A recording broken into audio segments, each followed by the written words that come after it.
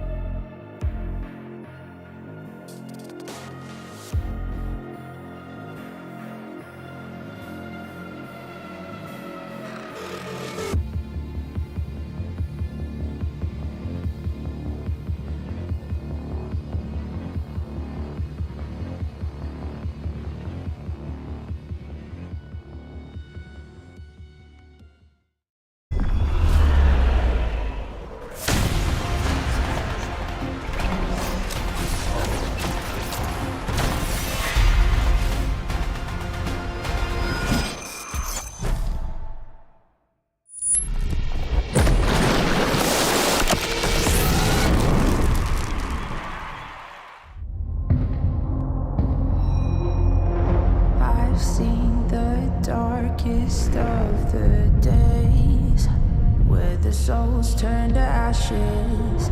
It made me who I am today. I escaped from the latches of the shadows chasing me down. I'm not gonna run, I am standing my ground. Wherever I go, fear does not follow. Even when the storm hits and hell is abound.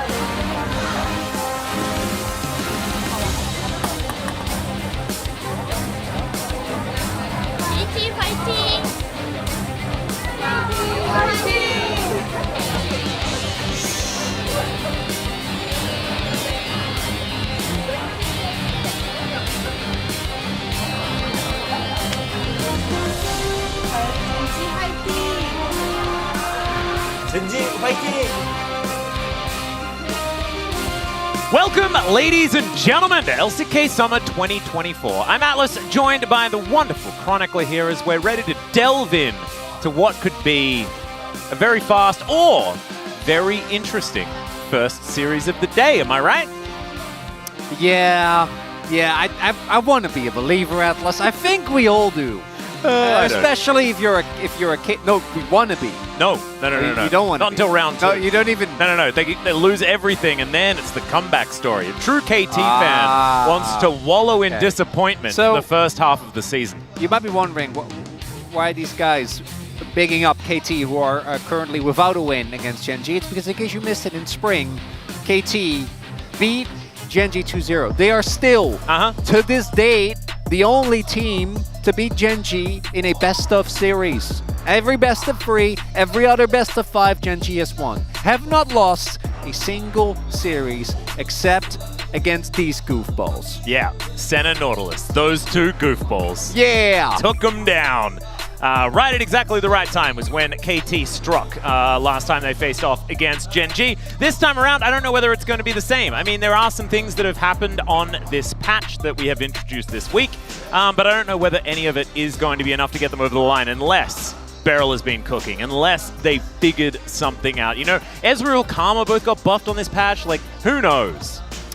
We gotta believe, and I'm looking to that man standing there in the middle, perfect. I think he actually looked the best while being subbed in and sick. Still coughing. Still coughing, which is kind of a heartbreaker. BDD, I don't think that he's been able to reach his heights that we saw of him very recently last year. His build's still, unfortunately, befuddling us as, again, perfect starting again.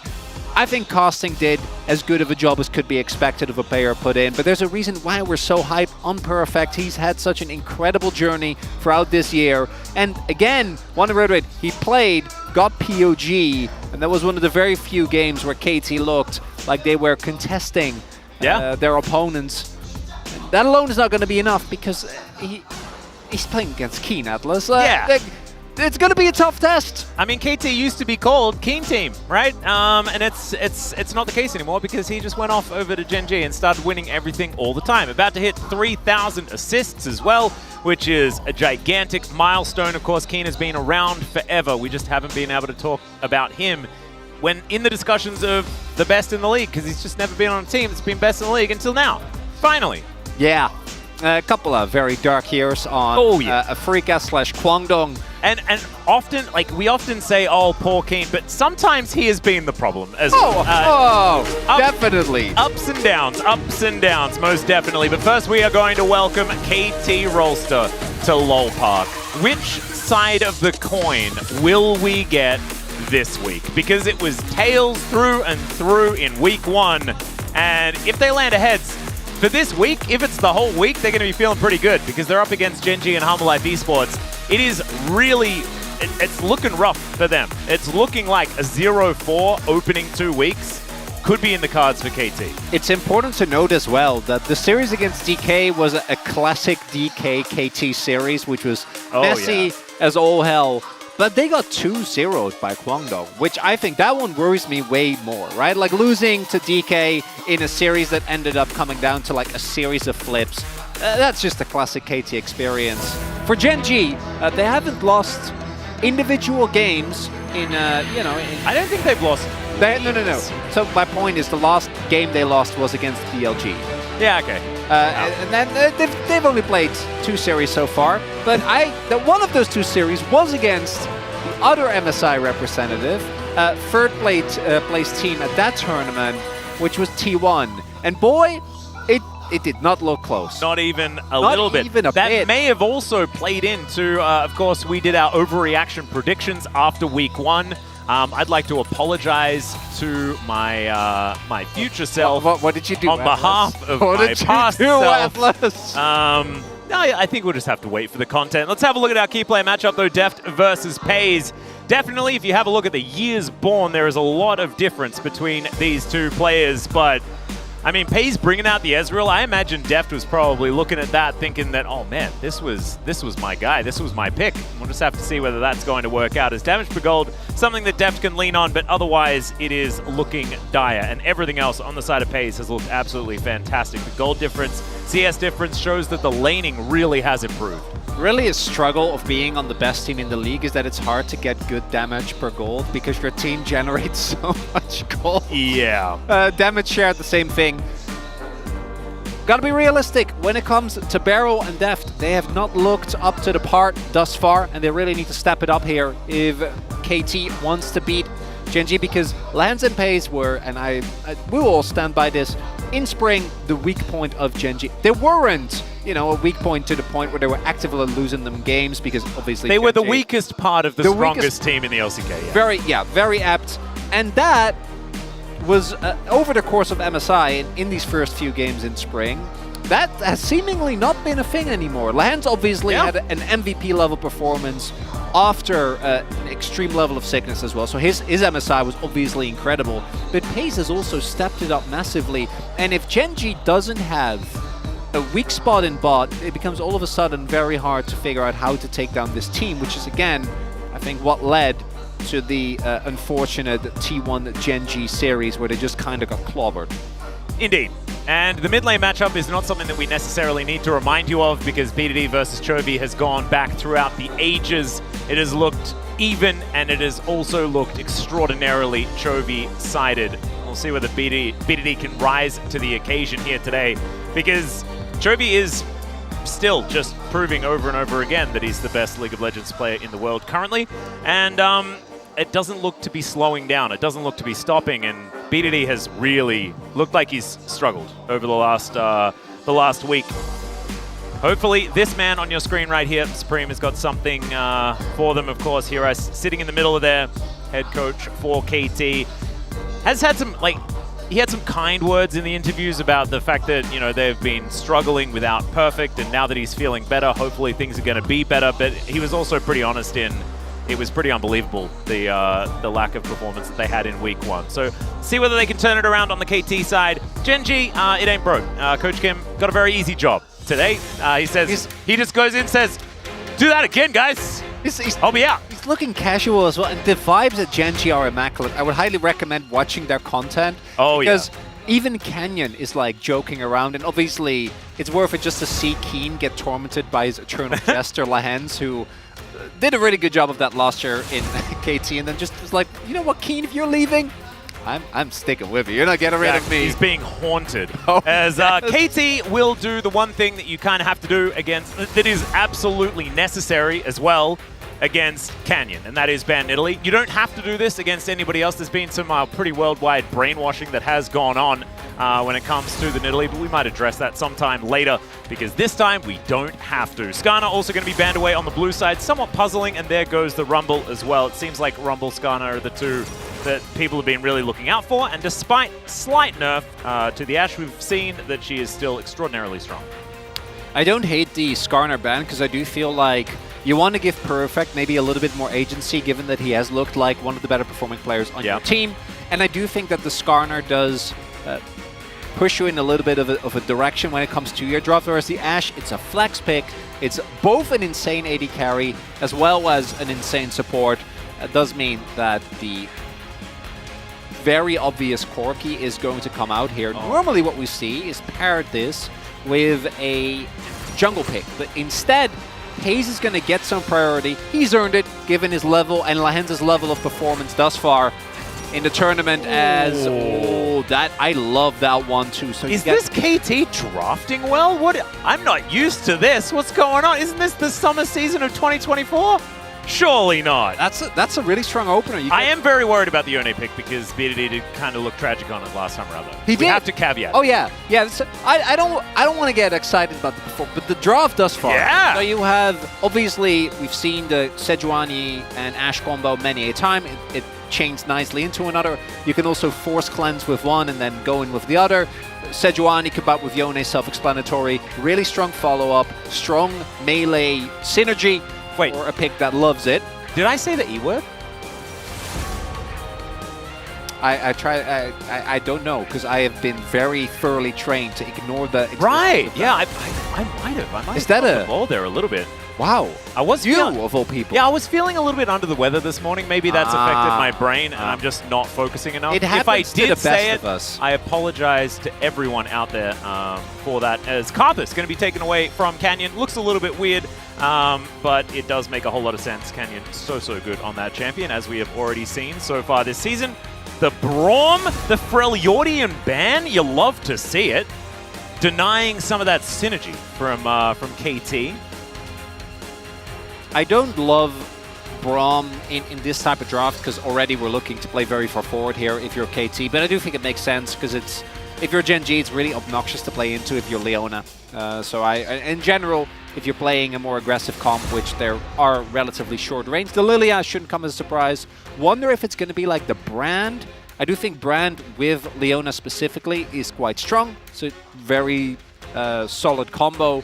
Alternatively, I'm like double checking, but Talia is also still open, which the reason why I'm triple checking is what the Zyra jungle. Oh, there we go. Lock it in. I love it. Thank you very much, Canyon. Man, my favorite champions, and she's going to be coming out of the jungle. I believe she was nerfed a little bit prior to the LCK starting. She was kind of terrorizing the jungle before that.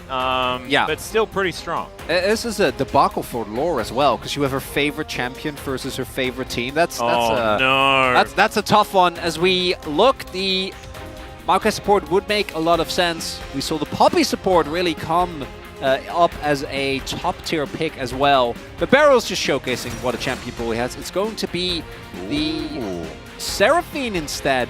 Was it Quanmong Freaks that played it into KT when they played it last week? And then KT also ran it back, and then they weren't able to make it work. That was when Leaper played Jhin.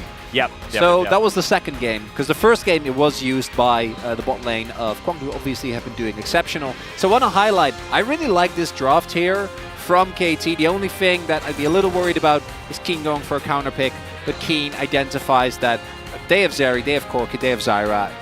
Additional front line is definitely going to be the big thing here. And I also like the Jax, because one of the things you could look towards, even though it's been nerfed, is the TF, and can't pick that into the Jax. So I love this draw from KT. You have a really strong top side, double melee with Sejuani, you have great engage, You have great follow-up on the dive as well. So I do think that all of that looks good. The downside is that you are playing, and I think specifically the combination of Zyra as well as Cassante can make it really hard to actually find a target and blow them up in the right amount of time, because once Canyon's ult comes down, you gotta have either already taken someone out or get the hell out of there. The idea of a Zeri skating around on top of a Stranglethorns is just a little bit terrifying, because that does a lot of damage in onto itself, and you have to get out of there. And so you can scatter a team fight pretty beautifully. I'm a little bit worried as well for KT, but I think everyone is probably in a permanent state of I'm worried for KT, so I think it makes sense. It's absolutely fine. This is where we deserve to be, right? It's also the double whammy because you're playing against Gen G. So any team that faces Gen G is like, oh no. I am facing Gen G. The obvious thing that I do think Canyon is going to have to do here is be very, very clean with his positioning. He is playing one of the slowest characters. I'm not sure if it's 100% the slowest, but definitely up there in the game against Ashe, against Jax, against Yone, against Sejuani. So he needs to be very crisp. Let's be honest, Gen G, their objective setups have been exceptional, and Zyra can really help with that. Yep, I think he will be absolutely fine. If I can play it, he definitely can. It's KT versus Gen G. See whether KT can do it again as we jump into the rift for game one.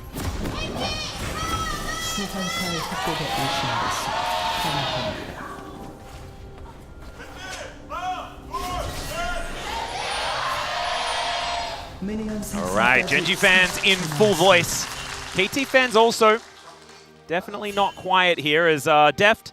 Dude, the guy next to you has a skin for that. Oh, but they're like the skinergy towards the bottom side of the map actually much better with those two skins. So I appreciate it. Not using Beryl's skin just so that they could look a little bit more coordinated. Love that. I think they need all the help they can get in that department as well. Oh, Canyon going for the Comet. So this is a new tech for the Zyra. I'm personally a pretty big fan. I think that Dark Harvest, we've seen that rune in competitive specifically just not have that much impact. First Strike, obviously, is also great, but First Strike did get nerfed on this patch. Canyon, if you're wondering, how does Zyra jungle even work? Her clear is pretty solid, and you don't take any damage. So we also see Canyon doesn't actually have a pot, because his plants are going to tank everything. Yes, you just never really need to worry about it. Manages to get the 4 as well by manipulating the positioning of his initial seeds. Glorious stuff. So just going to be rotating around, getting this one done. It is once again going to be the case. Oh no, the plant. I love that. The one random one, you know, just got a little bit confused. Oh. This is the first Zyra jungle that we've had. And I think that Canyon as well has had quite a few of the random jungle debuts of certain things. So definitely pretty cool. I think the other one's have been Spirit and Pino. Yeah, still stands out to me as the guy that was like, you know what, Nico is a flex pick. Oh, yeah. If you're DK and no one else can do that because no one else is Canyon.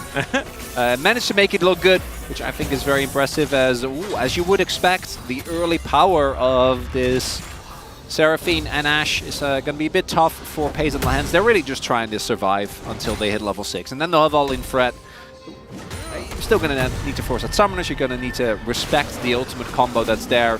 As I was saying, the clear is a little bit ridiculous because as of right now, Canyon is about to be done with his full clear. Yeah. Whereas P.O. Schick is currently doing his red. Yeah. So still got his Crocs to go, whereas the Gromp is about to die here. About 3 minutes. Yep. There you go.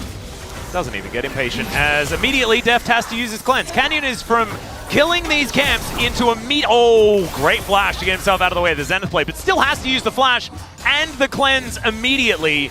Canyon rotates over, and he is not done yet. They are putting on all of the pressure that they can find. Not going to quite find those grasping roots there as Canyon will be slowed down as the beat drops. Still, FearX, as you can see, very late to the party. Canyon seeing his 2x teammates and going like, oh, we can get something there. And this is really the perfect example of why clear speed is, one, super broken. It's the same reason why the Karthus ban came through, right? Because you have so much tempo on the map, you get to do so much more. But also, how good a pick that is off meta can be. Oh dear, there's the flash, grasping roots. Deft able to walk out of it, but he still has to walk in the wrong direction, and first blood goes to Pays. That is about as bad as it could have gone for KT, but best possible scenario for Gen G. Because the reason why Def dies there in the first place is because he had to use his summoners early because he wasn't ready for Canyon clearing the jungle that quickly. Yeah. If you've played a million games against Xin Zhao, against Lee, you're going to be expecting them to be there at a certain given point in time. But right here, because his summoners are already gone, Canyon can just walk up and, like, yeah, he sidesteps the initial route, but it doesn't matter because Lahans is ready. And also the plant's slow anyway. That's the best thing about Zyra. You can miss all your skill shots and still kill him. And all of that goes back to Def just walking up because he wasn't ready for Zyra clearing that fast, which realistically, I feel like, I know it's an off-meta pick, but it's also not that off-meta, right? As you point out, we saw a lot of it in the preseason, and that is the type of mistake that can very quickly snowball because now... I mean, Deft was playing when it was, you know, Prey and Gorilla playing the Zyra support on the bottom side of the map. I think Wolf played it a couple of times as well, if you guys remember. So she has certainly been meta in Deft's day. That's absolutely true. And now... Well, I was really talking about the jungle specifically, like at the beginning. Oh, right. For the timings? Yeah. And now, Paze has an early kill. And I think Paze is a guy doing a great job, but also being put in a really good position. This is another example of that, right? His early laning phase was looking a little rough. Canyon visits twice. Now he has a kill. Level 6 is very, very close, right? You're both level 4, so you should be completely fine. The window for Deft and Barrel kind of gone. Yep, it's a little bit of a rough one here as we're having a look back towards the bottom side as 3v3 is continuing. Hazel going to go and pick up this wave. High note from Barrel not really going to find the mark. Got pings onto exactly where Canyon is, so at least KT are keeping up a little bit now. Feels like some of that damage has definitely been done though as BDD trying to avoid these rockets. He's going to be able to get away from that first one and has had a pretty good early laning phase so far on the Yone. Really struggled into the Talia last time we saw it against Showmaker. Is looking a little bit better now, but it's a Cork. He doesn't exactly, although I guess he does have more lane presence now, and Chovy always has. But still, Canyon moving on over, Keen going to help him out. And as I say, the BDD's having a fine time. He goes down to 200 health or something like that. And it's going to get slowed up. Chovy moving in, Deft in the area as well, as I think FearX going to have to get out of here. Yeah. And it's going to be able to push him away. Canyon moving on down. He'll take the leash. And it's another example of how powerful clear speed is. Because what happened there was Canyon walks top, takes 2 grubs, then sees that the dragon is being taken. Because KT is like, hey, if Canyon's top, which they spotted and go there, then we can trade for a bot side dragon. But what happens is Canyon just already has taken 2, walks it off, says, hey, Keen, I got some errands to run. Can you take care of this? He's like, I got your back, don't worry. So now they get free grubs. And they get the dragon as well.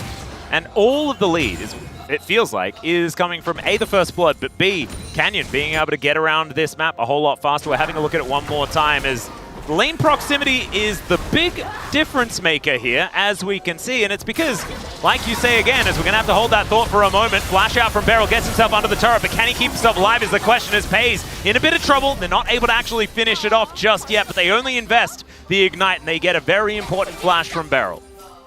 Yeah, Paze ulting there, not going to be the end of the world, and Barrel not having flash means that it is, again, so much more susceptible for that bot lane gank, and not going to have a guaranteed way to get away from Lahans, who will have his flash up shortly. So we kind of really see this cascade of stuff happening. Again, a large part of that is also the fact that Chovy on this Corki is making a lot of pressure here, because I do think that BDD is doing great when it comes to, you know, keeping up in CS. Also, Chovy going tier, actually interesting, because we've seen a lot of Triforce builds, but we haven't seen Manamune in a while. Obviously used to be the go-to item on Corki because he was a poke champion. Yep. I haven't seen that as much recently. As they did spot, they know that FearX's there. Yeah, and Keen is going to get... oh, no, not going to get stunned up. He's Cassante. He doesn't get CC'd. It's not a thing that happens. And he did absolutely know what was going on. So he's able to just dash his way up, not going in too far. Is now Barrel going to lose his control ward at the best. See what happens at worst here as... they might have to drop, because they know that FearX was topside, and there's no ult on Barrel yet. Ooh, some cash money, though, for Deft, as we can see, as the Grasping Roots do not land. Beat drop as well. Not going to find the mark. Some plans coming down as Keen going in. There's the all out onto Perfect, who does press the Grandmaster's might, but I don't know whether it's necessarily going to work. He's trying to wait, trying to get out. And Keen, he's all out, but he's not going to be able to catch up. And that is not going to be any sort of solid kill. Both flashes now down as Canyon. Oh, BDD. He is going to be able to make it somewhere out of this. Almost goes down to that last rocket. Does have to invest his ultimate, but doesn't have to use the flash. That's a big win, because Canyon, you know, seeing the snapback already ready is like, I can guarantee that we can take him down here, but I was very sure that he was dead, to be perfectly honest. Yeah, I was expecting so as well, but just not barely gonna miss out on the damage. The final rocket not hitting the mark there from Chovy. Obviously, BDD also had flash, so realistically should never get hit by that at all. That's a good amount of pressure that is being absorbed if the game state was even. Yeah. But it's... Wait, is that's exactly 0? Yeah, it is very even in bottom lane. I've never seen that. I think it's kind of cool as well, because Lahens and Beryl joined in like the same sort of era of LCK as well. And the fact that they are even is just it's just really cool, because you've got very, very young versus a veteran on the top side of the map. In the jungle, it's a little bit more similar, a little bit closer. BDD versus Chovy though, you know, Chovy a lot younger than BDD. Deft and Pays needs no introduction, but Beryl and Lahens, exactly the same. Represented in the gold. You love it when a plan comes together. Nice. Okay, that was very convoluted for zero information that's actually useful in any way. But sometimes these things tickle. That's the LCK guarantee. Oh, yeah. All right, we are moving towards a 2,000 gold lead with only that first blood really going down. KT, under the pressure of this Zyra jungle, struggling a little. And they might be able to get themselves a grub. That's certainly good news. They do give information over to Gen G, though, as you can see, standing on that scuttle vision. And that's why Lahens is coming down, getting wards in here, making sure that they can spot the rotations. And Perfect is at least able to catch some of these minions.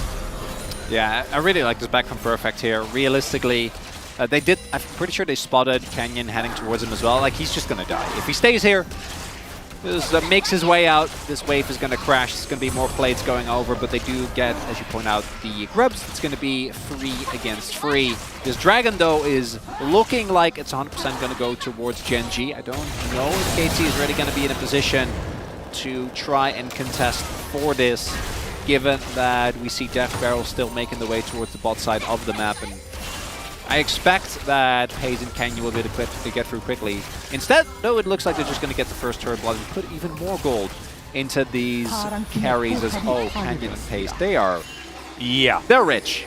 That's it's a lot of money. And damage to turrets here, of course, Pays is going to be at the highest number, but you can see the KT haven't even been able to say hello to any of these turrets. Canyon actually doing like almost 1k damage to turrets as a jungler. Yeah. And I almost guarantee that Canyon will have the most damage in the game at the end of this one as well, because Zyra just does silly amounts of damage. Gone for the Leandries first as well. You do get a lot of value from things like Rylai's also, as your Q will then slow with its plants.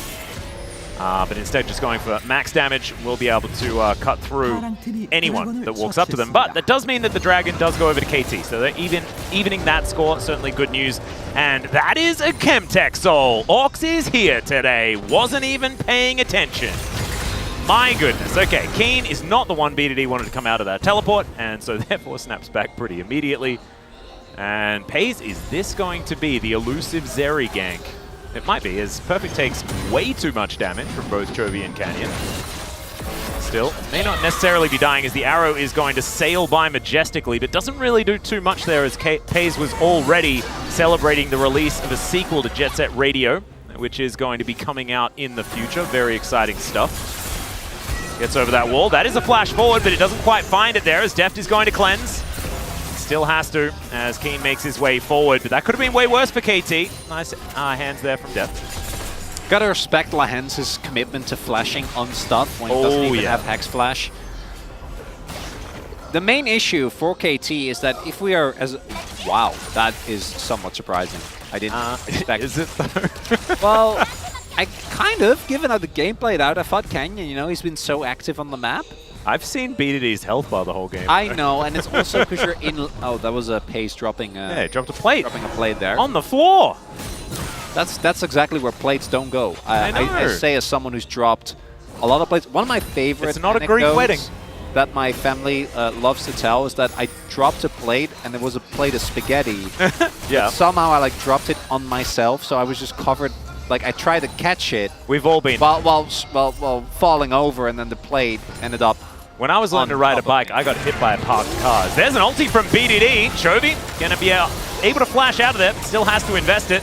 FearX comes in and doesn't find the Glacial Prison. They were really hoping that they'd be able to at least get a kill there because there is a lot of bleeding to stem here. And it's a little bit tough to watch because I like what KT is doing. They're continuously going for these plays, right? Deft is firing arrows. FearX trying to set something up. Perfect was able to, you know, withstand the pressure of Keen in that lane. But then the play doesn't work. They don't get the kill. And even though they're only a kill down, like the gold lead is quickly becoming insurmountable. These item finishes for Gen G are going to be absolutely pivotal. And we see like Keen, he's level 11.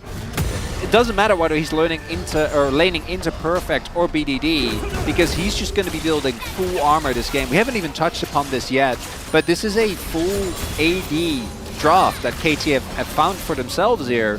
So down the line, Keen is going to be unkillable. Like, yeah, it's not a it gets better type story. No. And even if they kill Canyon, he turns into a plant at the end and has an execute, right? Oh wait, no, they removed that. That was a long time ago. I love that passive. I'm still sad about it though. That passive was so goofy. It was actually the best. I loved it. There's so many. It made me feel like I was supposed to just go in, press on my buttons, and die, and that was actually my job.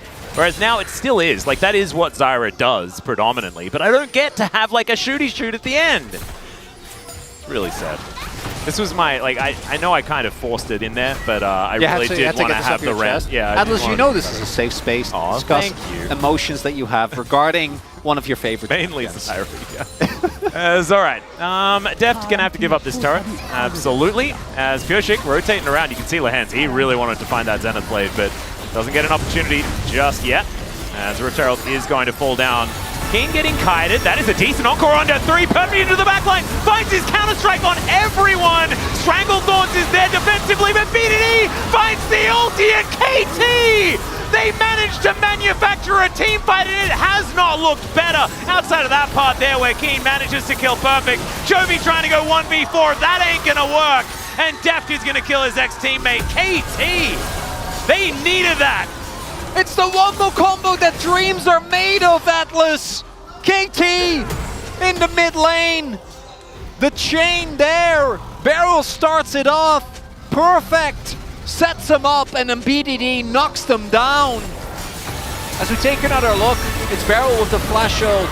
Then the summoners being forced here by Perfect mean that once BDD gets onto the backline, there is no one to stop him. And even with the ultimate from Canyon, everyone on KT still gets to make their way over. Yeah, Perfect ends up dying, but that was a much needed gold influx. That alone not going to be enough. They're going to need more of those, but at least KT is fighting back. Yep, they're on the board now. And it doesn't really change the game state all that much, guys. No. But it does show that KT can actually perform well together. I thought that was going to be a bigger dent. Yeah, no, it's a bit of a blip. You just need a bit of super glue and you'll be absolutely fine with that one. I don't think Gen G are really too worried. They're also going to be able to grab their second dragon of the game. That will very, very quickly go down. Chemtech Soul, not going to be the greatest of value for them, I guess, but every dragon is a good dragon. It's a bit deflating, Atlas. I came back expecting, okay, so KT, they get that, they don't get mid turret, they don't get the dragon, and the gold lead also hasn't nearly. They get way better vibes now. They do need, and they need good vibes. I almost think that is the most important thing for KT here, as this may affect the vibe situation, as BDD losing a bit of a trade here against Keen, who is absolutely a brick wall and is only going to get worse as this game goes on. 1-0-3 though for BDD. Certainly was a huge benefactor of that last little skirmish, so let's see whether he's going to be able to go and turn that into more of a carry performance here. Because like you say, I mean, there's still a little bit of a clock on this game as well. That's the thing that's the worst part, is that Gen G felt like they had a complete monopoly on the early game, but also the late game is theirs as well by default, because they've got, you know, Corki, Zeri, Zyra. Silly. Yeah, I think the KT comp is still... I know, it's cool. It's a cool comp. How does it feel so one-sided?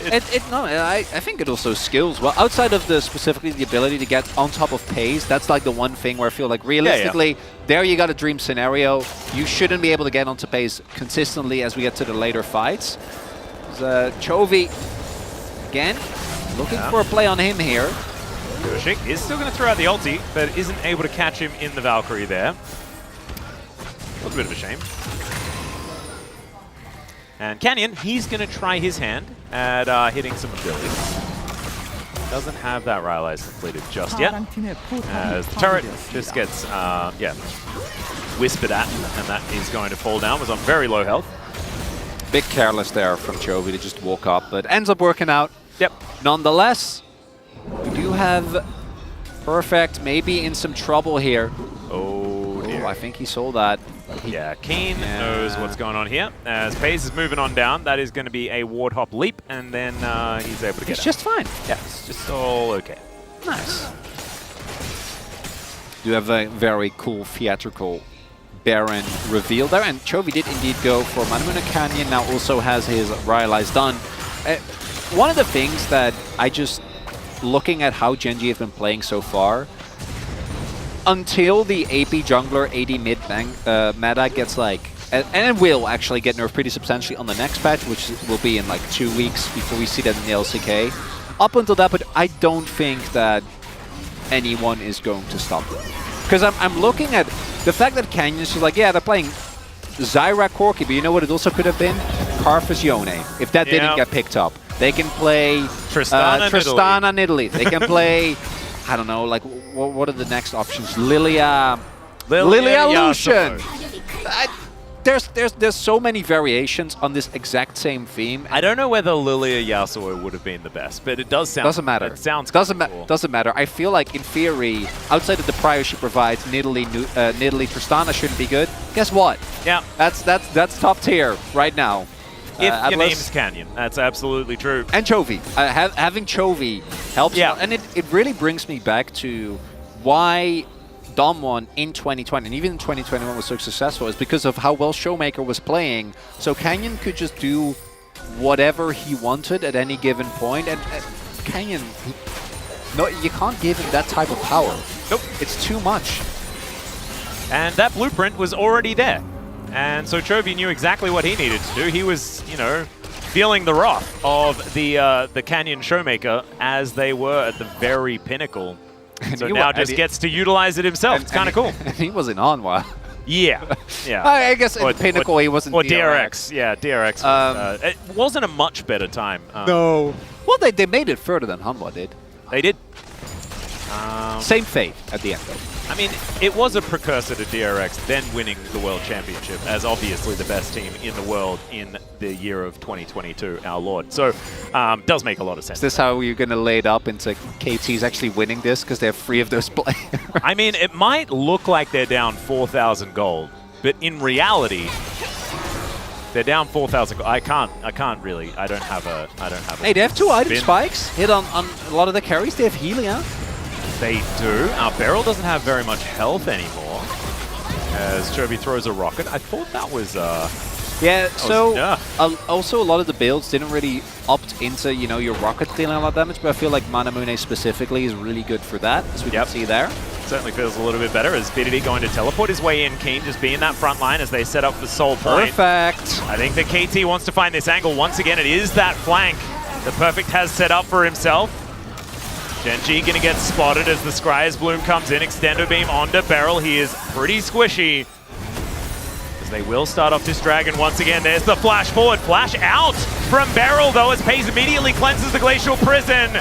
And Depp feeling pretty safe at this point in time. Finds the arrow onto Canyon. There's the knock up at the Strangle Thorns. Has gone down. It's Perfect that gets FaZe out of the fight though. And there is the kill onto Canyon that he finally finds. This time though, FaZe is still alive. And Keen just slices him up and gets out of there.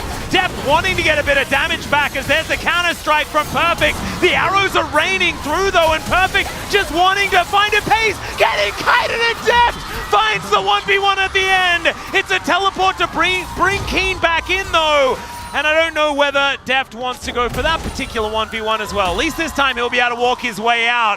As my goodness, how does KT manage to find these team fights? I'm not so sure, because this one looks done and dusted. A lot of the poke comes through, and the engage is good, but not remotely as good as it was before. Barrel, even though he ends up getting caught by Lahence's Xenoblade here, goes so deep that the rest of Gen.G can't realistically follow. The very early cleanse out on Pays as well. And this is where you might get a little bit worried. I think that this time Canyon gets way more value out of his ultimate, forces Deft back. BDD doesn't actually get on top of Pays, and Canyon dies. But here you're like, okay, this is donezo. But Gen.G crucially overstepped. They don't have to go in here. Keen is backing. No, okay. And Keen is about to TP back in.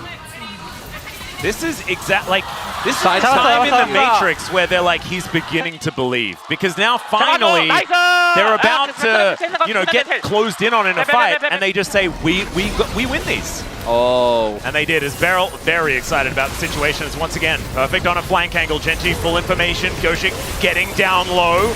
Deft trying to find these volleys as Perfect gets into that backline. Another Stranglethorn's used on just the Jax, but it may work out here as it's a decent knockback. They take down the top laner, and Keen is absorbing so much BDD. He finds both carries in the backline, and Pays is wiped out. This time, though, they managed to get Deft, and I think that Gen.G have enough damage left available, and Pyoshik and Beryl will not be able to do it. Pyoshik will at least have the last laugh, as he's the one that decides his fate.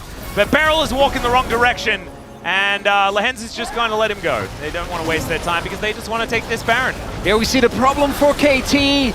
Even though Perfect, man, I'm betting KT is very happy that that guy is back. Oh, Finds a great flank. BDD gets the carries. The problem for KT is that Gen.G, you might look at this and go, they have 3 very strong carries. But the reality is they have 4. Because Keen on his Cassante just able to simultaneously tank so much, and the only way that KT win this fight is if they actually kill all of the backline, which again, the fact that they've been getting close in of itself, I think, is insanely impressive, right? As the ultimate from Beryl doesn't actually hit the mark, but BDD really does. Finds both Daze and Chovy, but as you can see, like Keen is zoning people off. Deft ends up going down, and without Deft, they don't have the consistent DPS needed, and Canyon was still full health throughout all of that. So there's just so many things that you need to deal with, and despite their amazing fights, 9-9s in kill score, it feels like that fight might end up deciding the game, as the Rebel Baron power play for Gen.G, I'm sure, is going to be massive. I would say so as well. And I think that it's really cool that KT kept it interesting for those couple of team fights. Yep. But this is what it's been looking like we're heading towards most of the game. As Gen.G, they managed to take the first neutral, they'll take the second one as well, as that is Soul Point for the Chemtech Soul that they pick up there. And Chovy splitting on this bottom side. Deft here to catch the wave, so at least Chovy's not going to be able to take this one just yet. Laying down the groundwork, getting all of this vision set up. And it just feels like such an uphill battle for KT. This whole game is what it's sort of led to. And I think it all just comes from Canyon and his ability to pilot this Zyra kind of exactly how it needed to be this game.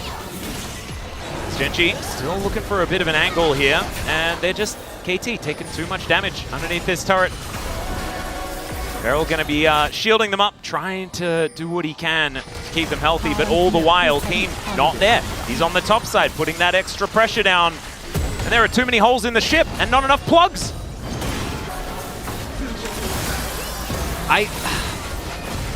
KT, I think in this series look a lot better. Even in the DK series, which was closer, like the fights have looked better than they've looked all summer. And I know we're in week 2, but still, that's something to look towards. That's something to give them credit for. But they're gonna have to find a similar level of insane combo. And I think you start to see Gen.G adapt as well, in that I feel like they're a lot more aware of the threat of that ultimate, in that they don't just pile up behind us. Well, there it is! BDD finds all of them with that ultimate! KT, they do manage to at least get the kill on the Yone, and I think maybe the wallets are a bit too heavy because look at that, the double from the grave for Canyon as he then just finds himself a forbidden book from the library. Very, very cute stuff. Is okay, Perfect and Beryl, the last man standing, and I thought that that was going to be it. That was the Wombo combo. That was the sick play. KT find a team fight. Now, it's just the Zyra presses her buttons before she dies. Okay, she still does so much damage. I figured it out. You know how when you are fighting in a JRPG and you're like, you've used all your pots, you've used all your items, and you're like, I got the boss. Guys, we're gonna do it. And then the choir starts singing and the music starts playing. That's this! You get onto the back line, you kill Pace, you kill Canyon! And it just doesn't matter. Perfect wasn't there, and not to discredit him, but it's just like because the way the engage worked, right? He tried to make the teleport play to get behind them, wasn't actually able to make it work. But again, the amount of damage output that is being done is absolutely ludicrous. And KT, they've run out of consumables, and every time they think they've got the boss beat, there's just another phase. I know, it's exactly like the Ghost pirate ship guy from Golden Sun 1, you know? And you just, because you can't see the health bar, and you're like, oh, surely he's about to die, so you just use all your damage abilities, and unfortunately it's just not enough. Yeah, and then you can't defend, and then he just sucker punches you. Yeah, and then he just actually kills you. Everyone dies, because you haven't used all your defensives like you've been rotating the entire time.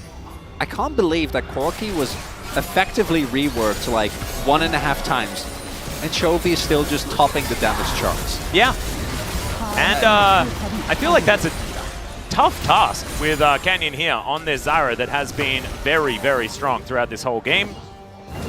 It all just comes back to Corki and Chovy in particular. Yeah, can't believe. Just, knocking down all of these turrets. It's now 7-2. 10,000 gold lead here for Gen G. There's a minute and a half on both the Baron and the Soul, and it's perfectly aligned. I've never seen timers this synchronized. It's gorgeous. This is a special game, Atlas. First we have the 0 gold difference, and now this. Wow. What does it mean? It means that they both come up at the same time, but what does it mean outside of that? You call Nicolas Cage, I'll call Jim Carrey, and between the two of them, they'll be able to crunch the numbers. All right, nice. I'm very much looking forward to it, because there is some, it's symbolic, right? There's gotta be. There's no way it's just random. It can't be. There's no such thing as coincidence, okay? Just does not exist. I keep hoping for KT to find an even better angle. I just don't know if it's there. Well, Solar Flare is going to slow down Deft, as now they do find an encore. We'll see whether that's it. It's just not. Beryl explodes like a balloon, and at least King gets knocked up, but he's just not taking damage. He dives in, gets the all-out onto Pyoshik. Flash out from Deft, but his health bar is just too low. And Chovy is going to push Perfect out of there. They keep everyone alive, and Gen G, I think this is the push for the end here in game number 1. See if they actually take down the Nexus, or if they decide, well, yeah, never mind. KT's had some great team fights. I'll just take it easy.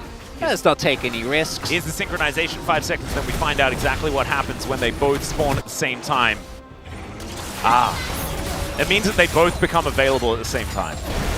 That's what I'm so glad we got to the bottom of this. What do you expect would happen? Like, the map opens up and there's a new side quest? Yeah. Would have been really cool. You know, there's quests in the game. That's a thing. There's precedent there. I know.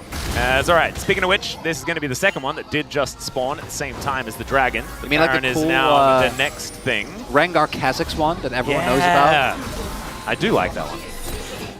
It's so unfair. Getting a 4th evolve is not okay. I know. Very, very silly. And Rengar's cool item thing is now gone, so this doesn't even really work that well.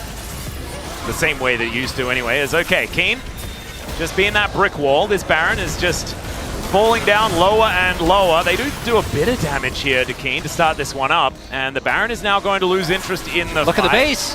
Look at the base! The Winions are getting the work done here, but KT, we know that they are committed to finding a team fight. Perfect gets himself over. Lehens was waiting for him, is now Chovy. He's going to get stunned up. Pays is going to fall down, and Perfect goes golden, avoids the Stranglethorns. The team fight's beautiful. We're trying to ignore the fact that the base is just getting torn to shreds anyway. There's the 1-for-1 in the end, but it's not really a 1-for-1 because Gen G just needs to get the busy BDD.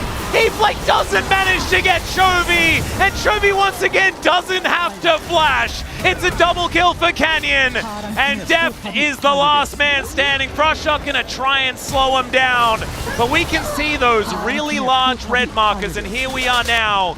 Back into the base as the minions have just spawned, but there are supers here, and this is over. That's the ace for Gen G. And KT, they found a couple of fights. That was really cool, but there was just nothing they could do in the end. A roller coaster of a game. Was it though? Well, Because don't roller coasters go like up and down? if you ignore the gold graph, it was. Yeah, yeah. If not, it was just a leisurely walk. It's Canyon. Well, okay, yes. Yeah, you know, I'm okay with that. I'm okay with that. Because I do really think that you can make an argument for the entire top side, and it's convincing, and it's right, and it's okay. No? Okay, well, I think that I was leaning. I'm a big Canyon enjoyer. He ran the early game. I mean, you are sitting next to the 100% purely Zyra biased commentator. Yeah, well, again, he had a masterclass on the pick. I'm just thinking that Keen Sante, it hits different. It does. Okay, Chovy and Corki, that's old news. That's the fourth time he's played it as well. Like he's only played one other champion. So this is my point. People will look at this and go, man, I can't believe they gave Corki to Chovy. I'm like, what? Did you want him to have Tristana? You want him to play Yone? It's not going to go better for you. No, I don't think it matters. You need to ban Chovy, not the champion. Ah, there you go. That's how it works. Figured it out. We'll see whether KT have figured that one out as well, although it is impossible. We are going to go to a short break. When we get back, we will hear the Space's take on game number 1. We'll have game number 2 for you right after. We'll see you there.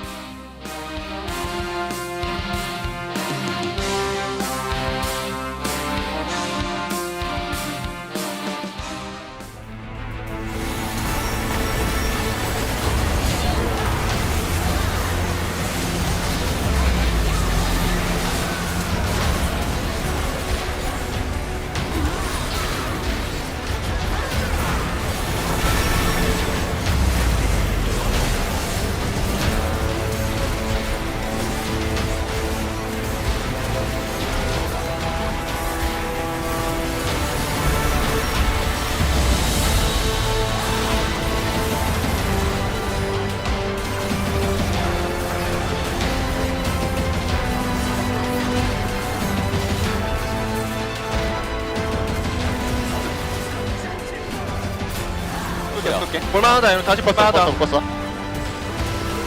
넣어도 될 것 같아. 아 이거 애쉬 도플 애쉬 도플. 그런 생각해. 나 이거 끝까지 줄게. 그래. 얘네 딜 못하고. 이거 세라핀. 괜찮은데?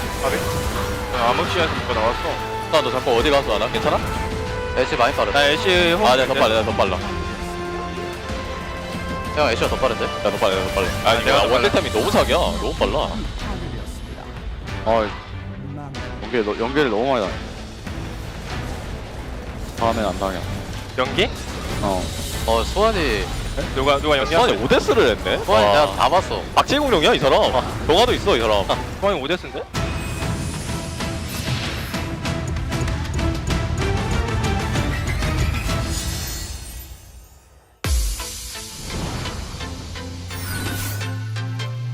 It did happen. Now Jiu is alone underneath the turret. He's in a bit of trouble, but really nice flash, and now Henna gonna have to flash away himself. Alongside the cleanse, but it's Jin. If he lands a hit, this could be huge, but Henna. Oh, the fourth shot is gonna crit him down.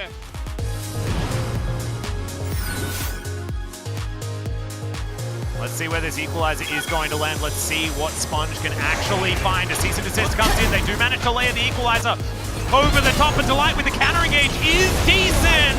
As Peanut locks down 2 already. Teddy's burning. He's going to go down as well. That is going to be the engage on to execute. He's able to crash down out of it, but the chains of corruption do not find the mark. And now Clear just trying to stand in front of his team to keep them alive. My God, these harpoons are doing so much work as now Canyon. Yeah, he's relatively low. It is going to be a decent impale to come through yet again. And they do manage to get rid of the Corki, but look at this. It's a quadra kill already. Clear's got a huge health bar, but I think it's another Penta. in game number 1 of the summer season for FaZe. Committing to this one. Kraken Slayer done for Jovi as he makes his way back into the fight. Being incredibly tanky. First call has been utilized. Lahan's not going to be able to tank too many of these. Finally, he does go down. And there is a huge impale from Keen. FaZe now able to free hit once again. He'll pick up a double as the Arcane Shift splashes and gets himself forward. It's one last one. Thanks to that beautiful red buff. He's going to take yet another kill, and now Gen G are going to press even further forward. Oh no, he just got out of the death chamber, and they're looking to put him back. There's the Mystic Shot snipe. But the turn coming in, TP now for the side of Kwangdong. Dudu is very tanky, and Doive in a ton of trouble, just CC'd 100 to 0, no hope.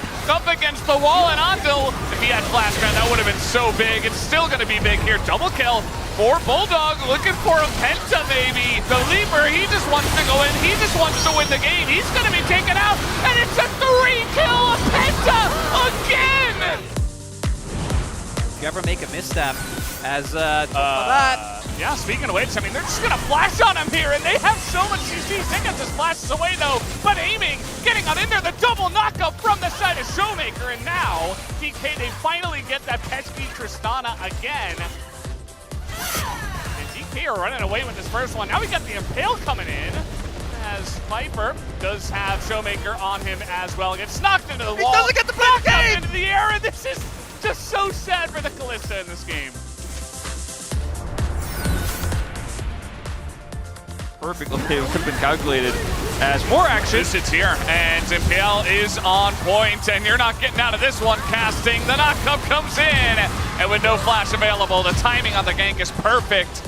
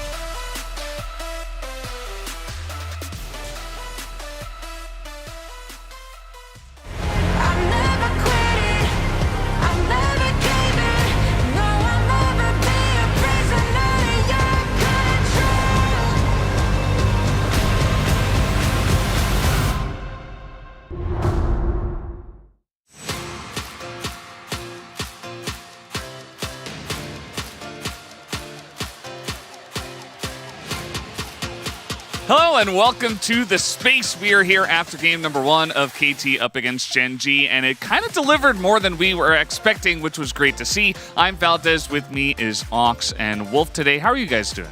Pretty good. Pretty confused a bit by that game. It felt like there was a point where I was like, okay, this game is just done. There's such a big lead for Gen G, and then it kind of roller coasted everywhere.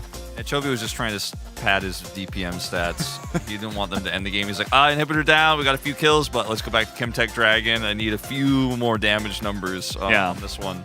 The draft was, I felt like, pretty good for Gen G in this situation because there's a lot of CC that can be chained together into really cool combos. Ashe Sejuani for KT, pretty good at locking down a single target. You have the Seraphine ult into the big combo there with the Yone we saw, with Counter-Strike. There's a lot of ways conditionally where you could lock down the Zeri or the Corki. But as you saw a lot of this game, Zeri is pretty mobile. Corki's got Valkyrie. They tried to kill him a lot when they put him up in the top lane, and they failed multiple times. Yeah, I feel like they got some good team fights off. We saw that, but diving into things like the Zyra can be really troublesome.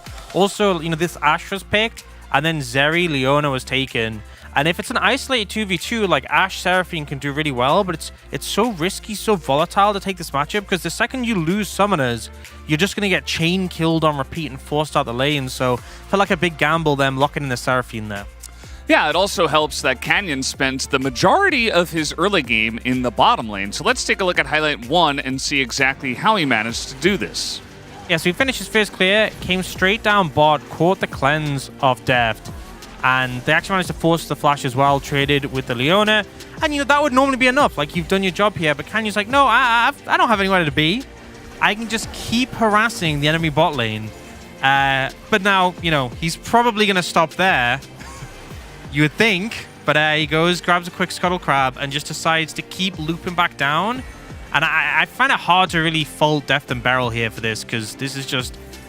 unlucky. You clear this fast, you're just waiting for Scuttle to spawn. What are you going to do, It comes over here, and then they follow up on this, and, he just continues to stay in. I think Deft and Beryl just really not respecting the fast clear time of this Zyra, and then he comes down here a second time in 8 minutes to come over and look for some more value, and unfortunately, this just means that, as you mentioned, the no summoners lane struggling, comes back, get the summoners back on Deft, but just zoned away completely, can't farm, can't play the game. Super risky strat, but Canyon, he does this, he'll pick a champion that's a little bit fringe meta, and he'll dominate with it. And I feel like for Deft and Beryl, they're kind of looking at like, surely he's got something else he needs to be doing, and no, and the payoff was massive because, with the Zeri obviously scales very well, the Leona who can be a big boon in team fights, the main concern I feel like would be losing that 2v2 hard. Some of the early levels you saw them getting poked out heavily, but just burning the flash would be enough to alleviate that, but giving them such a lane lead like that, if you come out of that lane matchup winning, it's so rough for the other side. Yeah, it was pretty insane, and with the Zyra, you just zoom through the jungle incredibly fast. That's how he got there at 3 minutes as well for the first gank, so it was just very oppressive. And then, eventually, we did have some shenanigans. Eventually, we get into highlight number 2, which was the fight on the Baron. And this one, Perfect had a decent angle, but it didn't quite go KT's way anyway. KT really trying to set this up with the wombo combo we've seen a few times this game, and Perfect looking for the big counter-strike here into the back, as you mentioned, Valdez, but unfortunately for the side of KT Rolster here, there's just a pretty fantastic turn. Pays his ultimate here decent as well. And, at this point, too, look at BDD's ultimate. Like, you're setting up for something huge. You have so many tools, but you're already so split. And Keen, this entire game, I feel like, is kind of the unsung hero of all these fights because he's standing between KT and all their CC, all their chain CC and setups, and the rest of the team, allowing Pays to get in position to do damage. One of the big issues for me was the fact that they were sort of setting up this play while being on the Baron, and I understand, obviously, the advantage is you can stack up the Yone Q, but it meant that Pusik was like a third HP before the fight started. They were in a comfortable position. The Baron shreds resistances as well, so I just think it wasn't the right setup, and most of the other plays they found, it was when Gen G had pushed in to their space and they could counter-engage. Yeah, so KT, it felt like they had some decent angles in this game. They had some team fights. BDD was playing like crazy, the wombo combos. We didn't highlight here, but KT had a lot of great team fights. Do we feel like Gen G were a little bit shaky today, or is it just KT have the answer up against Gen G? Yeah, I'd say Gen G weren't playing their best, but the standard they normally set is super high, and the fact is they didn't need to play their best to beat KT. I think they were having a lot of fun. I think they were happy gaming a little bit. They still took the W in the end. I'm not really going to blame Gen G for this one, because even when they got wombo comboed in mid, for example, that we look back, we're like, oh, there's still like 6,000 gold ahead. Doesn't matter. Yeah, and so Gen G were in major control of that one, but who will control the POG here for game number 1 on the side of Gen G? Let's take a look at who does receive this award. It will be Chovy for the boom boom damage. The boom boom damage, he got up to 1,244 boom boom damage on this Corki. Now, I will give a lot of credit to Chovy because I think Canyon deserved it. Personally, we both voted for him here on the space, but he did absorb a ton of pressure when he was put in the top lane, and his damage output with a pretty unique build where he went for the Muramana was actually quite high. He did a lot of damage, survived a lot of those engages, but Canyon, for me, he dominated the bottom lane. That's why I went for him. Yeah, I mean, I think he was such a massive factor in getting them that early lead, whereas Chovy was kind of just the reason they were able to close it out. But also, yeah, when the first strike as well in the Yone, you know, we often see things like fleet footwork, but we're just able to print money in that matchup. Yeah, it was kind of insane, and I like the 2 keen votes as well. You were talking about that Wolf, kind of the unsung hero, just playing the protector role, always unkillable in the team fights. So just really good stuff from the side of Gen G. They get the win in the end. Let's see what happens in game number 2. Let's go back to the casters. Thank you so much, gentlemen. Actually, I feel like left media has gotten more and more based over time. I agree.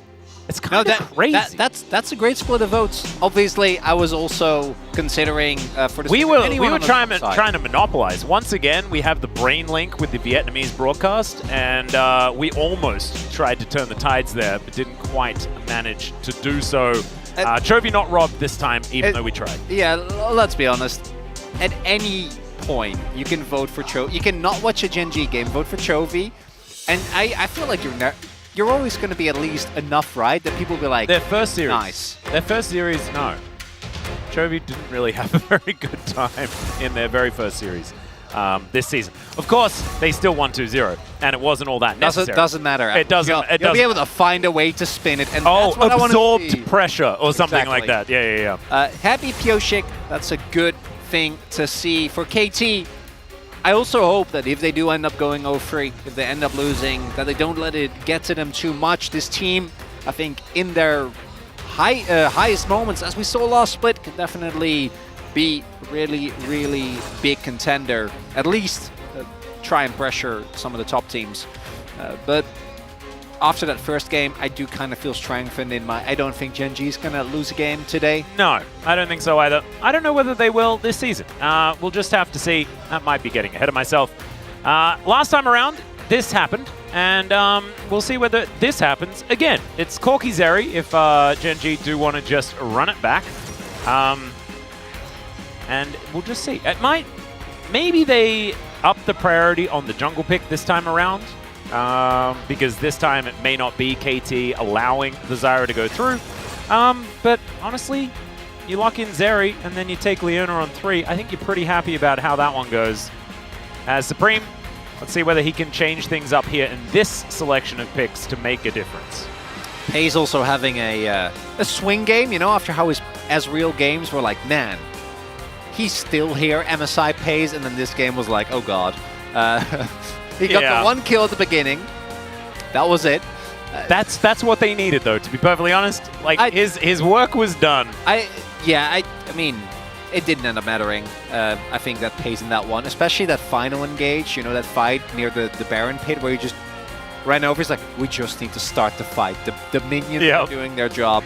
But definitely not his best performance, but it didn't matter. And that's the problem with this Gen G, something we saw in MSI as well. In the finals, it wasn't necessarily about Chovy. It was about the bot lane. It was about Keen. It was about Canyon. It was about this guy on your screen right here, Mr. why not? Lahens. And there is the Zyra lock-in. Yeah, they don't want to risk it. They don't want KT to take that one away this time around. It was so incredibly pivotal in game number 1. So they're going to leave up the Leona.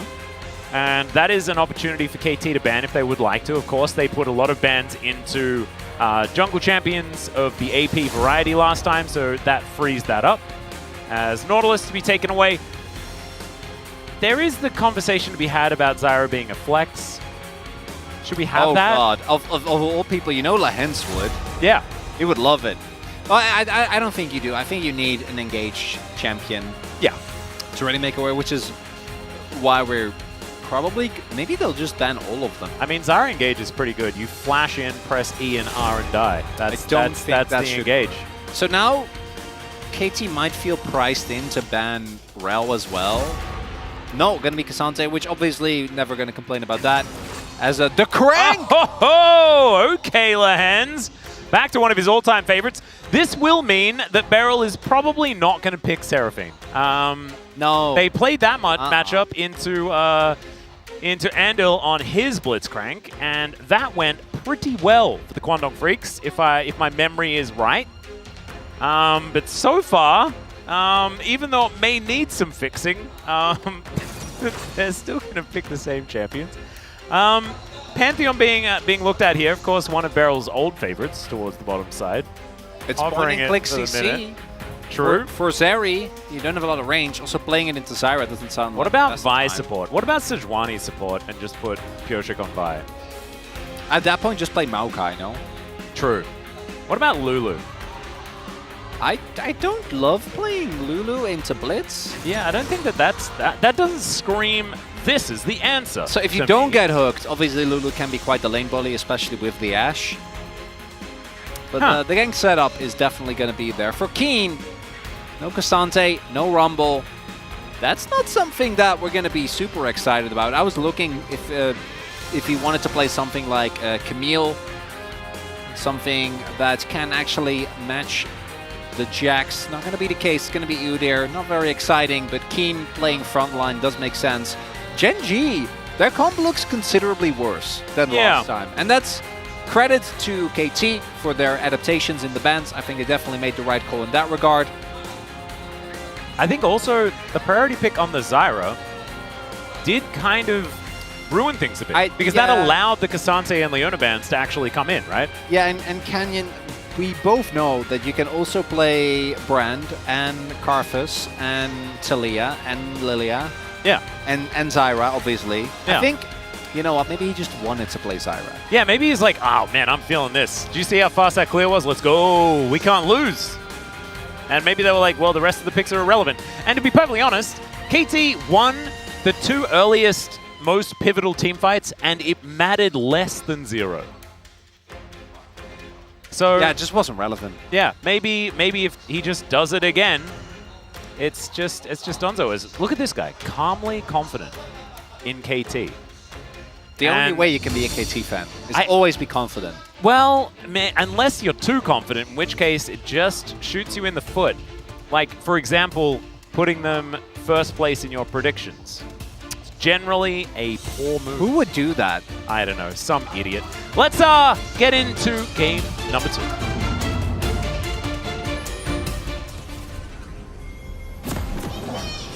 소환사의 협곡에 오신 것을 환영합니다.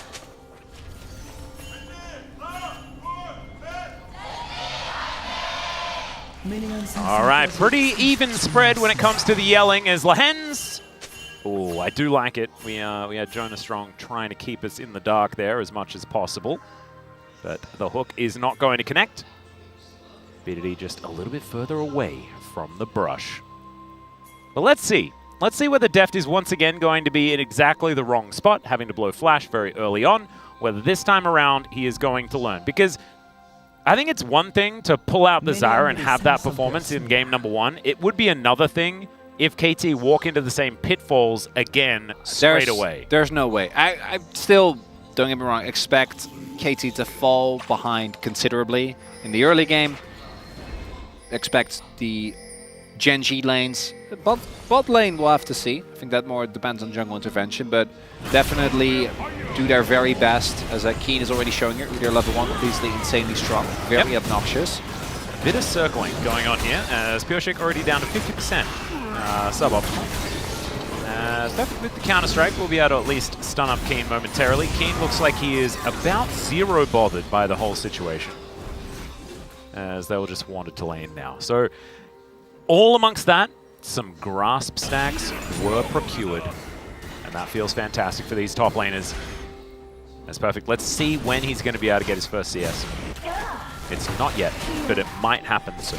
I really like this also in light of Canyon already going to have a substantial clear speed advantage, and like even slowing down Pioshi by just a little bit is quite nice.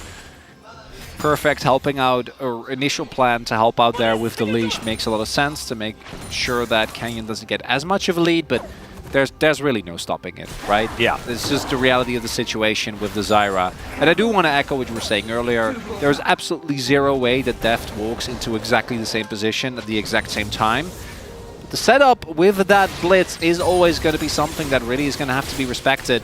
As we do see the reason why the Lulu still has a ton of power is obviously because, particularly early on and combined with the Ashe, the amount of pressure that you generate is amazing. I'm really happy about this because so many of the Udyrs that we've seen just had seemingly forgotten about this specifically, which is the part of his kit that allows him to just be mega obnoxious the first few levels. Keep playing to that, to this level, I think is a really good sign. As oh, he snuck through. Yeah, looks like KT kind of knew what was going on here. Still, they have to blow the heel as Beryl gets the flash off just in time. That rocket grab perfectly placed by Lehens. But look at this. I mean, this has done enough to get them all of that control. Heal and flash now down on Beryl this time, but it's still the same problem. Now, Lehens at any point can flash on top of Beryl. If Kenyon's in the vicinity, that's just going to be the end of it. Yeah. It's tough to play against Gen.G. Atlas, that's really the takeaway here. It's not a fun time. It's not feeling great. Canyon, we'll see if he tries and contests. Don't think that's going to be the case though. Yoshi obviously already on his first back, making his way over, should be able to get that. Yep. So that's nice, but Canyon did force sums on the bot side of the map. Yeah, they don't have first blood this time, just he's yet. not even behind. Yeah. It's the tempo advantage you get with these clear speeds. His camps are about up, so we'll see. I don't think that they actually want to commit, and it looks like actually making a play onto Perfect not going to be the case. Makes sense with the wave state as well, as Udyr will of course always be pushing in. Yep, he's just going to head down, grab his Raptors on that spawn, and then look to see where to go next. Of course, as the Zyra, you just have a lot of time to think about where you want to go, because you just kill these camps so incredibly fast. As Beryl is going to get hooked, and they hadn't backed, and he's not going to be able to heal. He does manage to get himself the shield, but that is once again first blood. This time, no Canyon required for the secondary portion. Yeah. You don't have sums! Yeah. Of all people! You should know that against Lehens, Lehens didn't even have to flash. That would make to me feel a lot better, right? If you have to flash and then the play works out. But no, he doesn't even have to flash, he just gets a free hook off. And right now, Gen.G is doing the exact, it's the same game plan. It's the same game. As there's the flash hook, and Deft has to flash. And that's going to mean that he is even more susceptible. Beryl still with 50% of his cooldown remaining on his flash, and so there is a lot for Canyon to get done here as he's looking to start off this dragon. There's nothing you can do. Realistically, like now Deft doesn't have his flash, meaning that the all-in pressure of this Gen.G bot lane going to be way stronger. And Canyon, one of the big weaknesses that I do think you have with the Zyra is obviously, if you fall behind in tempo, I think the pick is really hard to play, right? If you start getting invaded, if you're getting pressured, look at the prio they have in their lanes! Yeah, and BDD is trying to rotate over as Keen is just wandering through the enemy jungle. What is going on? Is he gonna, I was about to say, is he like, if he does that and then runs bot and ganks the Deft and Beryl without sums. But Perfect lost farm because of that, because he pulled the wave while he was doing it. Yeah. Oh, goodness. Yeah. Oh, well, this is... What this is just showing you if you can abuse tempo on the map, then you can really get away with some ridiculous stuff. And Gen.G are not only doing that on the bottom side, not only doing that in the jungle, but they're also doing it with top lane now. And while the funniest part of me is that while all of this is happening, Chovy's like, I got my call, I got my tear. I am vibing. I don't need to do anything. I just need to last hit my minions. My side lanes are winning. My jungle is winning. What a great life. Yep, must be good. Must be good. He's also then, like, still probably the greatest laner that we have. So it's just kind of nutty that he isn't even necessarily required to do that thing that he's known for. Although he is still ahead by more than a wave. Up against BDD here. There's Hex Flash, and Lehens gonna get slowed down momentarily. Doesn't quite find that hook. As now Deft able to avoid the extendo beam. Ulti from Pays. Beryl doesn't have his available, nor does Deft. They do want to be able to kill a minion or two to try and get level 6. As now Pays gonna get turned on. Still level 5 to level 6 from Pays, but in comes Canyon. There's the flash. Doesn't manage to get too much, but there is the hook from Lehens to lock down the kill for Pays once again. It's the summoner advantage playing such a big part there. Even without the ult on Deft, even with a level deficit, Ashe Lulu so insanely strong in that all-in. But if you don't get to do your damage, if they just get to disengage at will because they have sums and you don't, and that just buys time for Canyon to show up in the nick of time yet again, further building out this gold lead for Gen G. Man, this is ridiculous. Just under 2,000 here at 8 minutes and 20 seconds. Trophy going to have his back stopped just a little bit there. And here it is one more time. Lehens doesn't find the hook, and it was looking okay here for KT as they avoid a fair bit. Hayes throwing down the ulti, but the barrier kind of eating a fair bit of that damage potential. And then in the longer trade, obviously Deft has his PTA really, really strong, especially with the help from Lulu, but they just can't cross the gap. And then here, Barrel, his flash is back up and he has to use it immediately. Lance finds the CC, Pays just standing in a position of safety, ends up getting 2 kills again. Canyon's still here. Yeah, we do have the Hawk shot. I believe Canyon not in amongst that one whatsoever. And so doesn't have flash anymore, of course. Used that in the last exchange. See whether he needs it, though, as this big wave is stacking up. And oh, no. The grasping roots will connect, but Goshik, he'll turn up immediately to get knocked up into the sky. Canyon blocks down that first kill, and there's a hook once more. KT, it looked rough in game 1. It is looking absurdly difficult here in game number 2. Oh, man. All right. Lehens, can he find the hook? Will he need to find the hook, I guess, is the question. As Pyoshik is going to flash it, but still has to invest it. And Keen is still doing ridiculous things on the other side of the map. Chovy's Chovy. And Gen G, I mean, this is just a much cleaner version than game 1, right? Oh, Atlas, it hurts. It hurts watching.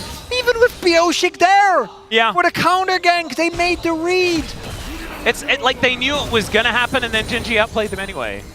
It just doesn't matter. And all of this is because it starts with Deft getting CC'd, right? Which makes if Deft doesn't get CC'd, Pyoshik doesn't have to come immediately. They don't get the guaranteed ultimate from Zyra on top of him as well. And it makes the play so much harder, but guess what? Canyon hits his root. Deft ends up going down immediately. Again, didn't have a summoner, so no way out for him. And then lands here. Doesn't end up hitting it, but it doesn't matter. Actually, I think tried to go for like a predict. If Pyoshik flashes a little bit differently, he might still get caught. And all of that has also meant that Keen is just bullying Perfect, and there's not really anything that Perfect can do, right? This is just how the matchup should go if the Udyr plays to the highest level of aggression. And Chovy, 30 CS left on the call. Manamune coming for Murmana, slowly getting built towards as well with the tier stacking, and yeah, that's going to come down to Triforce, but that spike, they're not even going to need it. They're 40k gold up again. He's gonna finish 2 items and he's gonna use it to kill a Nexus. As Lehens misses a hook, so that might be an opportunity here for KT, who have done A damage to a turret here. Is now BDD fighting against Chovy, but Canyon, he shows up. Goshik in the area, he'll find a Glacial Prison this time. They get the knock-up, ulti comes through as well. Can they kill Canyon? The answer is yes, as it's the arrow landing from downtown that collects it. And so Deft is on the board. He may immediately get punished as the hook goes completely wide. Deft still having the flash available as he uses it when he doesn't have to. So there we are. They deserved the flash, I guess is how it works. Yeah, I wonder if he was expecting Pace to maybe flash forward, flash or flash W. So playing it safe there. The funniest part is that Barrel got an assist on that as well. I wonder if he like just shielded Deft before he ulted, as he fired off the arrow. It's beautiful. It's the love. It's something, you know. They get the kill onto Canyon. I don't want to be, especially because it's not a good look at me, you know, to be the glass half empty guy. But that alone is not going to be enough. KT's going to need a lot more. We saw the team fighting last time around.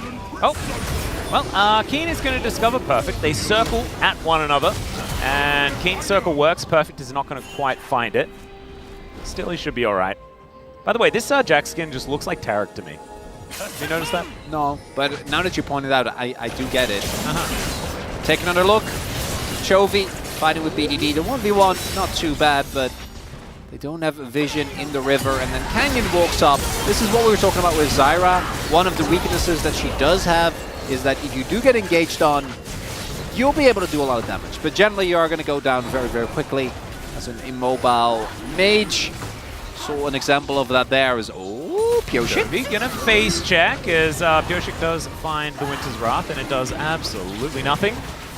Kirby just makes it over to the rest of his team. Canyon going to be able to lock down Drake number 2, and once again, it is that Chemtech Soul. You love to see it. Do you? No, you don't. I'm trying to go for a positive tack here. I'm just making sure. Yeah, the last game I mean, this time there is a, you know, there's turtle stance. It's not called that anymore on the Udyr, right? There we go, some value. There's the, you know, yeah, I don't know. There's Lance, his shield. Yeah, there we go. His passive. Ah. It's beautiful. Better build a tier. All right. Not sure whether it's the most pivotal dragon, but I don't know whether the dragon is a conversation that we necessarily need to have, because I don't think a soul is what's going to be winning this game. It feels like Gen G are in a whole lot of control regardless. I prefer to think of it as a conversation we get to have, because it's a low-stakes game, as in not a lot is happening right now. The stakes are quite high. Gen G going, you know, continuing their undefeated streak. They need to challenge the Kwangdong Freaks for that top spot. They do. And you require a 2-0 to get there. Which is very funny, but also entirely true. Kwangdong really having a breakout first couple of weeks. Not the first time, and I think all of us are still, you know, remaining a little bit cautiously optimistic, but it feels like this is the real time. This is the one that's going to stick. Gen G are still very much in a league of their own, it seems. But for KT, going 0-3, it is going to sting. This match, we all mean about, you know, the fact that they sent a Nautilus, Gen G, and were the only ones to beat them in a series throughout the entirety of the year.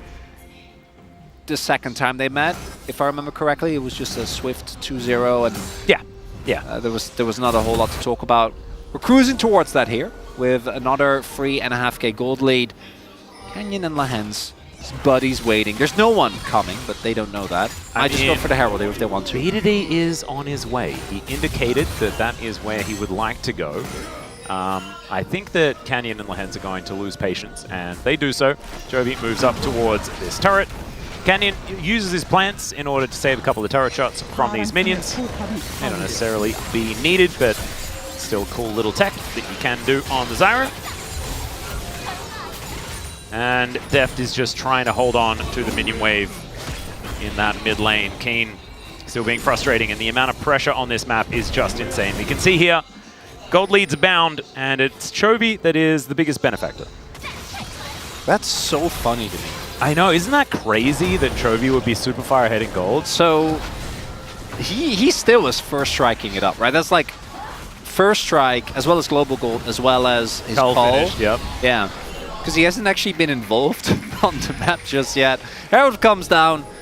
Gen G, I think they want to avoid what happened in the previous game where they were in this position and then, you know, they had a couple of team fights that didn't really go their way and the game got dragged out. Feels like everyone is playing it a lot cleaner this time. Indeed. This time Keen able to move in. He's going to play that front line. They managed to get the charge. It was Lahens, and Lahens is going to dive back in again. Use Shelly as a little bit of a speed boost, moving down towards that bottom side. Look at that. Drift King. Clipping through the walls and may just die. But it was very cool drifting, Lahens. Really nicely done. Love that. Look at his face! That's the most Lahens moment. That's the most Rift Herald moment that's your that we've had. MSI Finals MVP right there. Yeah. That's a singed player. That was a singed player play through and through. Outcome of the game, absolutely irrelevant. As he had to do it to him, Atlas. Yeah. He had to do it to him. He did. We don't know why, but he was like, my early game was too powerful. I remember as well, I forgot what the exact situation, when they got the double charge, when like someone's like yelling at Lahens, you're not supposed to take the Herald. That's not a good thing for you. Well, he did it again, and it was once again not good. So perhaps this can be used as a learning experience. You know, he just wasn't quite sure whether it was actually a bad idea until it really was. So the one thing this has given KT is a lot more vision control towards the bottom side of the map.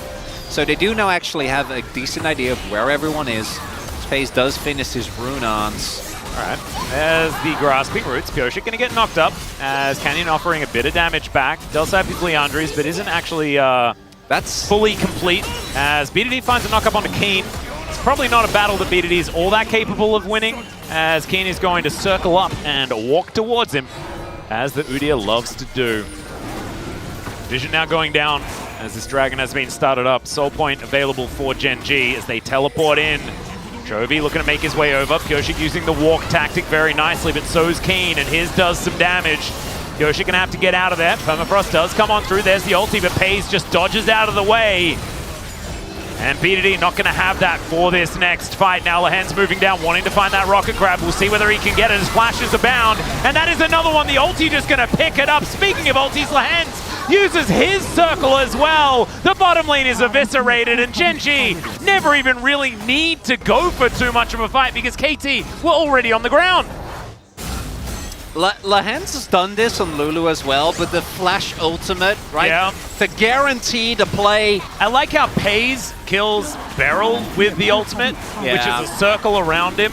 And then Lahen's is like, haha, I can do that too, and kills Deft exactly the same way. As we take another look here, so what happens is FearX TP's in, and he's on a pretty deep flank, but like by the time he's here, the fight's basically already lost. Because Pyosik got chunked earlier by Canyon and then takes more damage here. Keen is making Udyr look like a viable pick again, which honestly might be the most impressive thing out of this whole sequence of events. And then Lahen's just flash out. Here we go. This is the replay. This is the replay that we have to be watching here. Is he's concentrating. He's concentrating. He's like, wait a second.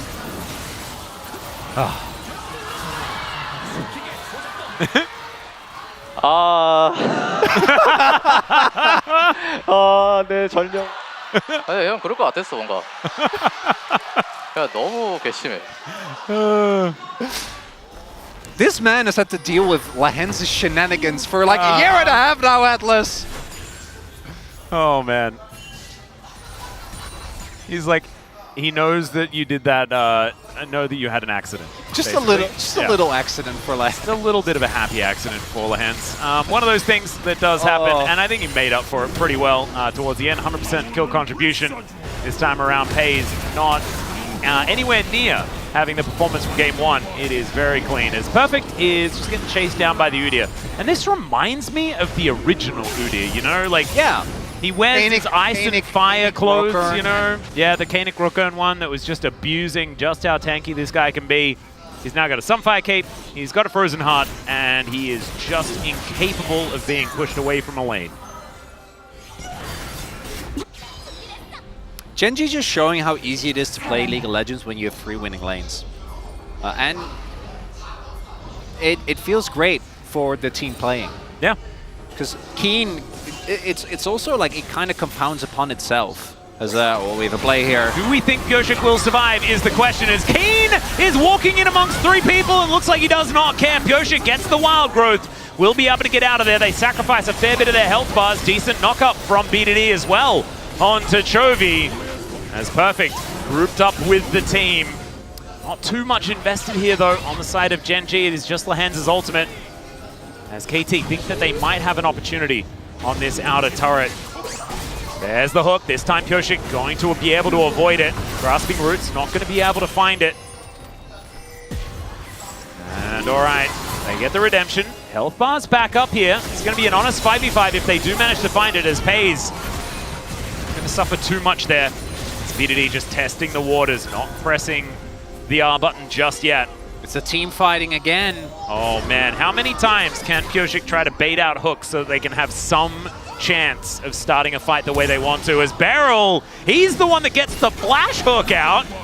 And that's understandable. It's worked for Lahen's in the past this game. Skeen comes on over, but it is KT that do manage to get themselves some vision, some control of this mid lane as well on top of it. As there is a back to come through from Lahen's. Needs to get some wards back up to control wards back in the back pocket. Hey, this is not too bad for KT, because Gen G, they don't actually want to run the risk of getting caught in a bad team fight the way they did in the last game. So instead, we're just kind of K-ramming, and nothing is really happening. Yeah.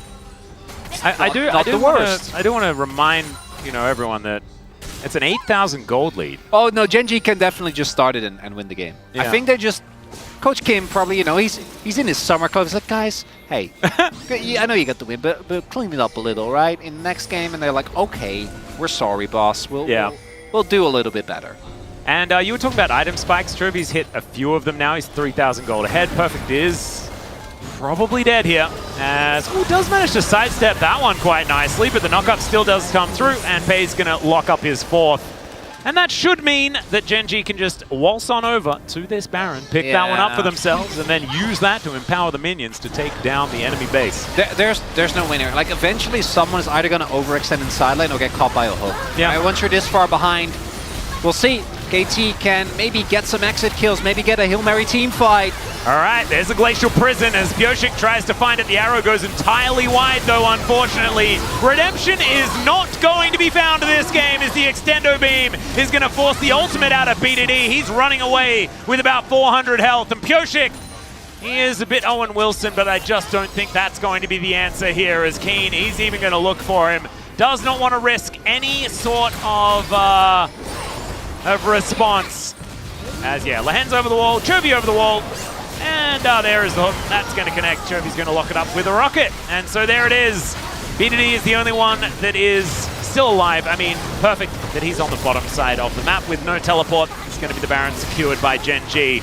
Pretty clean so far. Let's have a look at this one more time. Still some smiles there from KT, understandably. Gen.G, they're just too damn good. The damage that comes out from Pei's and Chovy here completely invalidates any form of healing that might be done. And this is where we see the gold deficit, right? Perfect obviously wasn't there, but I don't know if it would have made a big difference with how insanely fed everyone on Gen.G is. It's going to need to do like some sort of heist maneuver or something like that, try and steal some of the gold that Gen.G have accrued for themselves, because that is what's really becoming a problem. Keen also, against the relatively pure physical composition, does now have 3 items that have armor in them. One of them being the one with all of the armor in it. Yeah. He was already ignoring everything. Yeah, he's sitting at I saw 290 there. Yeah. For his armor. That's a lot of armor, Atlas. It is quite a bit of armor, as FearX is going to throw out the sad B. Pretty understandably so as well. As Mega Cone from Pei's gets him right towards BDD. I think he's too worried, although BDD can still theoretically catch him, as picks the gap there, does FearX. A little bit unfortunate as he manages to part the Red Sea, as it were. And a hook going to be avoided there with an Arctic Assault, but my goodness, the damage is just ridiculous. And they still have more in the tank, right? Canyon still with the Stranglecorns available, as there is the Grasping Roots. He throws down that ultimate like I was talking about. And perfect, he has to get Wild Growth, but he's still taking so much damage. The hook is going to be avoided, so he'll be able to make it back to the fountain. But after they get their health bars back, where does the good news start for KT in this game? There's no good news, Atlas. We both know that. Yeah, it is. It's not happening. It's rocks in hard places, as we do like to talk about here in the LCK. And KT desperately trying to hold on, but it is just not going to work. It's 14,000 gold. Chovy walks at Deft, and Deft could do nothing about it as the rockets rain down. Nexus Turret 1 will fall down. Nexus 2 sure to follow. And Gen.G just looking for a few extra kills as they melt them on their fountain. The MSI champions just toying with KT here, the only team that's been able to beat them in a best-of series this year, and it did not happen in the first round robin of Summer. That's absolutely for sure. Canyon making Zyra look like a must-ban pick. I can't believe it. Actually, it should. It's Canyon at this point. Yeah, we can believe it. Did he have to do it? Shouldn't come as a surprise. The priority pick. The draft with the Udyr, and we look at this and we go, is this really? Man, Udyr is broken. Isn't it weird that no one else plays it? Yeah. What a crazy champion. I swear to God, if this is going to lead to everyone picking Udyr again and then not doing anything for the entire game because Keen baits them into it, I will be fuming, Atlas. But even if you're a KT fan, you can't be mad at this. Like, Gen.G, they're just on another level. That's the reality of the situation. That's how it goes. Keen fan in the audience here. As Canyon also having a bit of a day out here. His Zyra looking fantastic. Pulls it out, looks real good. As not exactly the happiest of Pyoshix here. But it's a pretty happy Chovy. Just playing his 5th game of Corki this season. He's feeling really good as they cruise towards 6 game wins in a row. 3-0 now officially first place here in the LCK. As Quantum Freaks, they managed to get up there, but they did lose 1 game. As Lahan's just very happy, probably just was complimented on his driving. Said that if there weren't any obstructions in the road, he would have been able to make it through. But unfortunately, there were some of those obstructions. Wonder whether Mada is going to have some words. Hey, he couldn't see those. That's not his fault. Couldn't see the obstructions? No, they were in the fog of war. That's true, but should you be driving through the fog of war without fog lights? No, I don't think so. You gotta drive responsibly. I don't think that Shelly has fog lights. As we're going to have a look at some of these highlights here. And even though it seemed like KT had an inkling that this is exactly what they were walking into, it just was not even remotely okay for them. As here it is one more time. Yeah, fog lights, you just need them. I believe also crashed into the bit of wall. He should have been dead, regardless. Yeah, no, he definitely was. That might have. And we take another look. Might be many questions afterwards. Why did we see Chovy play Corki again? But as is often the case, are you really gonna drop an Italy ban? Are you gonna ban Corki? I don't know whether you. I don't even know, man. I imagine, because we know Chovy just often picks stuff because he's like, this is the strongest, even if he doesn't like it. Eventually, surely he's got to get bored and pick something fun, right? I actually think he just really likes playing Corki. I think that's just my honest opinion. He just enjoys it, being a little Yordle. I mean, he's been playing Corki for so long in so many metas, so many different playstars. Has always been really good at it. I imagine probably gives him a lot of good vibes. Speaking of which, that looked fun to me. If you were the Corki in the instance. Of course, from the Ashe perspective, not looking too hot. Not having the greatest of times. As Genji just kind of freight trained them. 나 왜 이렇게 그랩이 다 풀만 빠지냐? 한 번 더. This is like the Nexus is dying to the minions and they just like crank those damage numbers.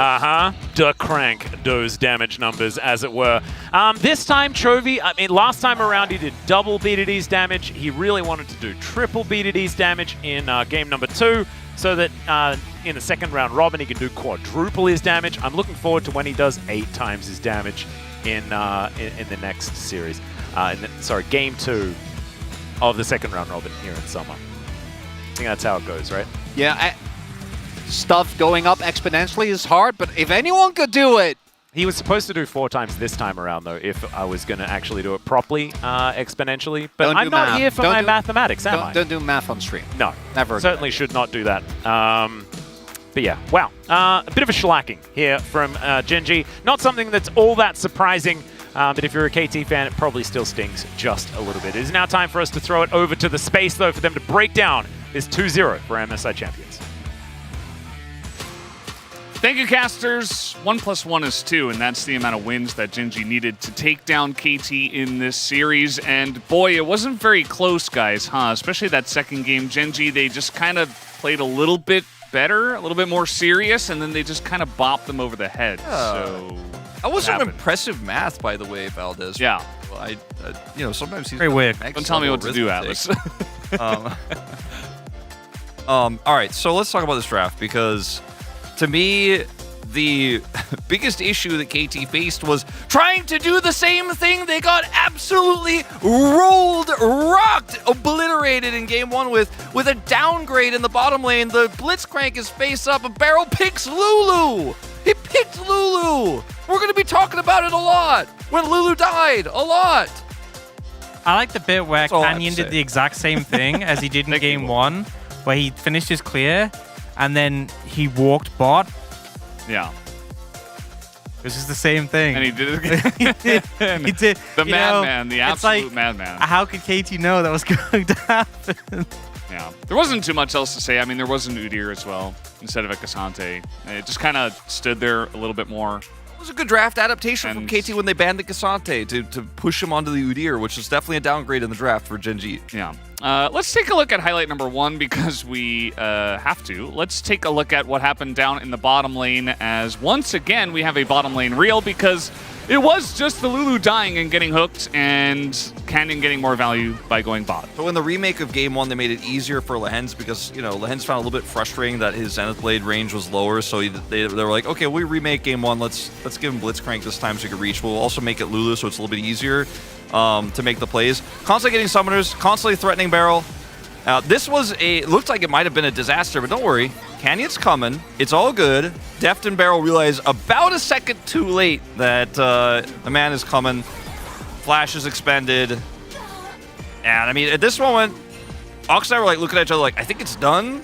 But it wasn't done, actually. It wasn't done, was it, Ox? Yeah, I kind of respect the decision to lose that bot lane matchup in the first game because of Canyon, and then just try and fist fight it for the entirety of the early game of this game, and then repeatedly lose. Gen G obviously had a great time.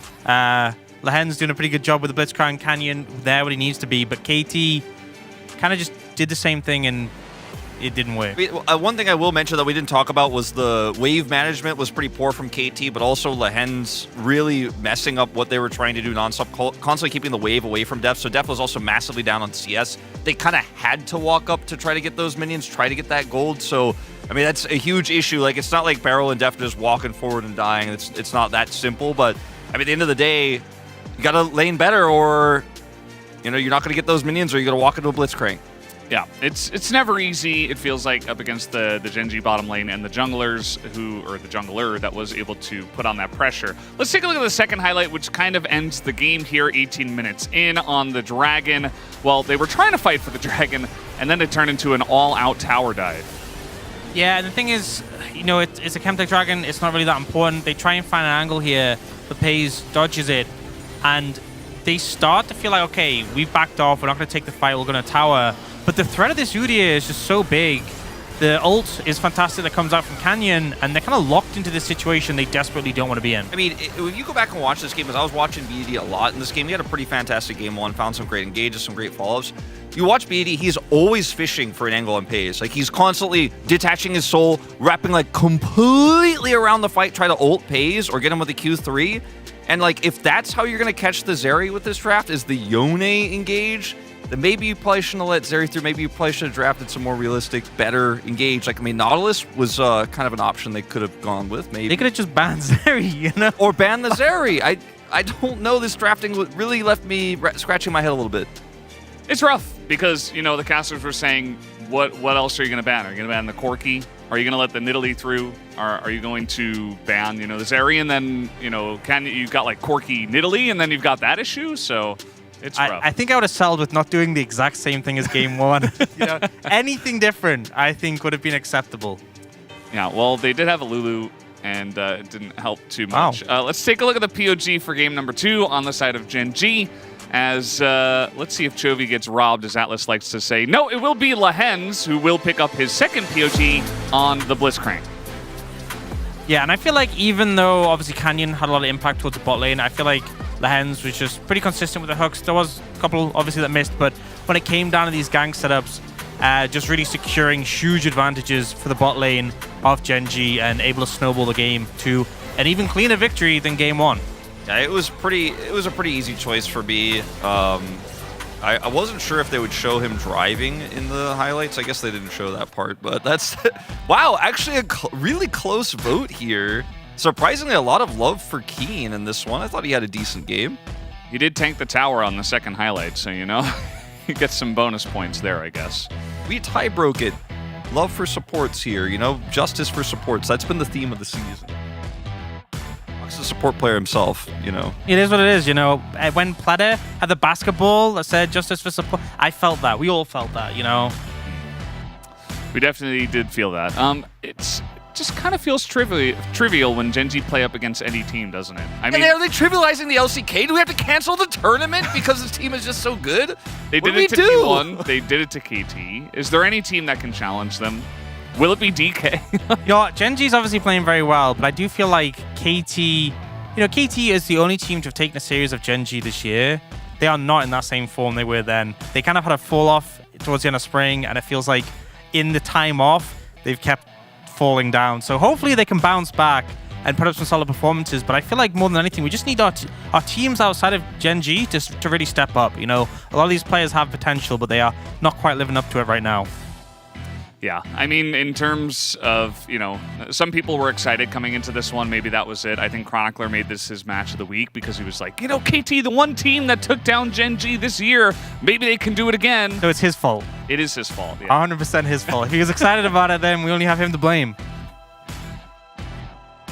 Yeah, I really just think KT, there's a lot of issues in this team right now. The drafting definitely isn't improving their case at the moment. And, you know, Beryl is one of those players where when he's on, and when he's not, he's not. Same with Pioshik, right? And they're both not on right now. Deft has looked a little bit weak. BDD's a little shaky as well. And Perfect's the best player on the team. And I don't know, like, Perfect's going to continue to grow, but the rest of the players need to get back to form.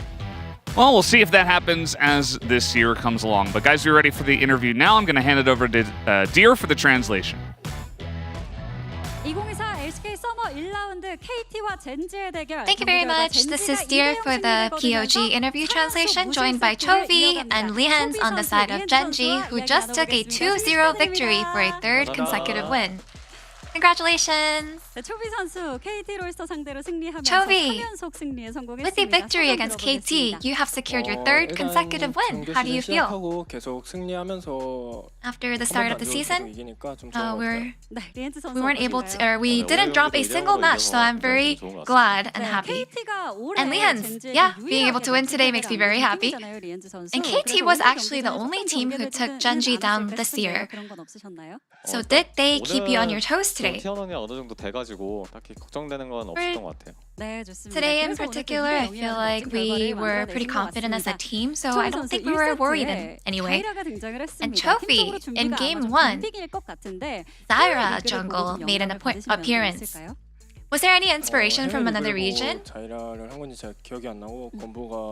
I can't really remember if it was from outside region, but we've been doing a lot of experiments with new champions, and I think that's just something that we earned from just practicing overall. And there was great synergy between Muramana, Corki, and Jungle Zyra, so what's good about this comp? Personally, it's not about Corki and Zyra having good synergy, it's just that we were able to play well and accomplish what we were supposed to do, and that's why it turned out so well. And so, at the last Baron team fight, let's take a look at this replay. There was a part where you dodged Yone's ult and took a kill. I thought that we were cleaning up pretty well over here, and I think you can actually get a little bit of vision when Yone ults here, so I got lucky and I was able to dodge in time, and I think that's why we were able to win this team fight so cleanly. So it looks like you did 42,000 damage in a 34-minute game. How amazing! And so even when KT was behind, they had such fierce wombo combo and managed to pose a threat. So what did you guys talk about as a team? As the opponent was fighting back,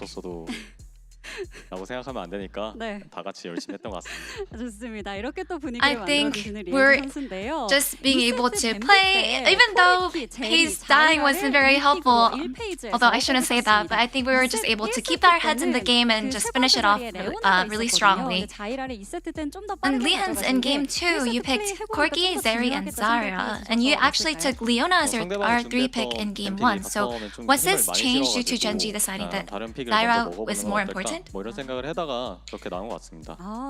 we were thinking about maybe it'll be stronger to take a different pick as the R3 pick, so I think we're just trying to try something different. And the Blitz pick you had a lot on your plate, so what was your main goal in this game? I think I was able to land some important grabs, but obviously I need some more practice landing getting higher accuracy. So, you know, being able to grab your opponent on the actual stage is more important than landing more grabs during practice. So I hope that he is able to improve in the future. And in game 2, Lehan tried to recycle Shelly after charging once and got into an accident. So, in your opinion, Chovy, how much is he liable for this accident? You know what? Rewatching this, I believe Lehan's is responsible for 100% of the damage here. Lehan's, what do you think? You know, I was under a lot of pressure from my teammates, and I was having a weak heart in that moment. So I think that's why it's really on my team. Looks like you guys are continuing your winning streak without dropping a single game. So what resolution do you have for your future matches? Yeah, we are able to continue our win streak. But rather than trying so hard to keep our winning streak, I believe that it's more important that we perform and play well. So I hope that we can continue our momentum.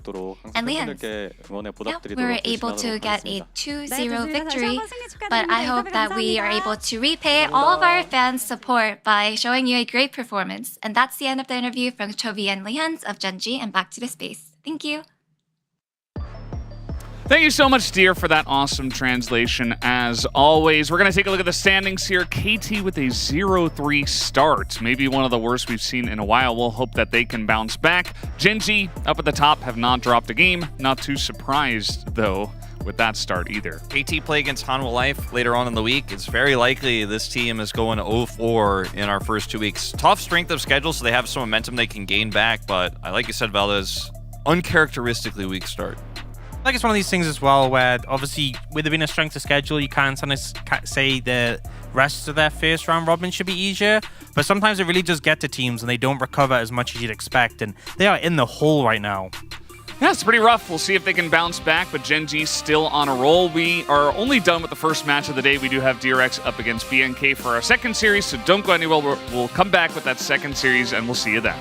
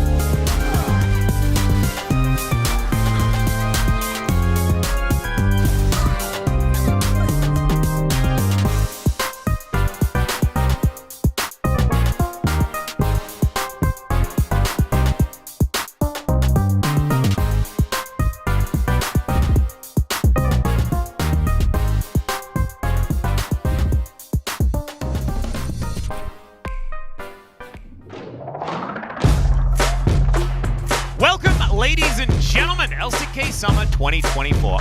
서머 진짜 중요하거든요. 네. 스프링 때 있을 때 그런 순위를 아무 의미 없고요. 네. 서머는 정말 바쁩니다. 여유 없이 달려야 돼요. 동심레드 포스도 정말 많이 달라졌죠? 오늘은 프로그가 선발이네요. 패승승 승승의 주역이었습니다. 프로그.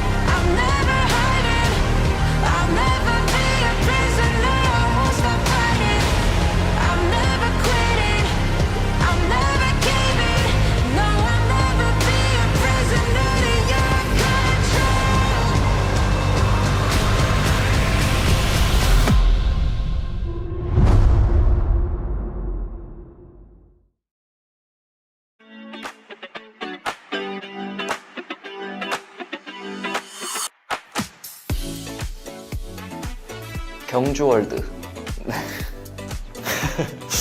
뭐가 있더라? 첨성대가 기억이 남는 것 같아요. 옛날에 학교에서 놀러 갔던 경험이 있어요. 제가 놀이기구 타는 걸 좋아하는데 이번에 결승 가서 이긴다면 경주월드를 꼭 가보도록 하겠습니다. 작년에도 되게 우승할 수 있었던 기회가 많았는데 결국에 이제 최종 진출전에서 다 떨어져서 결승에 올라가서 그 경기를 하면서 그 기분을 느끼고 싶어서 꼭 가고 싶습니다. 경주가 국화빵 아닌가? 지금 거주지가 이제 대구 바로 옆에 있는 경산에 사는데 경산이랑 경주가 좀 가까워서 막 수학여행 뭐 이런 거 갔을 때 불국사 이런 데 갔었던 게 생각이 나는 것 같아요. 어렸을 때 이제 가봤던 기억을 되살려서 이번에 가면은 되게 기분 좋을 것 같아요. 지방에서 열리기도 하고 제가 사는 곳이랑 되게 좀 가까운 곳에 열려서 결승전에 진출하게 된다면 좀 편안한 분위기에서 뭔가 결승전을 치를 수 있을 것 같은 생각도 들어서 경주로 가보고 싶습니다. 뭉티기? 뭉티기를 좋아해가지고 후에 먹고 싶습니다. 배고파요. 학교 다닐 때 수학여행을 거의 경주로 갔던 것 정도만 좀 떠오르는 것 같아요. 뭐 그냥 평소 하던 대로 하면은 또 좋은 성적 낼 수 있지 않을까라고 생각을 해요. 경주에 이제 제가 성인이 되고 난 뒤로 간 적이 없는데 이번 기회에 결승 진출하면서 경주에 또 한 번 가보도록 하겠습니다.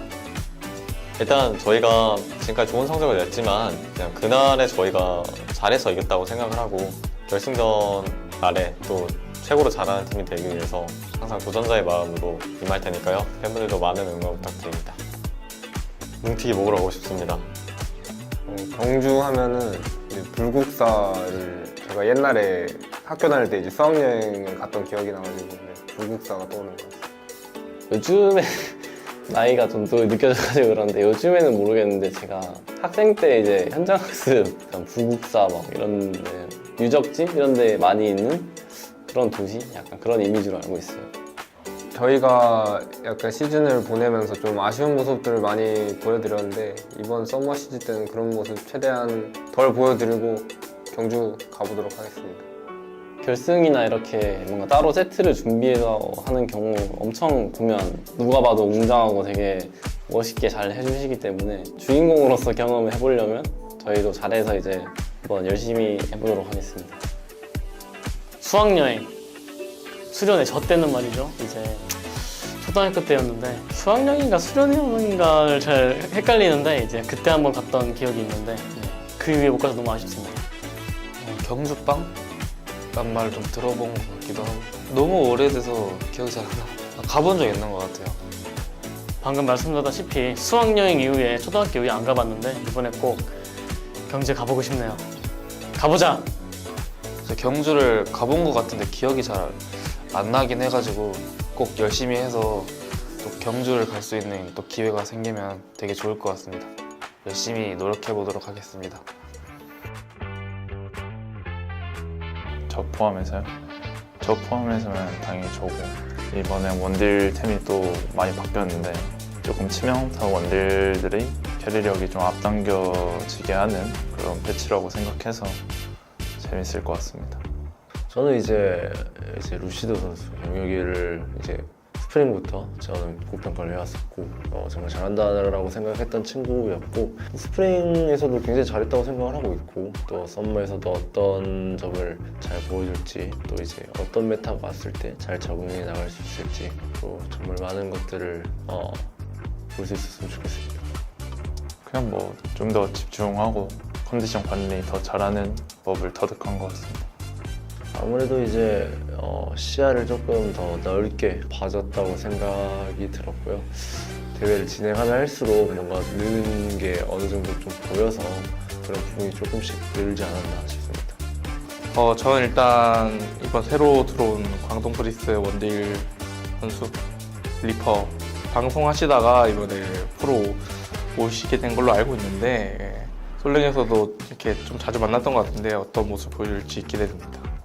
저는 이번에 광동 프릭스에 합류하게 된 리퍼 최기명 선수가 몰랐었는데 저랑 동갑이더라고요. 어떻게 보면 좀 늦게 시작을 했다고도 볼 수 있는데 어느 정도의 활약을 하실지가 되게 궁금하고 앞으로가 되게 기대가 되는 것 같아요. 아무래도 계속 이렇게 좀 잘하는 사람들하고 좀 높은 팀에 있다 보니까 하면 할수록 게임 보는 눈이 넓어지고 있다고 생각합니다.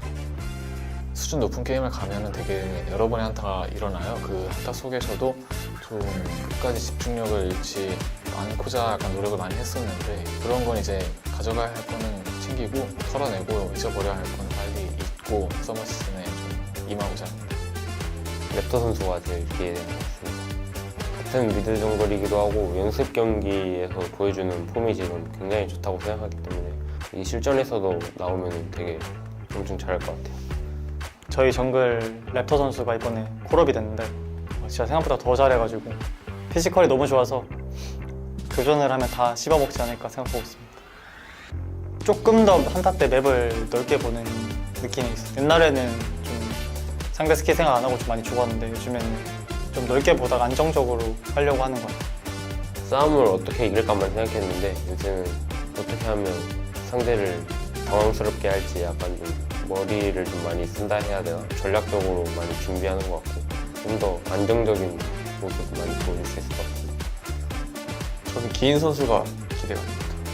MSI도 우승하셨고 스프링도 우승하셨고 이제 전에는 없던 우승까지 하고 달성하고 돌아온 이제 기인 선수가 얼마나 더 잘해질지가 기대가 됩니다. 이번 시즌에 가장 기대되는 선수는 이제 불덕 선수. 제가 이제 같은 팀에 있으면서 스프링을 봐왔는데 부족했던 점이 많이 보였었는데 이제 최근 들어 썸머 준비하는 연습에서 보완되는 모습도 많이 보이고 많이 변화하고 있다는 게 느껴져서 정말 피지컬 좋은 아이라고 생각해서 기대하고 있습니다. 여러 가지 플레이라고 해야 되나? 좀 변수 있는 플레이라든지 다양한 플레이들을 좀 감독님한테 많이 배우고 있어요. 후반 운영 단계나 아니면 중반 단계부터 뭔가 좀 게임이 또렷하게 보일 때 게임 지식이 좀 많이 늘었고 이것저것 많이 해볼 수 있는 단계까지 왔구나라고 느꼈던 것 같아요. 이번 시즌 가장 기대되는 선수는 슈메이커 선수를 꼽고 싶고요. 그 이유는 이런 질문 받을 때마다 항상 저를 꼽았던 것 같은데 요새 2024년 자기업이 중요한 시대 저의 이력서에 한 줄을 또 남긴다고 생각합니다. 스펙을 쌓았다고 생각하고 앞으로 매년 기대되는 선수로 저를 꼽고 그에 맞는 플레이를 보여드릴 수 있도록 열심히 하는 게 맞다고 생각합니다. 저는 쇼메이커 선수가 제일 기대되는 것 같습니다. 인터뷰하기 전에 허수 형이 자기가 되게 기대가 된다 이렇게 말씀하시더라고요. 그래서 쇼메이커 고르겠습니다. 일단 스프링 초반이랑 스프링 아예 후반이랑 아예 많이 바뀌었다고 생각했거든요. 그 부분이 약간 서로에 대해 이해하면서 점점 실력이 늘었던 것 같아가지고 그 부분이 많이 늘었던 것 같습니다. 생활적인 부분도 그렇고 그리고 인게임에 대해서 서로 게임 이해도가 많이 다르다 보니까 많이 맞추면서 발전됐던 것 같습니다. 이게 뭔가 제가 직접적으로 나 이 부분이 좀 잘해줬다 이런 거는 솔직히 딱히 없고요. 대회에서 제가 어떻게 플레이하는지 잘 지켜봐 주시면 좋을 것 같아요. 자신 있습니다.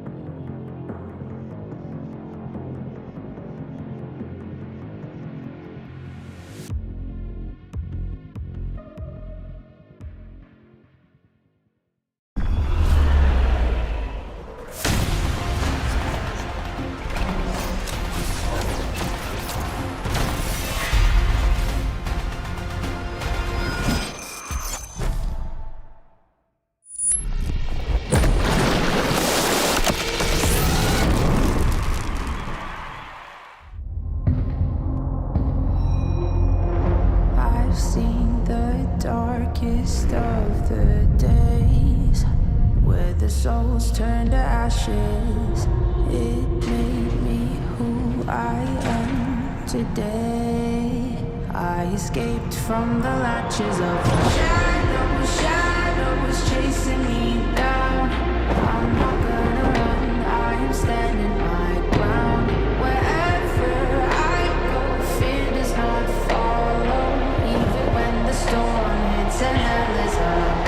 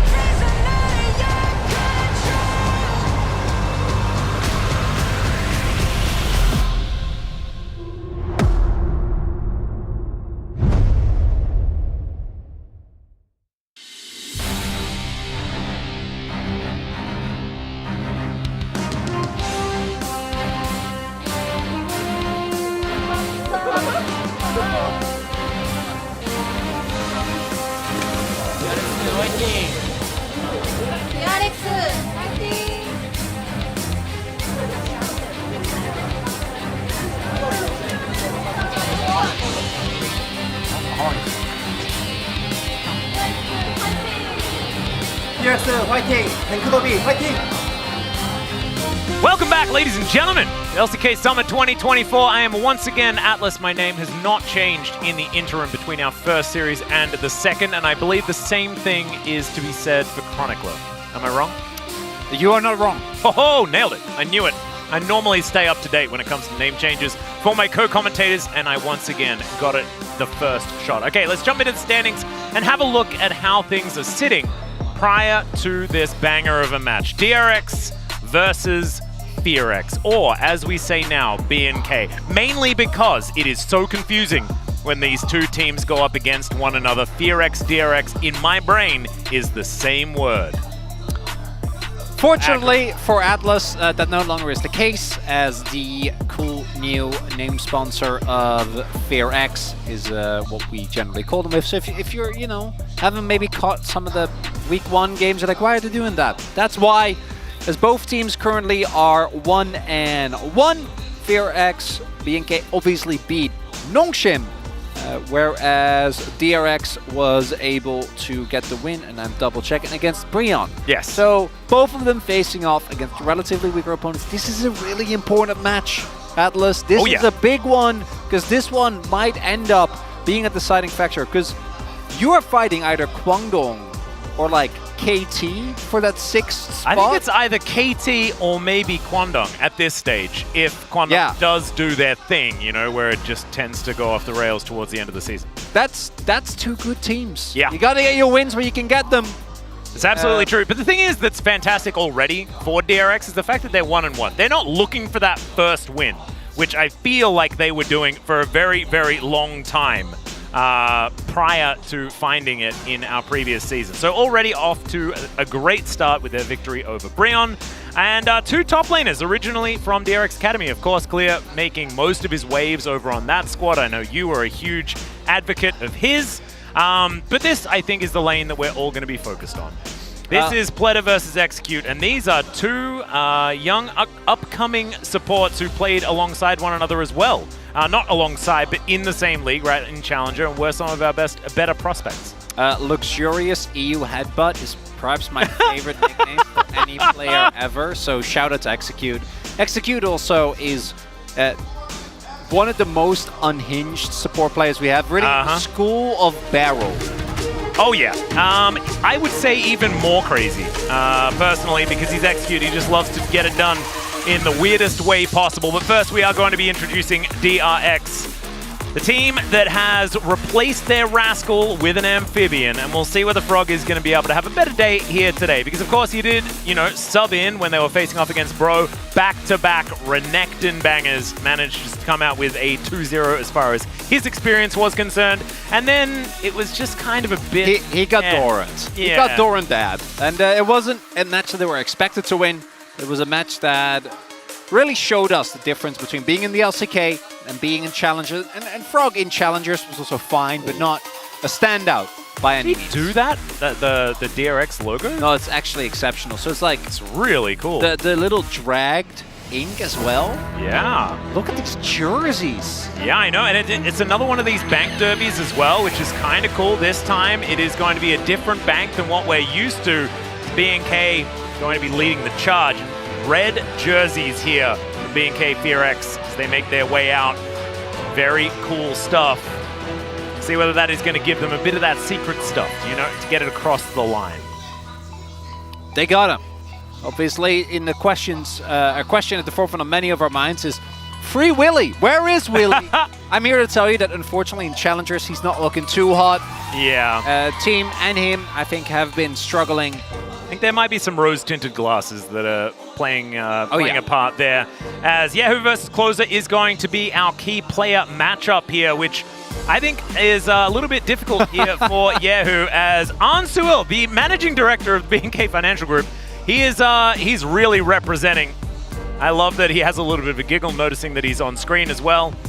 I love those ears. Got to get me some of those. Love that, the ears with the jersey over the shirt of your suit combo, and then the... He came straight from a meeting with executives. Oh yeah, there he is. Like that. And he just slapped the jersey on, ready to get it going. Those are actually spread across the entirety of the B&K side. What do you call them? Scarves? Yeah. Or the banners? Yeah, the little banners. I'm not sure if they're banners or scarves. I feel like considering it's summer, probably I it's think they're just a banner. Yeah. They've been scarves in the past, though. I mean, I'm sure you could use it as a scarf if you really want to. No, but I feel like at some point a team, I think, did that. Where they I think they've always been banners. I think you just may have always seen them as scarves. I don't know. Maybe one of them was scarves. Were none of them scarves? Yeah, were you wearing it around at wintertime or something like that? You're No, just not stuffing it up? I don't know. Maybe. Maybe I just invented that because I thought it was cool. I kind of love it. Like, I should have paid more attention when we went on our snow trip to see whether you were actually just wearing one of those banners as a scarf instead. That would have been absolutely beautiful. That was a fun sight. You know, it's like the filler episode where the gang goes skiing. Yeah. It was great. Well, I guess you snowboarded, but I mean, we had some pretty good snow experience. It was great. I'm currently wistfully looking forward to it. Korean summer started, Atlas. And we're not even so you might be wondering how hot does it get? I don't know what it is in freedom units, but it's like 35 degrees. Yeah, and but it's like it's thick. Yeah, but no, but the worst part is we know the monsoons haven't hit. Like the worst of the humidity is still to come. Yeah, and this is the thing. This is actually the saying when it comes to Korean summer. It gets worse. As you're complaining, this is still relatively breezy. Yeah, in comparison. Do you know what I did as well? I put on my air conditioner for the cats as I left the house today. So I was melting and then realized, it's going to be probably too hot for the cats. So I put on the air conditioner for them. Very then sweet. Left the house. Very and considerate. It was very hot outside. So that's how it sort of works as a cat dad. Just got to realize that they're the ones that are more important. But we also, speaking of more important, we don't really need to be talking about how hot it is in Korea. We need to talk about how hot it's going to be on the rift between DRX and B&K FearX, which it's just so very similar. Thankfully, B&K is there to save the day. And DRX will have blue side this time around. We'll have to see whether that is going to help them out here because, of course, they have won a few extra games on the blue side.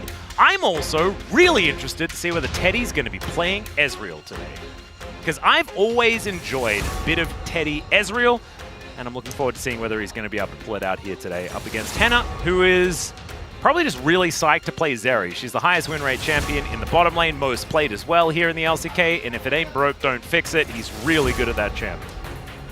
I like this Talia ban though. Sponge, so incredibly good at this pick in the jungle.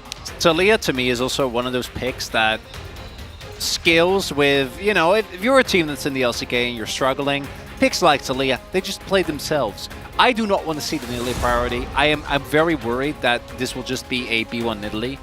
I don't want that. I just want to be very upfront about that. I think Lucid showed us. Lucid, You don't need to be upfront about it, Chronicler. We already know. Yeah, we know. We I very know much know. I know it's coming. After the Skarner, it's on its way. Skarner ban might come through here though from BNK if they don't want to let it go, especially the Rumble already being taken off the board. Yeah, that is the main counter that we have seen within the LCK. I know other teams have experimented as that's a much better first pick. The Ashe comes through here. I like it. Could be for Pleta, could be for Teddy. Don't know yet, and that's one of the big power points of this pick. I do really like this for closer though. He has looked brilliant on the Tristana. Hate this though. This is exactly what you were just talking about. And I don't know, like, something has gone wrong. Something has gone wrong here in the LCK. We all knew that the equation was, if not Canyon, Nidalee minus setup equals bad, right? We all knew this. This was an established fact. Lucid showed it. He had a great game against Halma, and then yesterday, exactly, looked like a ghost. I know. And then someone crept in and just said Nidalee equals good to all of the coaches, and people are like, oh, wow, that must be true. When we had this fact established, it's like someone came in and said 1 × 1 = 2. You don't just believe it. You're like, that's dumb. We know that that's not true. No one will do that, or even worse, believe that. I know. Crazy. Anyway, it's happened here in the LCK. BNK FearX locking away the Nidalee here. And we've got the Frog Renekton. 100% win rate on that one. And there is Xin Zhao locked away for Yehu as well. Xante to be locked in here. I'm not sure whether it's the greatest of setup for the Nidalee, but it is not nothing. And clear pretty good on that champion as well. I think the Renekton probably will have a decent time into it though. Now all we are is we're one Leona for execute, one rail away from this being all right. If you have a Cassante as well as an AD carry, or rather a engage support towards the... Okay, they're looking to pick Noddles. That's great. That's good. BNK FearX, they at least got the memo on that part. I still think the Nidalee is considerably harder to execute than Karthus or Brand or... Well, I wouldn't say Zyra. I feel like Zyra is maybe just leave that one. That might just go into the Nidalee bin. Yeah, the stuff it might that be. you probably shouldn't give still, a crap. there are so many great options that feel like they are a lot more reliable. Now, Leona is most likely, I think, here as a BNK FearX lock-in, because that also means that from that Leona, you can then go with Ezreal, you can go with the Zeri, as you pointed out, although I do hope that DRX ban it here. Yeah, I would like to see a Zeri ban, especially into Henna. Yeah. Maybe they just think that they can get their hands on something that could just be fine anyway. Or maybe flexing the Ashe into support could allow them to play something a little bit more aggressive. We did see that yesterday. And it kind of worked sort of a bit, you know? The good old Draven Ashe. It was good. It was it worked. It worked very well. Even though the Draven had the worst of times. Yeah, he did. That's what I'm sort of referring to. Gumi just did not enjoy himself. But that has been a lot of his Draven experiences. As the Alistar to be locked away here, execute brilliant at this champion. So understandable. Rakan makes a ton of sense. Pleta, kind of a standout. Pleta in so many ways resembles Delight when he was on Brionne. Yeah. Right? Like the Rakan priority, the decision making, all of this. We have the mid lane here. This is one of the favorites for... This should come as absolutely no surprise, right? It's one of Yehu's favorite champions. It's one of the few matchups that we've seen be very successful in the Tristana because you can... outrange it. Negate... Something about linear. Yeah, exactly. Negate it and punish her when she jumps in. The Zeri seems like a no-brainer. The one thing I think you might be a little bit worried about is that the pressure that Ashe has in lane can be tough to deal with. And if you lock in Jhin, that is kind of your main consideration. As that does mean that Henna not going to be playing, I think, the pick that he has looked the best on. Yeah. Which, I don't know whether picking Jhin ever makes me happy, Chronicle. That's where I'm getting to. We know it never does, but looking at this, I think that you have great front line with the Jhin and the Nidalee. I do think you have a decent amount of, some poke, some follow-up when your tanks go in. I think this composition from BNK FearX makes sense. It plays to their strengths, most notably closer playing on something that can work in melee range and execute and engage. I kind of like both compositions here. I think that the DRX composition in mid-game skirmishes is way stronger, but they don't have a traditional front line, which in the late game might be a little bit tough for them to execute, whereas being FearX, obviously, this is as easy of a front to back as it gets. It's very true. I do think that with the amount of single target lockdown that they do have, plus follow-up, it should be something where they can kind of navigate it to a point where they can make lopsided teamfights work in their favor. But these things are easier said than done. So we'll just have to see as we jump onto the Rift what is going to happen here. I didn't know that SpongeBob was a fan of DRX until Sponge joined the team. And now he has. Now the whole gang is here as well, celebrating BNK FearX. I think they're going to have to celebrate pretty hard. I love this for DRX. I think it's so much comfort, and I think that is really important for a team that is sort of finding their footing here in the LCK. And BNK FearX, they have Nidalee. And they didn't obey the equation. Let's dive under the Rift for game 1.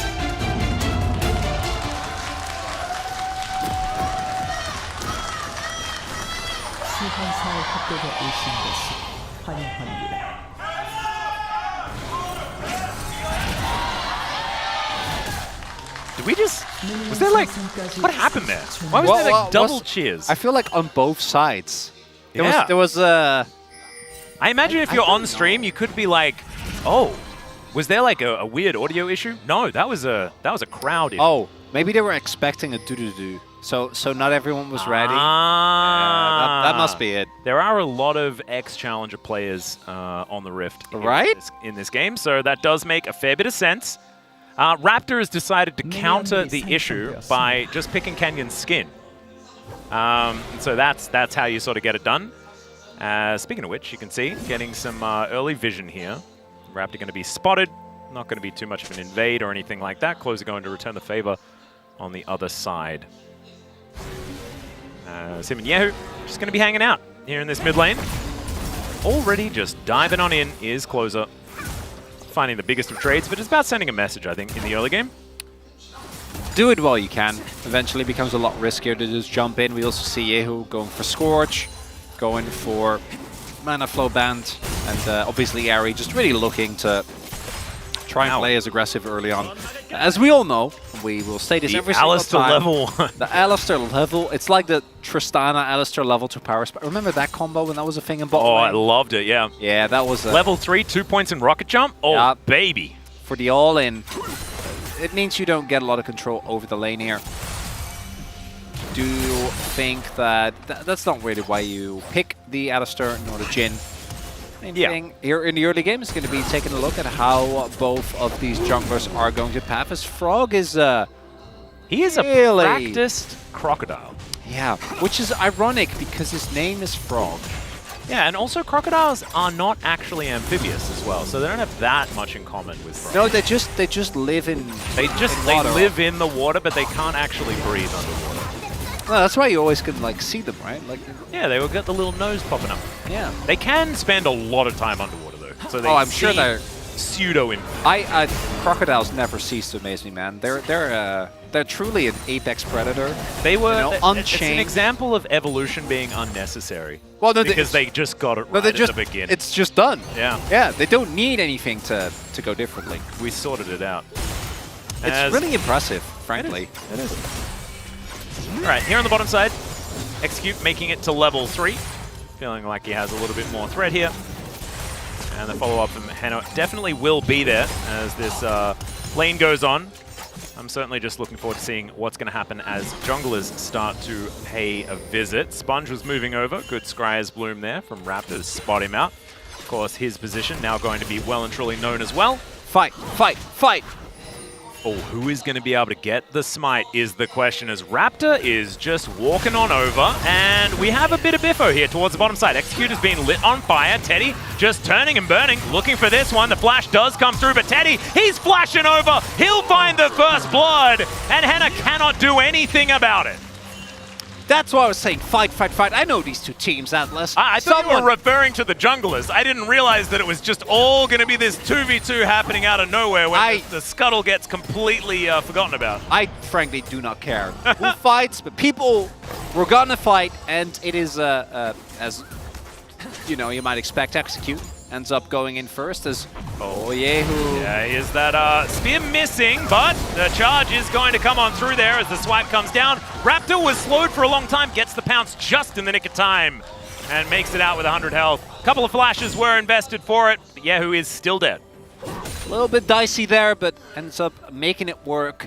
Is a double flash investment though, which I do think is heavy, but they get the kill. As here, I don't know. I think that early on especially, the amount of power that Ashe has is kind of insane once she gets her PTA. And Rakan's there. So yeah, you go in on only Teddy, but then Pleta just jumps in front, tanks the initial damage, and then the long trade, you're not going to win. Take another look here, even without the spear hitting. Closer is the one that initially takes aggro, which is what ends up making the play work, right? So by the time that Raptor gets slowed, he takes 2 turret shots, but I think nicely done there by BNK, getting the early kill. And you want to try and keep this way down as much as possible, because you know eventually he is going to scale into an absolute poking mass. And I think you also probably want to try and keep his Crocodile down, but Frog is saying absolutely no to that one. He is farming in between turrets, he is demolishing plates, and he is having a great time. And it might sound like bias in my voice, and that's because it is. It's Cassante losing a lane, and I love seeing it. Oh, I was going to inquire as to your predictions. I respect the Cassante losing a lane. That's completely valid.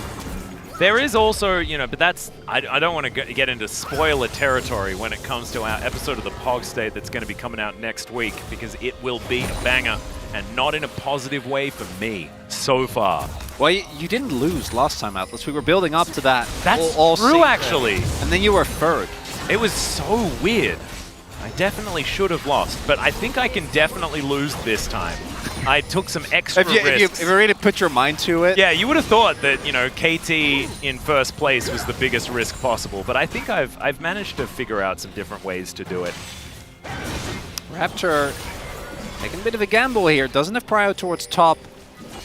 Yeah, mid lane seems pretty neutral as well, so Raptor not feeling incredibly comfortable. Speaking of which, we've got Pleta with a grand entrance moving towards this bottom side. Henna taking the brunt of the damages. Now Raptor, what happened? There are so many bad guys here, and he is just going to get turned into mincemeat. That's going to be Sponge locking down the kill onto his opposite number, and they will be able to transfer that into the remaining grub as well. Man, I really do want some, I want to know the preamble up to that one. Okay, I got an inkling that Raptor, you know, just being Nidalee, did not expect the Apex Predator to suddenly show up. So Frog shows up. They're very dangerous in over your short jungle. Distances, though. They're very similar to dwarves. No, I think Frog just caught Raptor off guard. Yeah. And as we can see in the replay, that's what happened.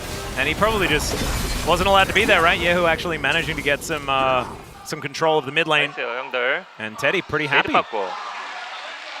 Although actually kind of looks nonplussed, but also they were winning trades towards that bottom side as well. I mean, this is DRX looking a lot like a well-oiled machine here. And this goes against what we saw from this team last week, right? Like, it was a messy series against Brion, and then they weren't quite able to get over the line outside of that. So seeing this from DRX really helps us put them into the conversation of, you know, 6th and 7th rather than 9th and 10th, right? Right? I gotta say, they won a game against Homalife as well, and at the time, we were mostly like, oh Hanwha. Yeah. Well, what you doing? But what if? I mean, it's the Kwangdong theory, right? Like, what if Kwangdong actually are second place in the LCK, because they actually are second place in the LCK, you know? I just want to make clear to everyone that I do not know what Atlas has done in his prediction, in his overreaction. So I'm just I'm trying to decipher it. I'm like looking for hints. Yeah, You know, I'm trying to figure read out. it. The one thing I feel confident on is the fact that you probably put KT smack dab in the middle. Oh, having I learned learned from my mistakes. a Yes, valuable yes, lesson on probability. So, thus far, I think DRX looked really good here in the early game.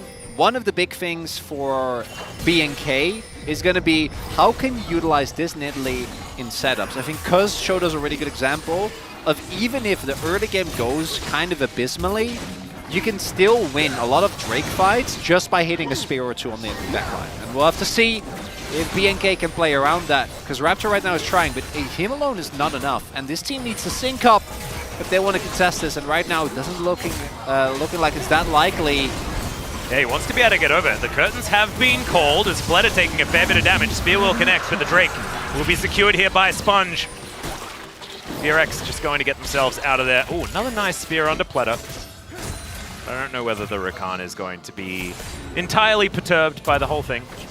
600 gold the difference here between the two teams, but it is a grub advantage and Drake advantage for DRX, so I guess it's a little bit larger than that. The thing that I've been impressed with is Yehu's ability to have control of this mid lane. I was just about to say, he died, and he's still basically even in CS. He's going to be able to get it back in here as well. Yeah, on this cannon wave, TP back to his lane. And having control of the push as well is something that we haven't seen into Tristana, even with pretty good picks into it as well. So kudos to Yehu and how well he's playing the way. Definitely one of his better picks just in general, but also just playing exceptionally well.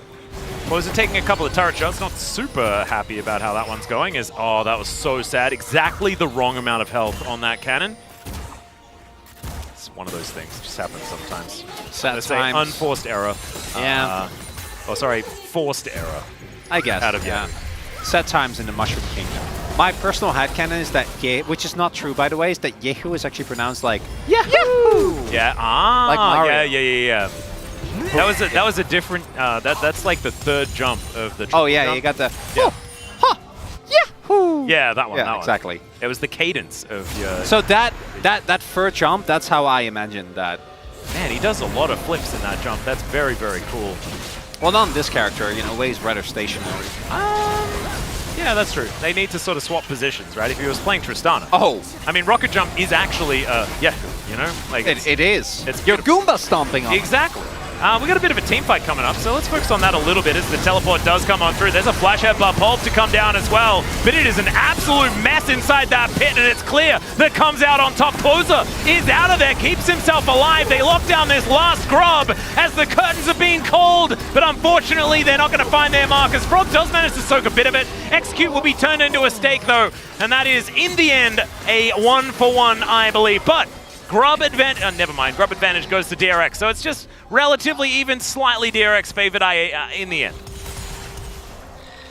BNK also investing a lot, I think, in trying to make that play work, right? Look at the summoners that they've thrown into this, look at the TP.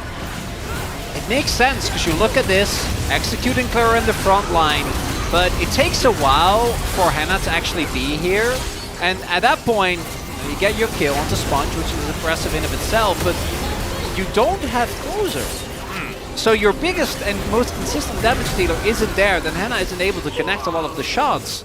So Execution ends up going in the end just to try and, you know, safeguard the rest of his team so they don't get over-chased. It's a bit messy. It is. And you said, look at the summoner spells, but I instead like to look at the plays and look at the moves. That's what I do, and I really thought that they looked pretty cool inside of it. So I'm going to say it's even. Did you like the documentary? Yeah, I did. Yeah. I especially liked that Doa was there and got to like react to it. That's my favorite part. I'm sorry to do this to you, but I have to. Did you see the tweet that some people made about that being the first time that they ever saw? That they've never seen before the face of the person who made the call. Oh no! I don't know which caster it was, and I've never seen his face up until the documentary. My God! Well, I guess it does make sense. Not everyone was here when it was Dora and Monty running the show here at the LCK. Yeah, we owe much to both of those gentlemen. I figured you would. Yeah, actually, I found just the other day. There's a group photo of. It's me, Achilleos, Valdez, Doa, And Wolf. Wolf is just there, but it's the group of us play-by-plays. Wolf was just there. The LCK play-by-plays throughout the ages. That's from about a year ago or two. Just very, very cool. It's just that you can actually directly trace the lineage, you know, how he did. Yeah.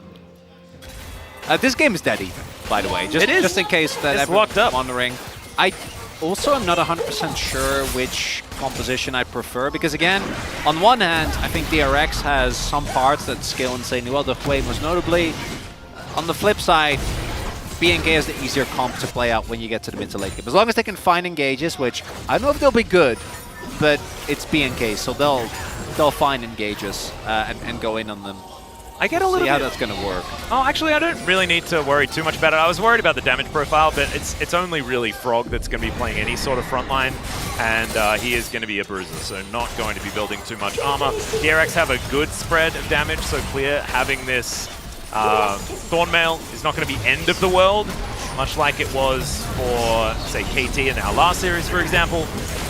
This is going to be much more about, like you say, Yehu being able to land this damage, get things done. But I think this fight coming up is going to be absolutely huge. Clear, walking on over just to try and push Pletter away as we look to get ready for this dragon. All right, let's take a look at this. Frog is going to try and look for a flank. We see BNK also very ready for this. And Sponge is going to try to split up the fight. On one end, we have Yehu is going to try and hit as much poke as possible. And on the flip side, Same is going to go for Raptor. So those are the things we're going to take a look at as we get into this fight.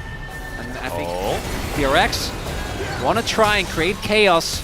BNK look for that classic front to back. So far, it's a lot of spears missing, but a fair bit of Yehu's abilities actually connecting most of them onto Clear. So he is able to tank a bit of it, but Execute going down to about 3/4. Henna getting sniped as well. And the more they do this, the more they just traipse around the jungle, the more of these abilities are just gonna land.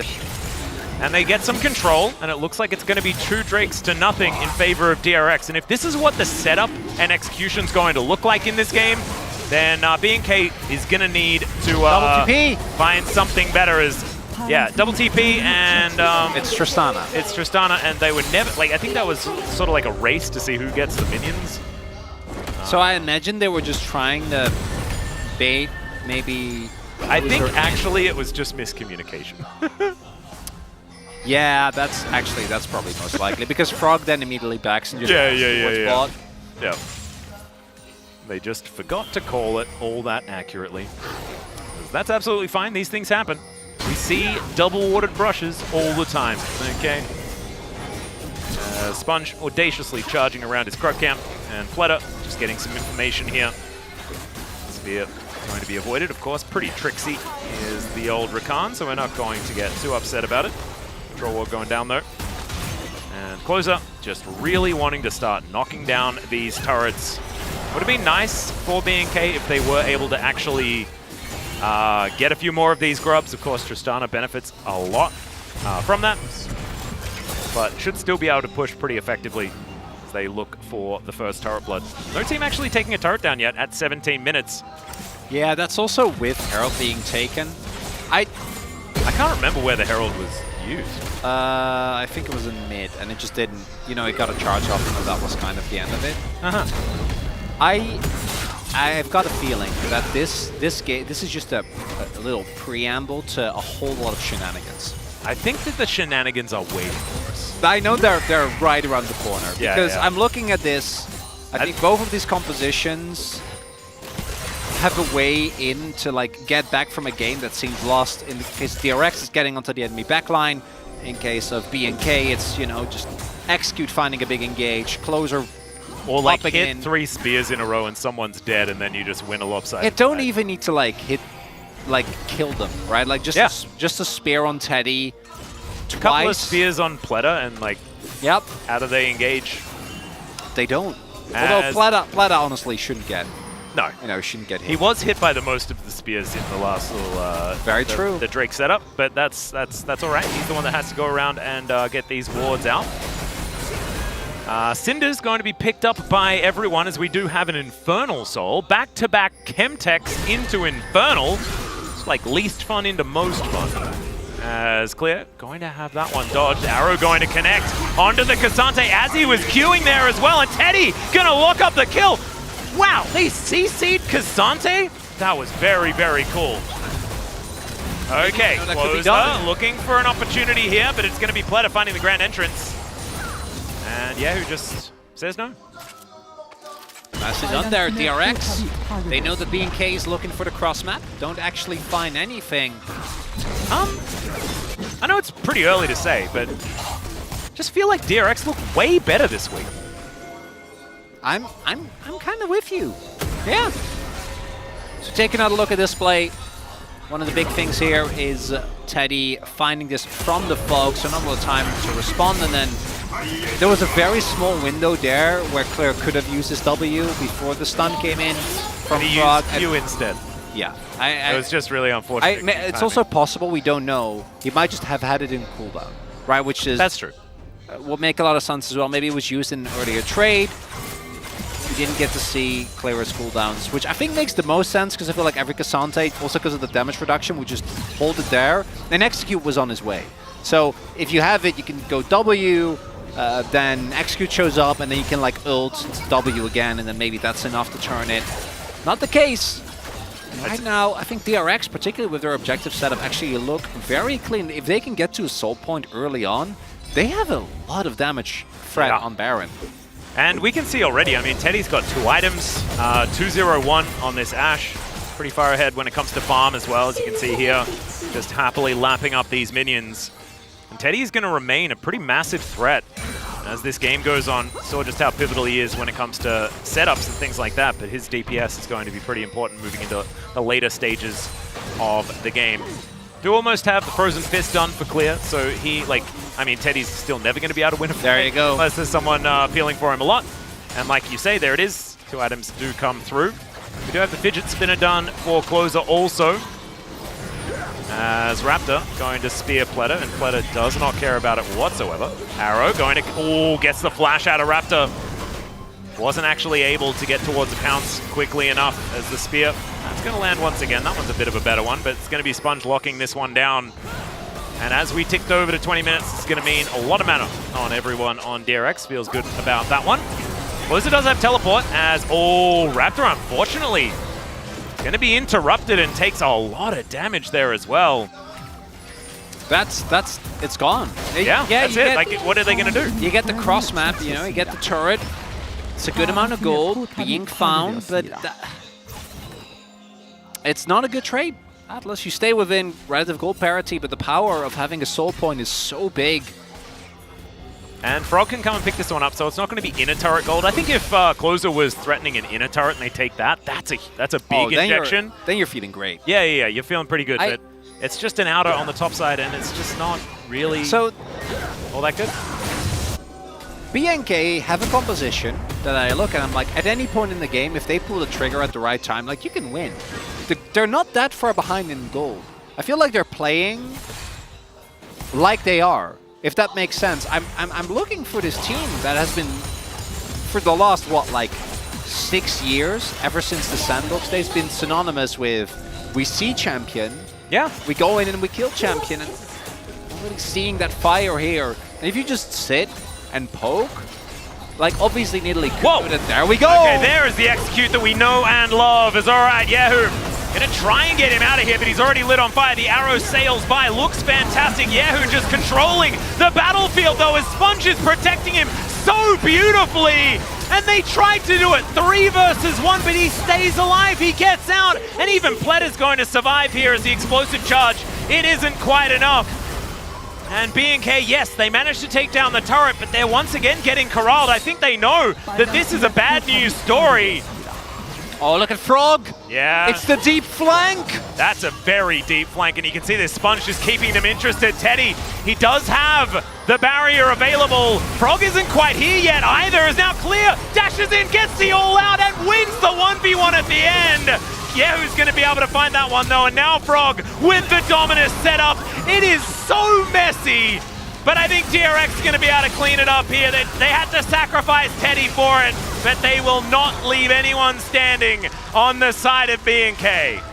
I don't know if you guys caught that, but at the end of that, Teddy did a little dance in his chair. And a happy Teddy! Oh, there you go. Is a happy crowd as we take another look here, and I haven't finished my sentence, and Like execute. No hesitation. He heard you talking. Yeah, but they're not synced up. Like he walks up, flashes over the wall, and there's like a good second before the rest of his team actually gets to follow. So it gives the time to DRX to respond. And the turret is still standing, so that needs to get taken down first.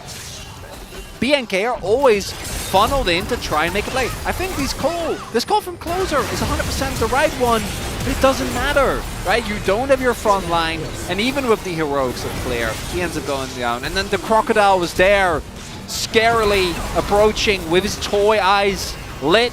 Yeah. And there's no way that you're ever getting out. And DRX, I agree with you, Atlas, in this game are just looking a whole lot better. Woo! There he is. And he's the only one that died in the fight as well. Look at him go! He's like kills them all and then he just dances about. Oh man, and then gets punished immediately. All right, well, that was sobering, wasn't it? As we come back to live, Teddy having a little dance and then straight back to a gray screen.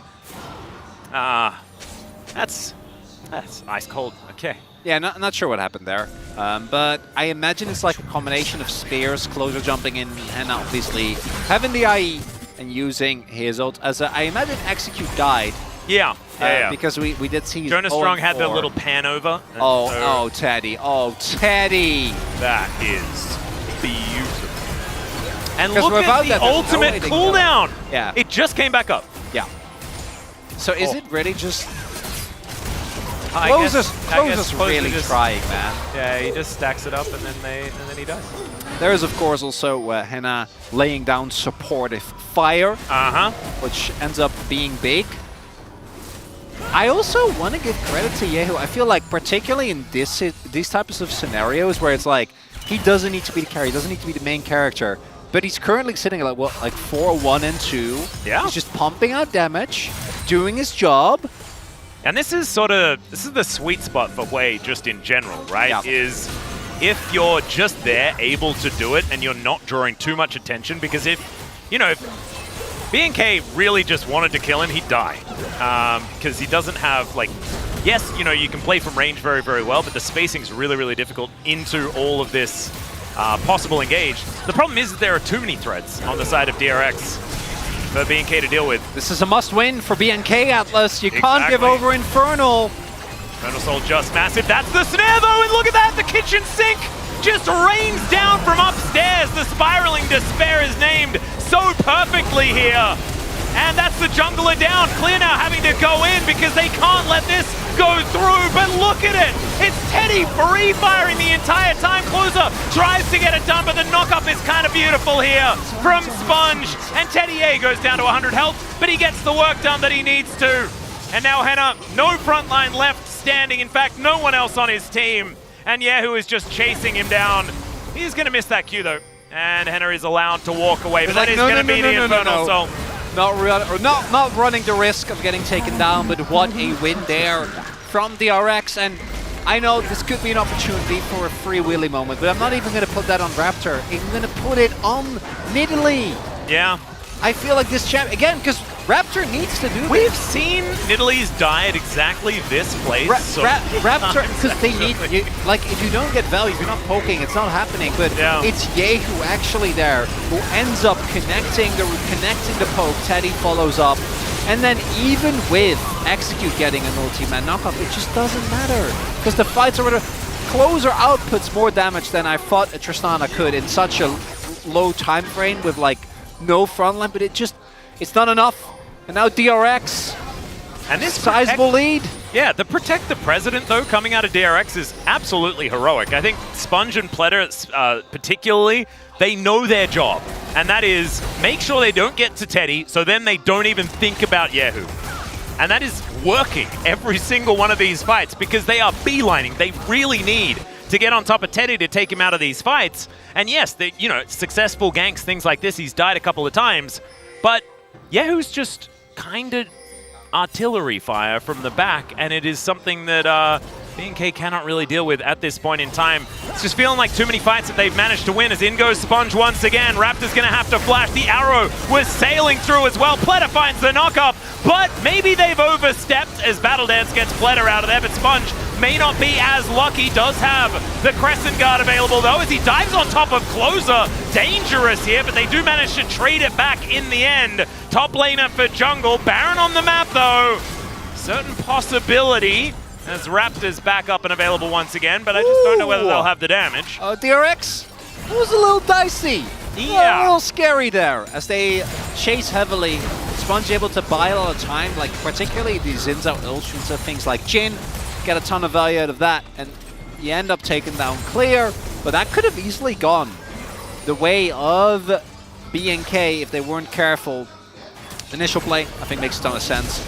Try and find Raptor once he's found. The moment you get this flash though, that's Nash. And what they're thinking is if we kill Raptor, it's a guaranteed Nash. But that does mean that Pleta, Yehu, and Sponge are just kind of in no man's land. Then we get a really messy fight where on one end, they're focusing down the jungler, on the other end, they're focusing down Clear, who is not tanky enough to deal with all these people hammering away at him. Yeah. It's fine. Especially not Yehu, who has 3.5 items now completed. Yeah, just Koenig ain't gonna cut it in that situation. I would say not. But it's still DRX. You are up 4K gold and you have Infernal Soul. Let's keep it clean, keep it tidy, and they should be heading forward. The main reason why I'm a little bit apprehensive is because again they don't have they have pseudo front line.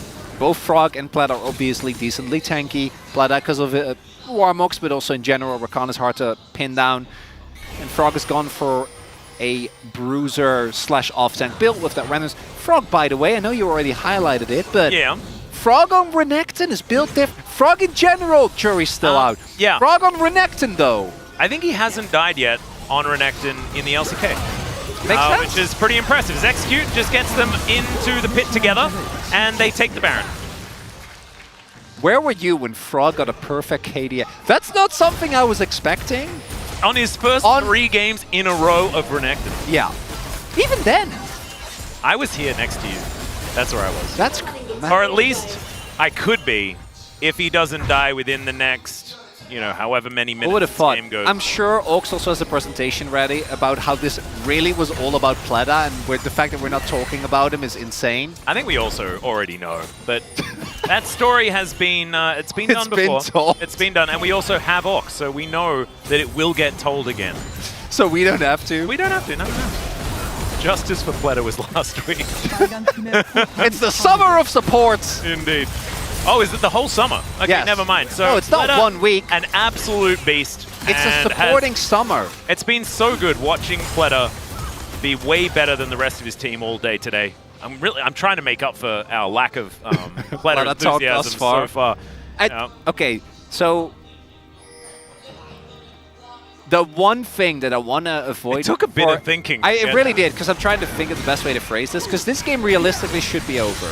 There is Infernal. The reason why I'm scared is because of moments like this. Yep, there's the ulti as Pleta. Oh, Buster Shot, perfect timing as he stands in front of Sponge, doing his job beautifully. No curtains going to be called over this Xin Zhao. And this is the problem. That's what I was... You think you catch Xin, and you've never caught Xin. Oh no, I was saying this is the problem, is that I'm just scared that DRX are going to find a way to not win this game, and they should. Yeah. They should. I need them to win this game, Atlas, because they've been playing better for like 95% of it. They deserve it, and I just don't want to see Sponge die. I don't want to see Frog just walk into an onboarded brush, and it's looking like it's not happening. And you know who saved Sponge there? Pleta. Pleta. Now, boy, we knew it. We were just getting ready to say exactly that. All or nothing here for B&K. The Elder Flip. This is why they gave up Soul. It's so they could just get to this flip phase. Ooh, if that's 33 minutes into the game. Yeah, that's it's almost a dead Pleta. As Trap goes into the brush. Execute on a decent flank angle. Pleta trying to get him out of there though, so does at least spot out exactly where this cow is. Elder being tanked here by B&K. Is the arrow going to connect onto the Kazante? They just pile in on top of Execute. He's just not there in time. game! And Clear, unfortunately, is just wiped from the rift. The flash forward from Frog. Frog keeps that KDA alive, my friend, and he absolutely will! DRX just roll over the team fight. They can get themselves an Elder if they want to, or they can just take a Nexus. It is entirely up to them. And DRX take a commanding win here in the first game between these two. BNK just doesn't look at any point like they were able to play their game, execute, having a really rough one. Clear as well. That front line not feeling too tanky, but I gotta credit where credit is due. DRX, they look like a well-oiled machine here in game number one. This is feeling like a big turnaround, and they had one of their better performances of the year in their first week, right? Going 1-1 is not something that they were boasting many times last season, but this is looking like a step up already over pretty much their direct competition up against BNK. Look at that big grin on Teddy's face there as well, of course, surrounded by so many of these young guns, and the young guns really kept it together in this game. Pletter, of course, we don't really include him there. He's way too good to be considered one of these young gun rookie type guys. Yeah. But Frog, absolutely fantastic. Still unkilled on the Renekton. That is all of those years of unneeded evolution coming into play. He's already perfect, this specimen. And yeah, that's a pretty good performance coming out from DRX.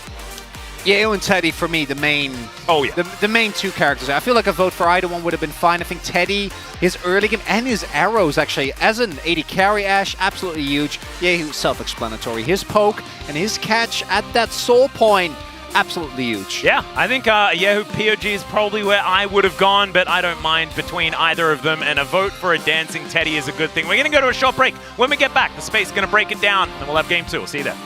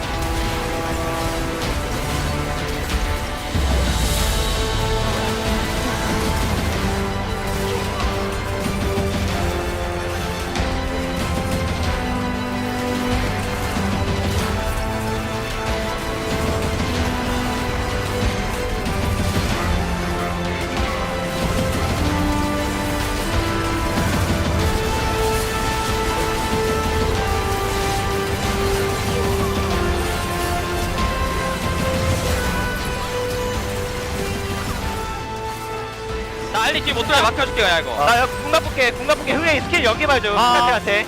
야 알리 갈려 있는데 이거 한번 봐도 돼 앞으로. 알리 갈려 있어. 야 산테. 내려가 터져 내 산테. 좀 알리 내가 막아줄게. 알리 궁강 있다. 아 싸움. 빨리 와. 괜찮아. 알아서 할게. 나이스. 알아서 할게. 미드가. 야 죽여. 야 클로 죽여. 렛츠고. 얘들아 미드가 끝나 이거. 나 잠깐 미드 갈게. 안녕하세요. Let's go.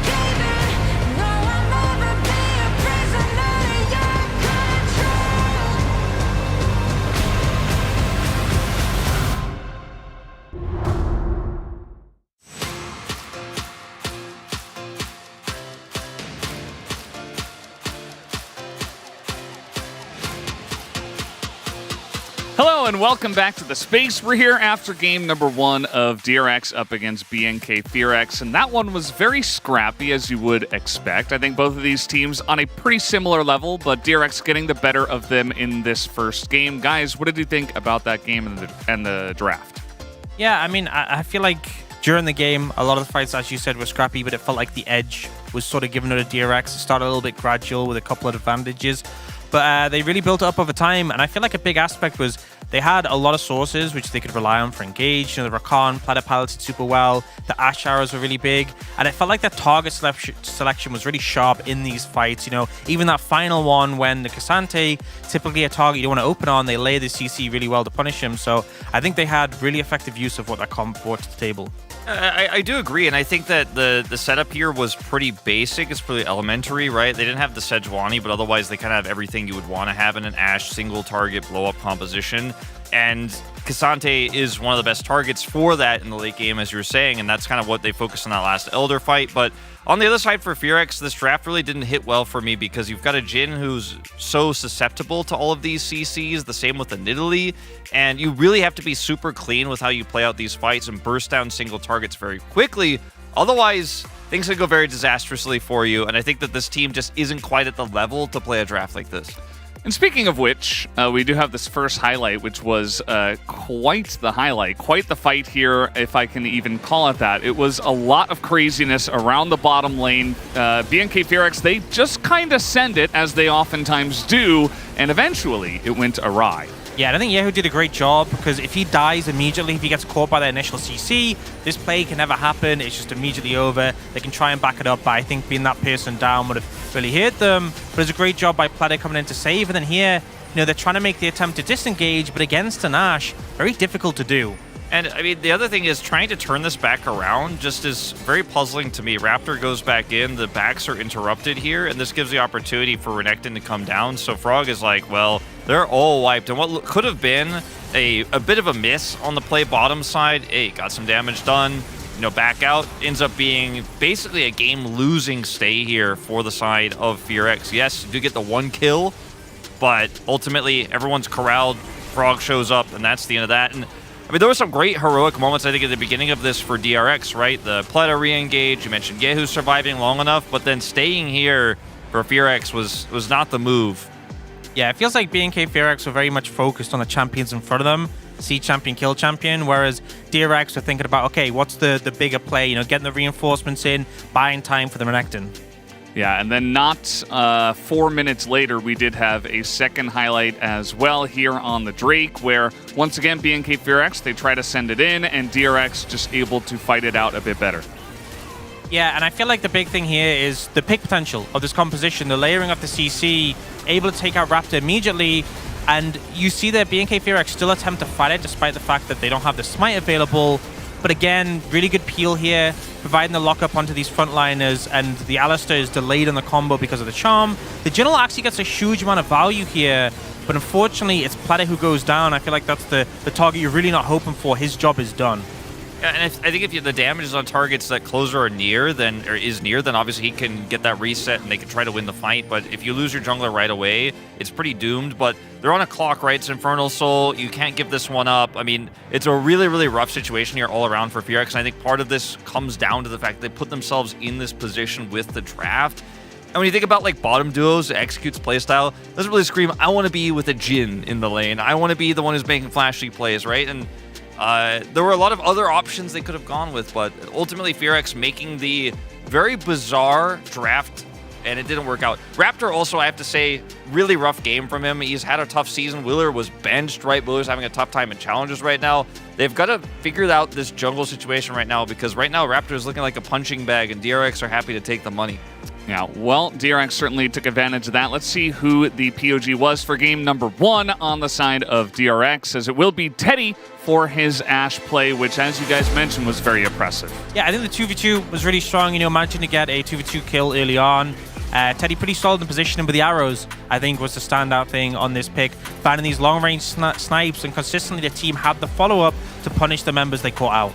I mean, it's really for me between Teddy, Yehu, and Pleta, who had so many great turns, so many great follow-ups, but it was just a team effort on bursting down one target. And Yehu was always there when the arrow was there, so was Pleta, so you get a single target there, everybody focuses them down, you see that Hue ult is rolling, and just each and every time those targets, often the Cassante were blown up, and wow, okay, that was two Yehu votes. I thought I was the only one. I was pretty shocked by that.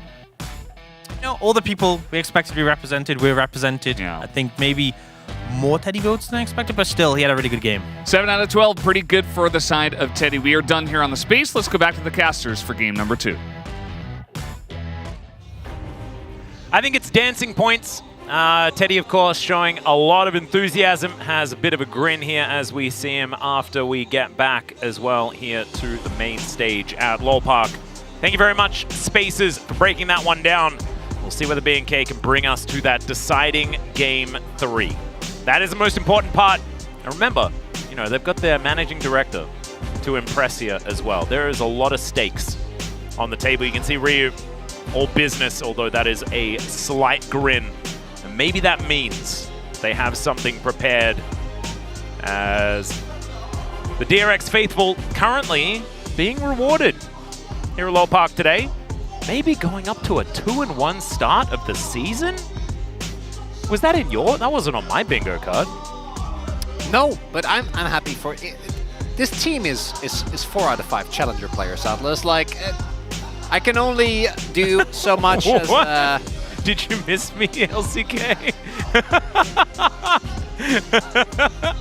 At least I think that's what it says. I don't have it all locked down completely. I will always appreciate a showmaker pose. Yeah, I think it's an old-timer for... But I think that was the guy that used to do the pose here as well.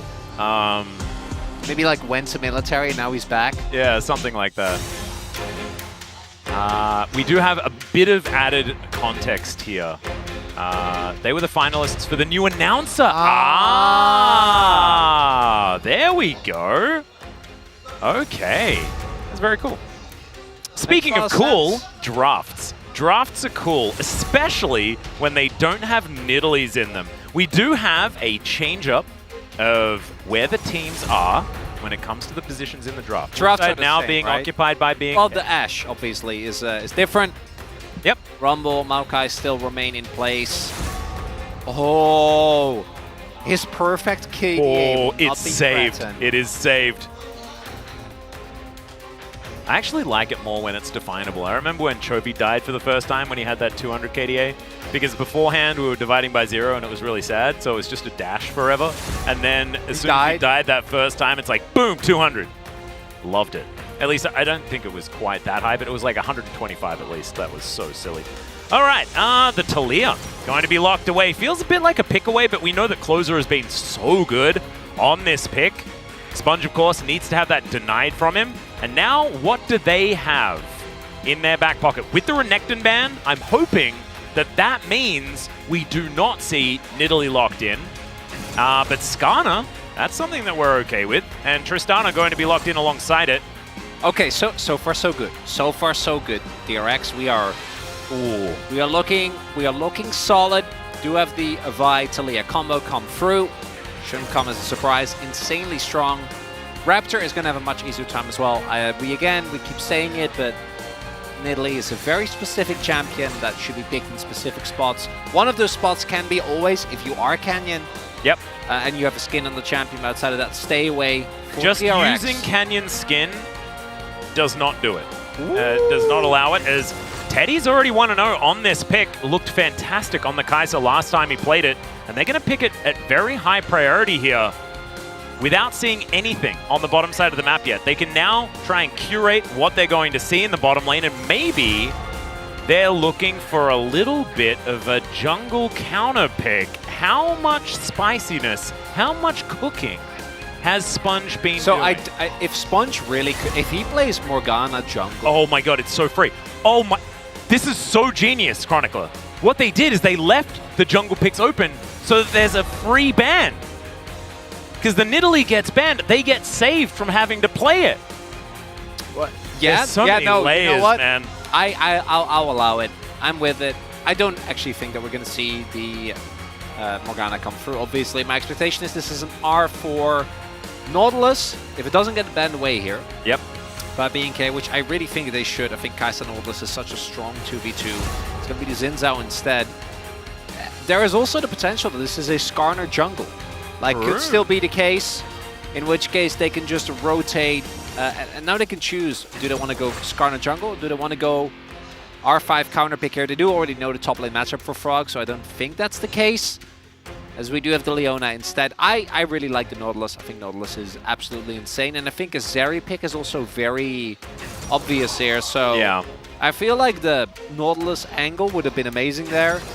They're going to go for the Leona instead. Obviously still a really strong pick here for Plata as... What is it going to be? No, that doesn't make me as excited. It is going to be a lot of hybrid damage coming out from the Kai'Sa, so I guess they don't need to feel too priced into an AP jungler, but Viego is not... It's not making me feel all the things. I like the Viego in that you have a guaranteed way to cancel the Viol, so it takes away one of the targets. I think already it's kind of hard because Violting Skarner, I feel like we can all agree that that's not a thing. Violting a Tristana is actually quite tough as well because of between Buster Shot and W, it is quite hard to lock her down reliably, even though you can't Buster Shot Vi, you can Buster Shot away people that try to follow up. Yep, and if you Viol Leona, then DRX wins the fight. So I do like it in that regard. I am with you though. I think that this doesn't inspire as much confidence as the previous drafts, and looking at what BNK have, it's a lot of cool champions. That's a lot of power, particularly that mid-jungle duo. We'll see if that's going to be enough. Yeah, I think it's a lot more of an honest game here for DRX moving into this one. I think they capitalized a lot on the fact that these Nidalee compositions have been very difficult for teams that are not Gen G to play. And so now, going to be a very different story. Vi is certainly one of those picks that you can just kind of plug and play, and we've seen it find so much success. Closer's Talia also absolutely amazing, and he didn't even look bad in the last game, honestly. It felt like Closer versus the world. And Hannah Zeri as well? Oh yeah, he's very happy with that. There is a Skarner for the top side. Frog has found a bit of success on it so far. Let's see whether DRX can do it again or whether BNK are going to bring us to a Game 3.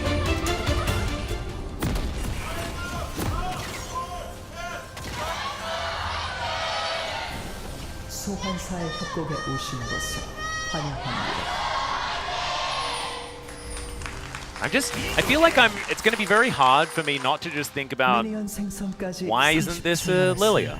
Why isn't this a Brand? Why isn't this a Karthus? Why isn't this a Zyra? You know, as we're sort of going through. And I guess Sponge is a lot more confident on the Viego, of course, when it comes to his AP champs. You know, Nidalee and the Talia are his sort of go-to options. So it might be a champion pool thing. Atlas. Yes. We can just collectively at least be happy that it's not Nidalee. Thanks to BNK, which I'm sure that if they hadn't banned it, I'm sure Sponge would have played that instead. That's true. So, although I'm not going to lie, this is kind of one of the drafts where I'm go, it's actually quite good. Nidalee, if you can position well. Yeah. Because you have double front line, you have a lot of CC, and then you have the Nidalee Tristana combo as well, which people really like.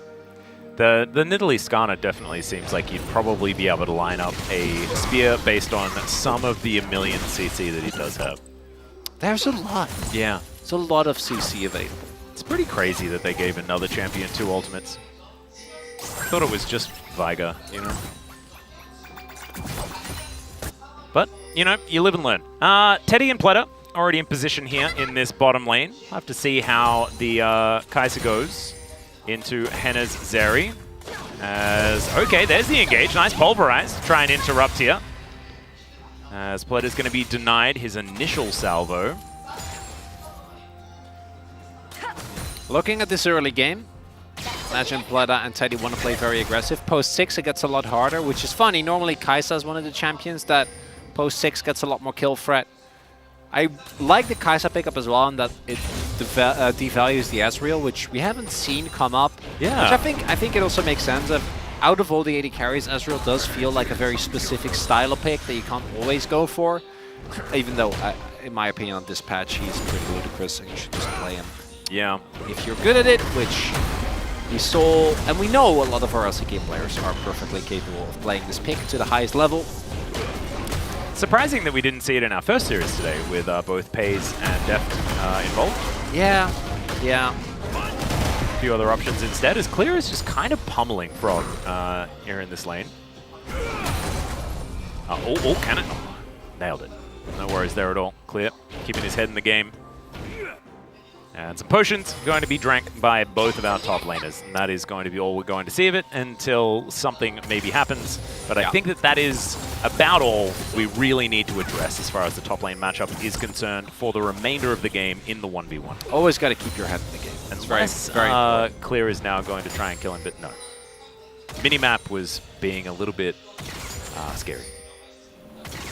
Nothing too crazy happening here early on. Last time around, it was, as I say that. Oh, Seismic Shove going to be buffered nicely here by Yehu. Ooh. Yehu is, he's kind of on today. He really did have the arc of come to the LCK, don't look great, spend some time in Challengers, come back, and he's genuinely been pretty good. Quite good.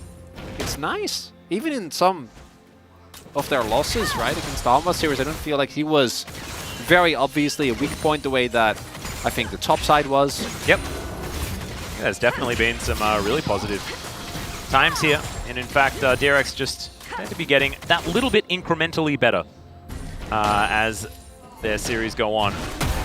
Speaking of which, possible opportunity here for DRX. We've got a teleport in from Frog. I don't know if Frog has enough CC, Atlas. Yeah, he may not have enough to set up this Viego.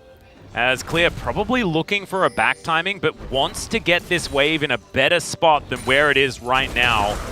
And Frog sets up that shield for himself, and oh dear, Clear just walked right into it. The flash does come out before he gets pounded into the wall, but he's Cassante. Flash forward does come in, and that is first blood going to Frog. I thought that maybe he was out, but he was not.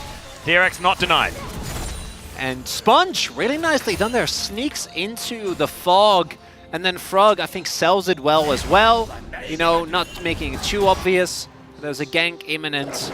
And Clear is really struggling in game number 1 as well on the Cassante. Not looking much better here.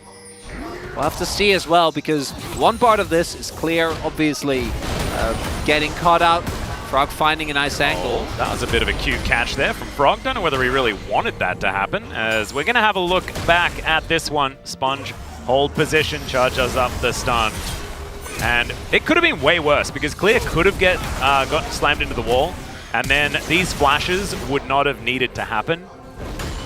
So that is good news for BNK, but the kill going over to this Scorpion will really help out this laning phase. Really will. As mentioned, that's Sponge finding a really nice lane gank. I also got to flip it around as Yehu.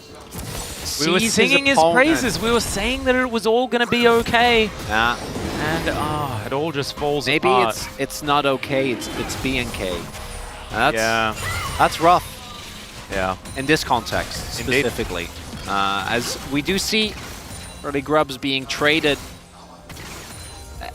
Raptor, as soon as 6 is hit, we got to make some moves. We got to utilize this vibe. Yeah. Got to get something going. There are too many people, making the hit 1993 movie reference of Free Willy. And I think Raptor really needs to start stepping up and reminding them that Jurassic Park came out at around the same time and was way better. I'm so glad Free Willy caught on. You have no idea, Atlas. It had such a good soundtrack, man. I saw that movie once when I was like 7 years old, and I'm sure it was a Dutch dub. Oh, so like, which nice. For like a lot of movies you don't have, because we're more about the subs, is Flash Force there. Flash, yeah, nice work from Execute to get that one out. And that was Closer roaming over. Did get spotted on the ward, but if he doesn't flash that, Closer ults in, and that'll be the end of it. So nicely done there by Execute, forcing it out, and good response time from Bleda. Yep, nicely done. And all right, Closer. Holding on to the Seismic Shot very nicely so that he denies the auto attacks. But yeah, who's still heading farm, stacking up that cult, just trying to get as much done as possible on this Tristana. Will be that threat in the later stages of the game, of course. See whether he can do as well as Foza did, despite the losing game state. He was still very, very strong in these fights, eking out a lot of damage. I'm kind of wondering when Tristana as a mid laner is going to get, because I feel like she's strong at any point. and she doesn't really get punished by anything. Yeah. And she's been that way for a long time now. It's like a year and a half or something, hasn't it?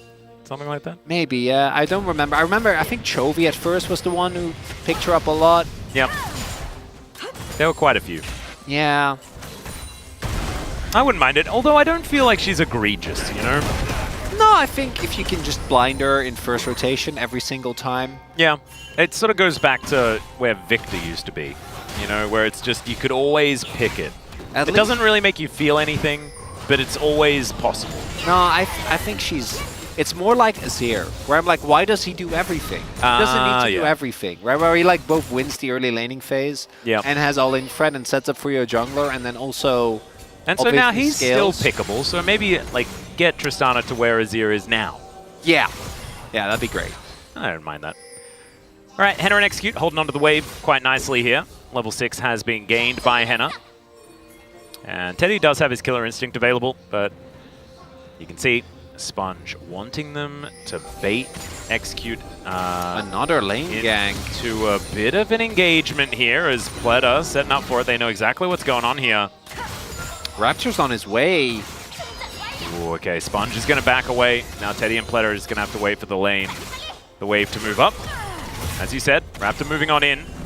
It is going to be this Rift Scuttler is going to be the priority target here for Sponge. He'll be able to find it. Heartbreaker has to come out though. And there is the Weaver's Wall to come in. But ult for ult, you'll take that as Sponge. Yeah, that's the interaction we were talking about earlier. One of the reasons why it would go Viego is because he's a guaranteed way to negate these Vi plays. It was double duty as well, because you avoid everything. And now Pleta is in so much trouble, although Eclipse is very, very strong. Teddy doing a lot of work onto Henna here at the same time. The Burst Fire not finding the targets. Extendo Beam going to be avoided by Pleta very nicely.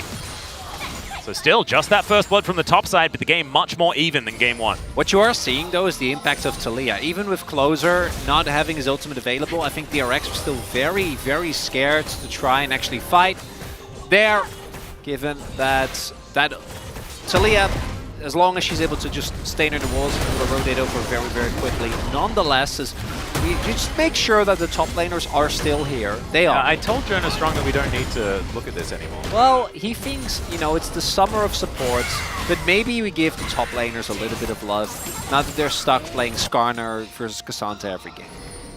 I respect that. Oh. Waits for the... Okay, stops the back. I think that's what he was seeking with the piece of void that he was throwing out. Yeah, we never ask what they seek. Unless it hits someone, and then we know exactly what they're seeking, right? True. Yeah. The Void Seeker has sought. All right, Raptor, to get out of there, breaks the vaults and stuff like that. As Closer comes in, has to flash. Solar Flare, I mean, Pleta just so quick on the trigger. Was immediately having to flash away. Now Grub's going to be picked up. Pleta looking for the opportunity. Zenith play goes wide. That is going to be Grub control, as FearX going to be denied their remaining two. Still, more going to be good, and this is what happened to the Tristana in game number one, right? Don't get all of those Grub stacks, can't sit in side lanes and just mow down turrets. It's a little bit harder. Of course, having a couple of Grubs there certainly going to help, and if they are given some time with these turrets, it could be tough. As Clear, not going to spot Sponge here, who does build himself a cool lance. Or Sundered Sky, depending on what you want to call it. I like cool lance, personally. It is our right as LCK people to just make up names for whatever we want. Yeah. So I think you're entirely... those rules were actually made by, you know... I think it was LS. Yeah. It was LS that started it. He just said, no, names are a suggestion. Although before that, I think it was Artosis who would just pronounce people's names no matter what he, like, how he liked. I think a lot of, you know, Korean casting in general will just eventually, if you trace it all the way back to the source, it is just tasteless and toast. It's just dead. That's the reality of the situation. Yeah, this game does feel a lot more even, as you were saying, and I think these first fights are going to be big. DRX going to be looking to find a single target so Teddy can get a big ult off. Ooh, Pleta, a little bit far away from the rest of the team here as the teleport is going to come in from Yahoo. He can get over this wall pretty comfortably. Players Drag running. him down to 50%. This is only the second here. DRX don't necessarily need to go all in for this one, but the boulder is going to connect. There's the Weaver's Wall to trap DRX in here. but Closer not actually going to use it. And it is going to be the Drake secured here by DRX. Seismic Shove goes wide as well. And BNK, I think they're just going to be backing away from this one. There's the flash, Solar Flare. There he goes once again, but Pleta this time is going to be punished in an instant. The Impale is decent from Frog, but there is zero follow-up. And they might be able to get a Cassante, but no, he just flashes out. DRX, you didn't have to do that. Oh dear, Yahoo, he's in trouble. There is the flash to get himself out of the way. Sponge diving on in, the Pulverize comes down as well. They may have bitten off more than they could chew, but it looked cool while they were doing it. Did it? I guess. Did it, Atlas? I mean, at the beginning, the start of the fight was good. I don't think it looked cool. Yeah, they almost got Sponge. I think that's why I thought it looked cool, but they didn't actually even get him. Teddy, man on a mission, but he's just a girl. He doesn't have his ultimate. Yeah. Can't do a whole lot there. That was a one play. Like, yes, you lose the dragon. Hextech obviously is great, but Pleta, I'm sure Dan crying in agony as his support favorite makes a bit of an overzealous angle there. If he hits the ult, I think it's fine, but obviously he's going to get stunned up immediately. And then I already said, we talked about this. Yeah. Tristana, especially with Flash, just gets underneath the wall and then into a Viego in particular. Oh, he went down to 0 health and then just gives them the good old thumbs up. Oh, yeah, that's... Yeah, they're like, oh. That's the BNK reaction cam. No! Yeah, that's... Yep. Oh, they know. Yep. Girl on the right was like, she was feeling my feelings. Guy in the front, no emotion.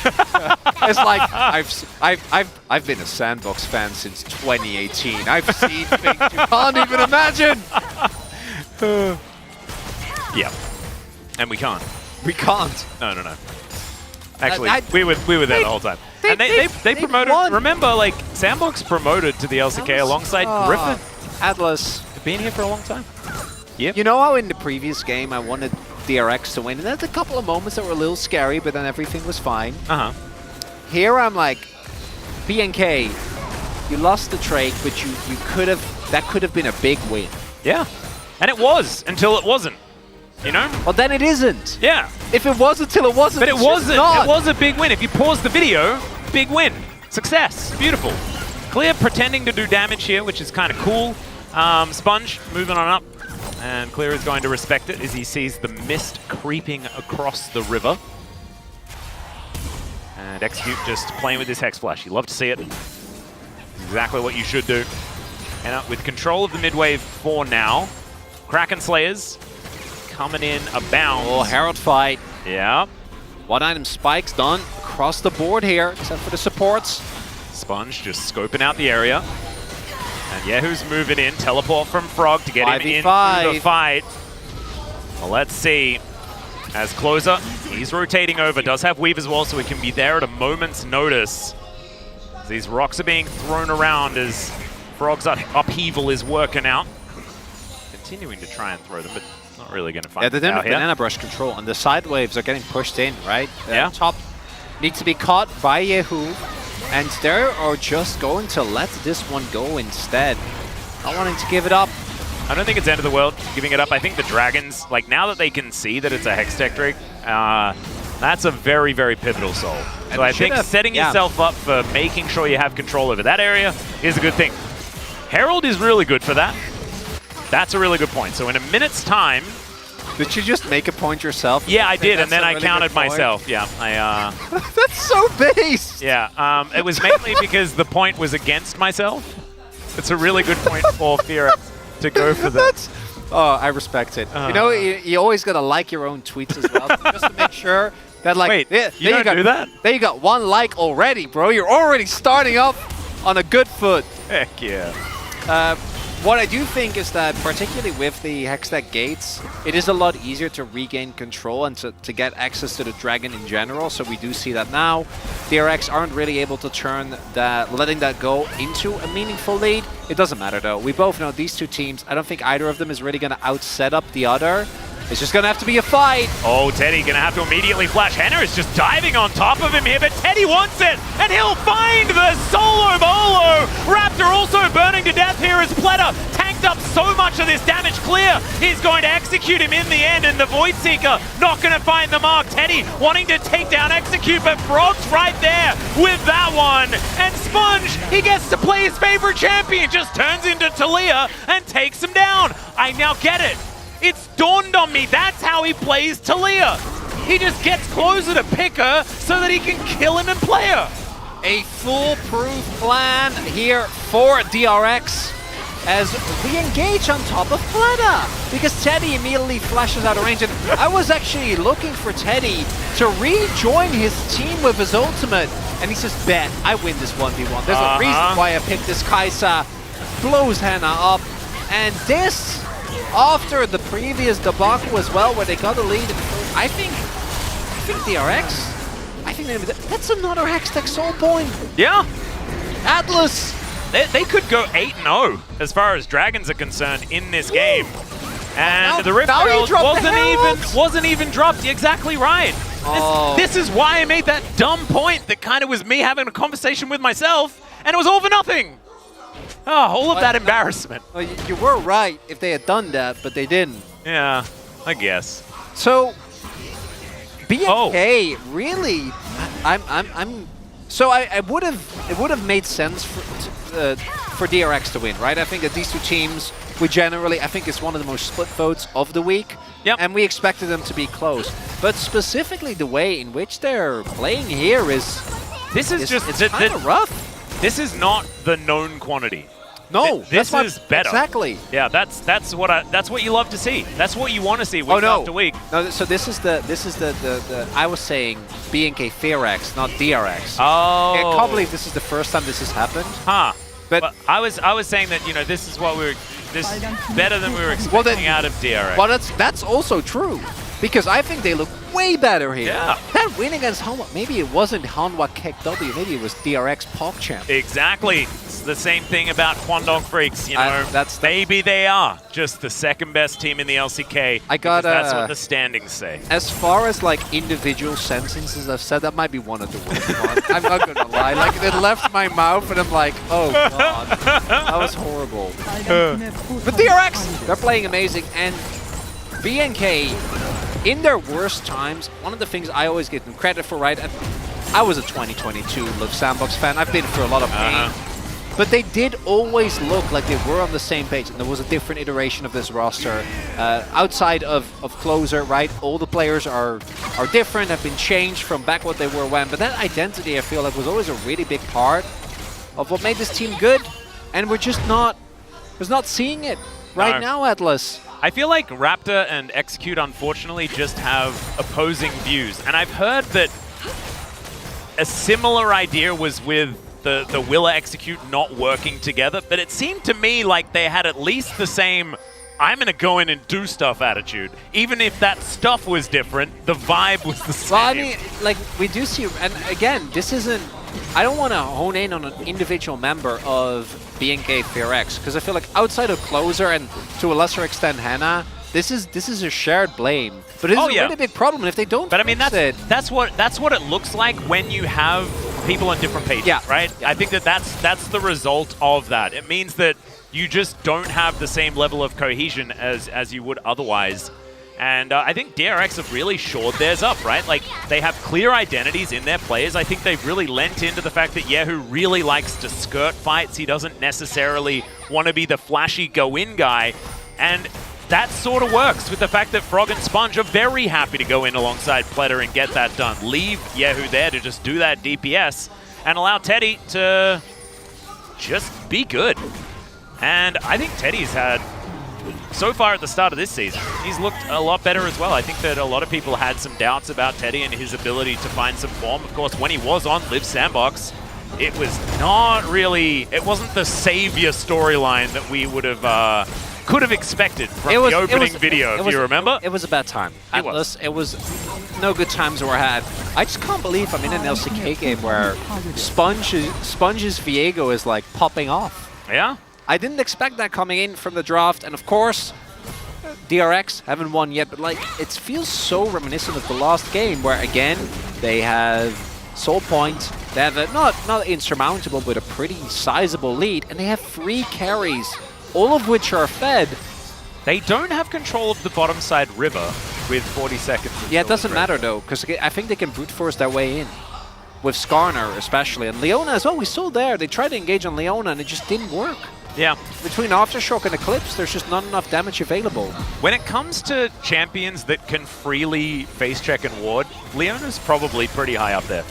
I might even, like I'm trying to, might be the, because Nautilus for all of his strengths, he's just, he's sort of pseudo-tanky is he's what not, it feels if like. he doesn't Aftershock, if he doesn't start a fight by CCing someone, he just kind of... Yeah, the press W strategy of the Leona is pretty powerful. Yeah, it really is. This is a must-win fight here at 4BNK. I want to see them find one target, blow them up. I don't care who it is, but there are not that many. As long as Sponge has his ultimate, Teddy's positions well. This is going to be tough. Raptor has a big task. He's the one that I think is going to decide who to go on.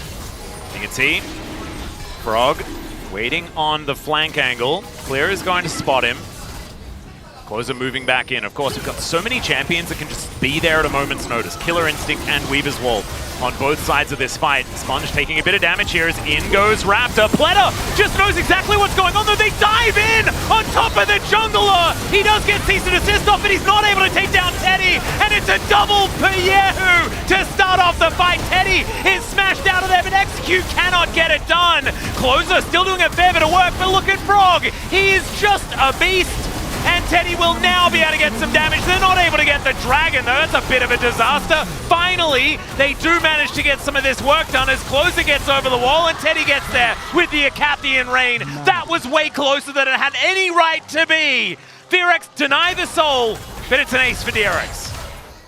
Oh, complete cage fight. It's Armageddon in the pit. We're going to have to see a replay on that one because that one was hard to keep track of. So it starts with them wanting to engage onto Sponge. And Sponge obviously is hard to lock down because he has his ultimate. And Pleta also stops it. So then Pleta and Teddy go into the pit. The fact that this ult goes off from Raptor is so big. Not only that, but then this is looking like a one fight and then Execute. So he knocks Teddy out, which feels good. But Teddy was also about to be knocked into rocks by Closer. Yeah. And in the chaos of it all, I think it makes sense. Then crucially, Closer is really trying, man. Like he really is. Gets the dragon, so he denies. Did Closer also accidentally press on the Hextech gate? No, I think because if you get the gate there, then maybe you can Execute or get out. Oh, true. Like, I imagine that was his plan, because he's never winning the 1v1 against. Right, so thinks that he can outrun. Yeah, okay. Kind of cute. It's completely like neither here nor there, but it was very funny as we've got another fight breaking out here. Nice stun. Gonna come down yet again, and Raptor just explodes. Henna now throws down the ultimate. He is burst firing, finding a few options, but they managed to take down Closer in amongst it, and Henna just cannot do enough. It's a triple kill for Teddy in the end, and finally, Yahoo decides that it's Henna's time to die. Henna is gonna back away from there, but this should be the Baron. A clean 2-0 for DRX. What? Okay, Atlas, I know you were a DRX predictor. Yeah. But this is No. Right? No. I love it. I'm not gloating at all after this one. This is not what my prediction meant. My prediction meant it's going to be 3 games of I don't know, and then someone wins. This is not this. I'm impressed. I think DRX, finally they look like a team, and this starts off Raptor. Unfortunately, his struggles continue.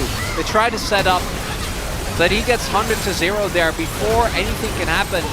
Again, I think this Kai'Sa pick is such a great call because what the composition of BNK does best is find target, isolate them, and kill them. Yeah. Right? But if at any point anyone gets CC, Teddy can show up and say, hey, we got more burst. And now the Baron has been taking. He's 7-0-6. Teddy is having an absolute day out. Yeah. He's also got his arm guard completed, 3 items. And so I don't think anyone's going to be out DPSing this Kai'Sa in this game. After last spring, I think it's important to remember how rough that was for this DRX roster. Yeah. So this is, I think, a really big moment. Getting a win this size. Whoa! Well, BNK might be able to do some damage here to Frog, who impales a couple of people and will then eventually die. This will be a sacrifice of an inhibitor turret, I believe, but maybe it won't, because now B&K are in a good position to rotate down. They are going to do so immediately. Backs are going to come in. This could actually cost a whole lot of Baron time for DRX. Really nice play to try and hold on to this game from B&K. Well done by B&K there. Finding the angle. Oh, they're looking for the exit. 25 seconds still. Frog is back. Okay. And Gale is in here. Yeah, Execute moving down. Pleta finds a Zenith Blade. Immediately he's looking to try and get out of there, as now, speaking of getting out of there, Sponge is going to do the same thing, but they just dogpile him. They jump right on top and they're able to take down the Viego. And DRX kind of routed.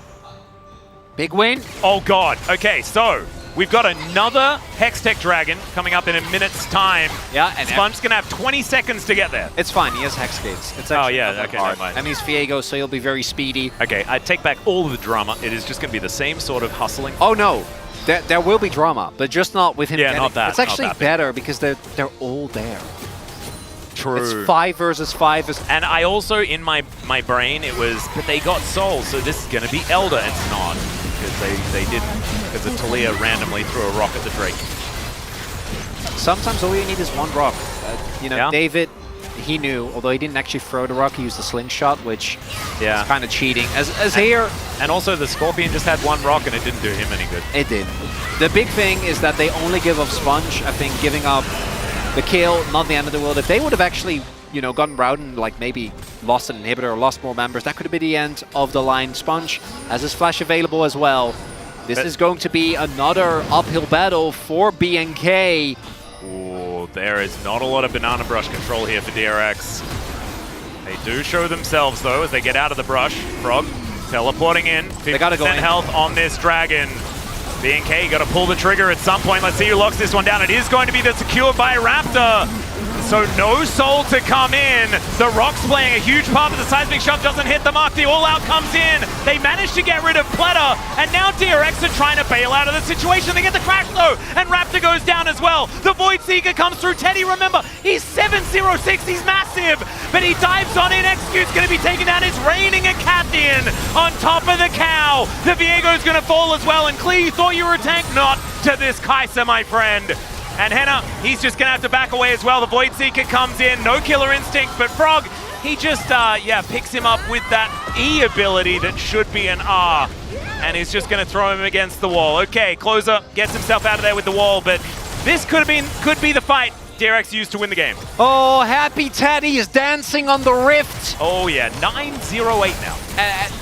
And often with Kai'Sa, I can feel like she just kind of, you know, she ults in when all the cooldowns are down. No, this is Teddy taking the game in his own hands. So the smite is a 50-50, goes the way of B&K.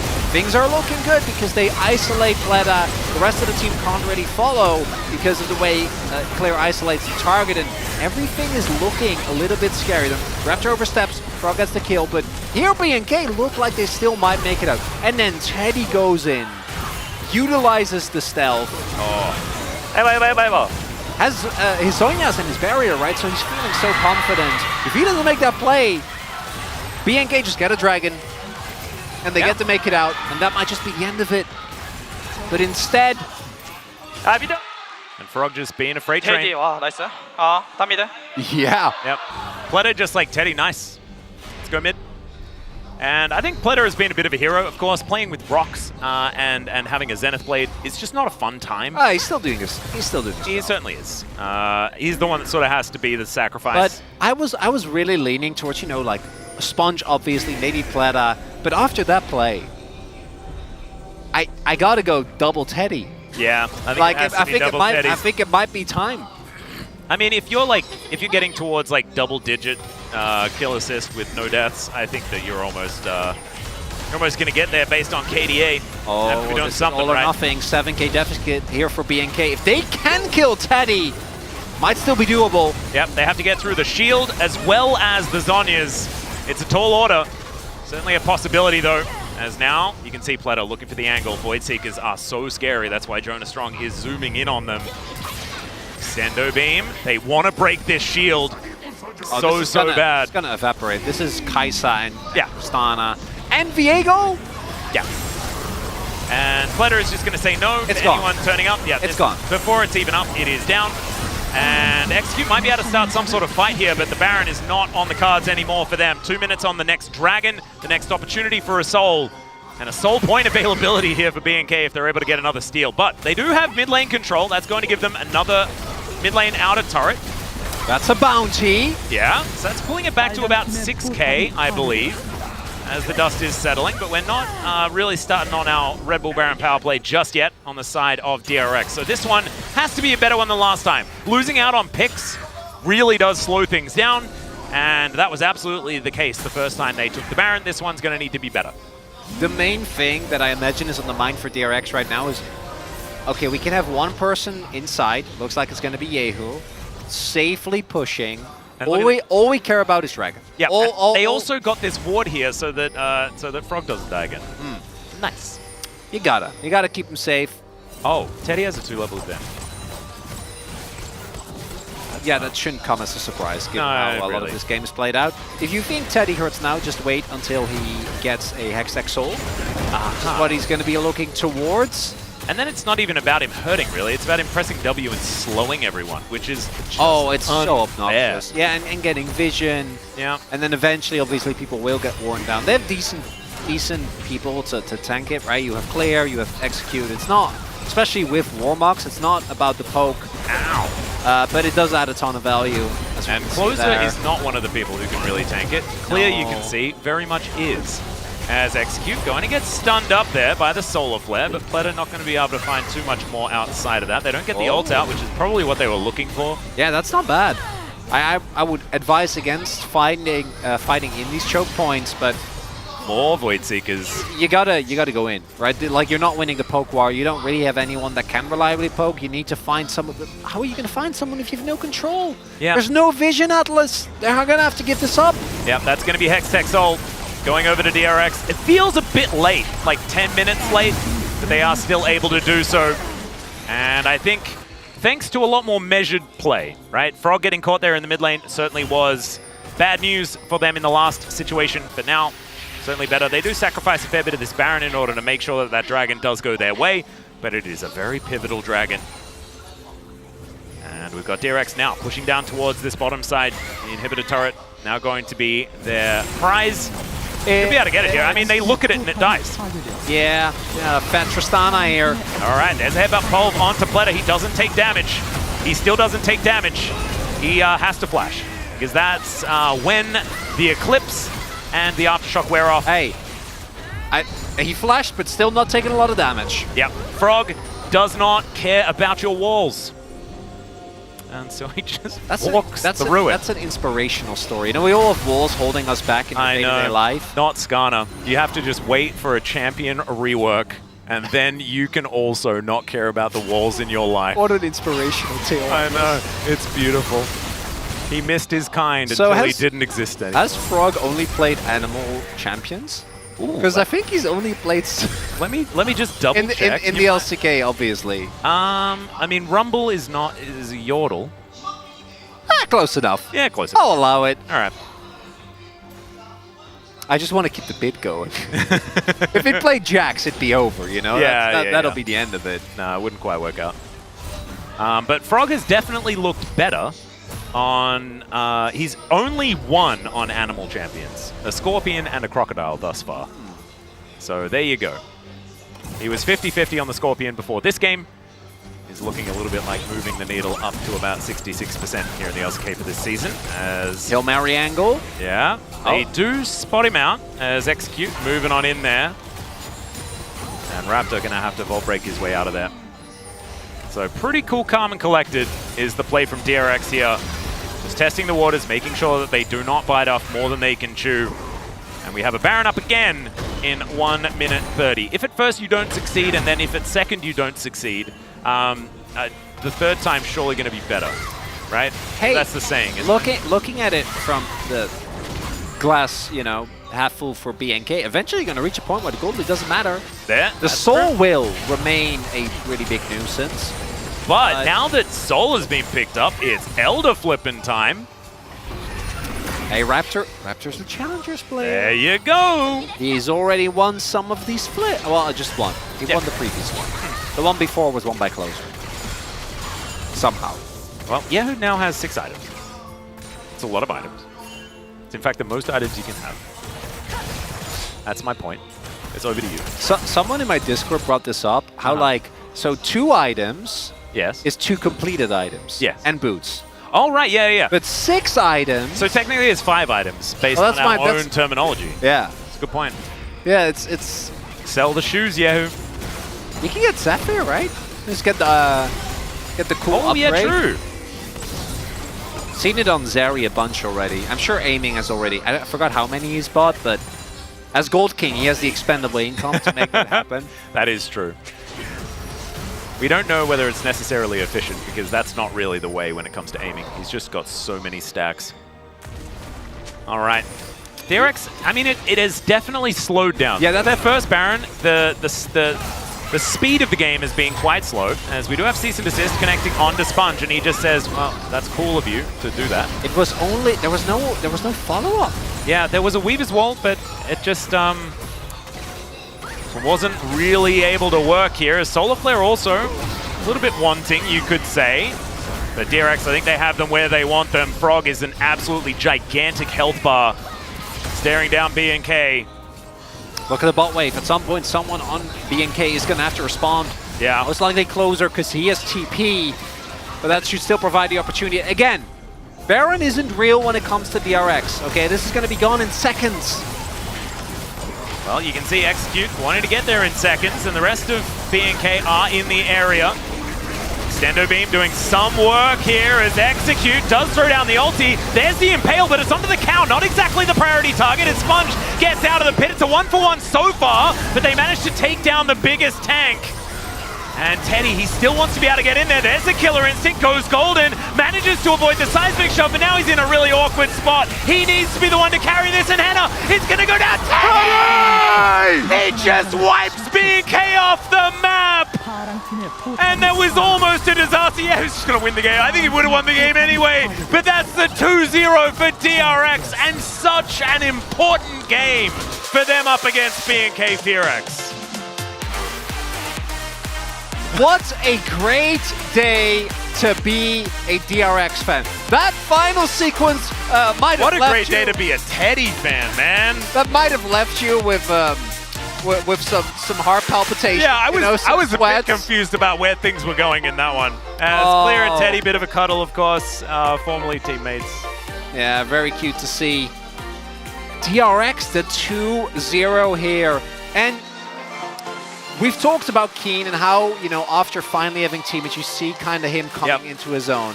We've talked about this with Dudu, a player that basically played the game by himself for like a year. And now it feels like Teddy has actually come back as Frog doing a scar. Look at that. He's so cute. Adorable. Indeed. As Closer not having the greatest of times here. And Sponge, and indicating that the bank battle was indeed won by DRX this time around. And Yahoo, bit all business here. I like how at first he's like just does the normal thumbs up classic, thing, yeah. and then he's like, now it's time to go insane. I love it. Teddy, don't give us that face. You know you got. No, that's the sheepish. That's like the I know I did a good job. I know I did a good job today. He absolutely did. Pletter as well did very, very well, and indicating that yes, they did indeed win the Bank Derby. Yeah, the previous vote, I think very justifiably, was split. I think there were a lot of people to vote for in that one. I think there were a lot of great choices. This one... Definitely Frog. He did actually play a good game. Yeah. Oh, he got caught. There was that call, and he was just being a bust. He was being a bust, being a good old stomach guy. Sponge, though, the Viego. Very good. Ended up working out. Kind of made me a believer in the end of how the Viego can be piloted in this composition, because it looked a little bit worrying, as this was some heroic engages from Pletter, realizing that traversing all of these rocks really does not feel great. But this was like, we're looking at this highlight, we're like, DRX highlight, yes.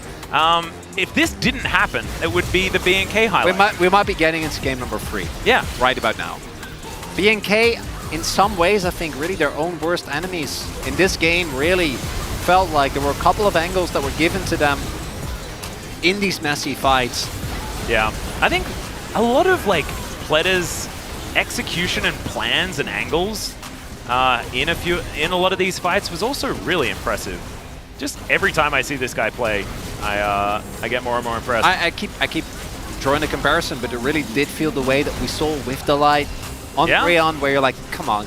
And you know what? We kept saying, what if you take Plat and you put him on a good team? What if he already is on a good team? What if DRX just what if is a good DRX? team?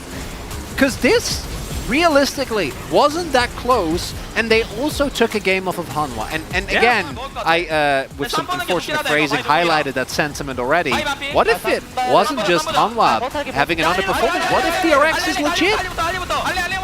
It's looking pretty good to me. Although this last fight was... Yeah, it was a bit scary. It was definitely very scary.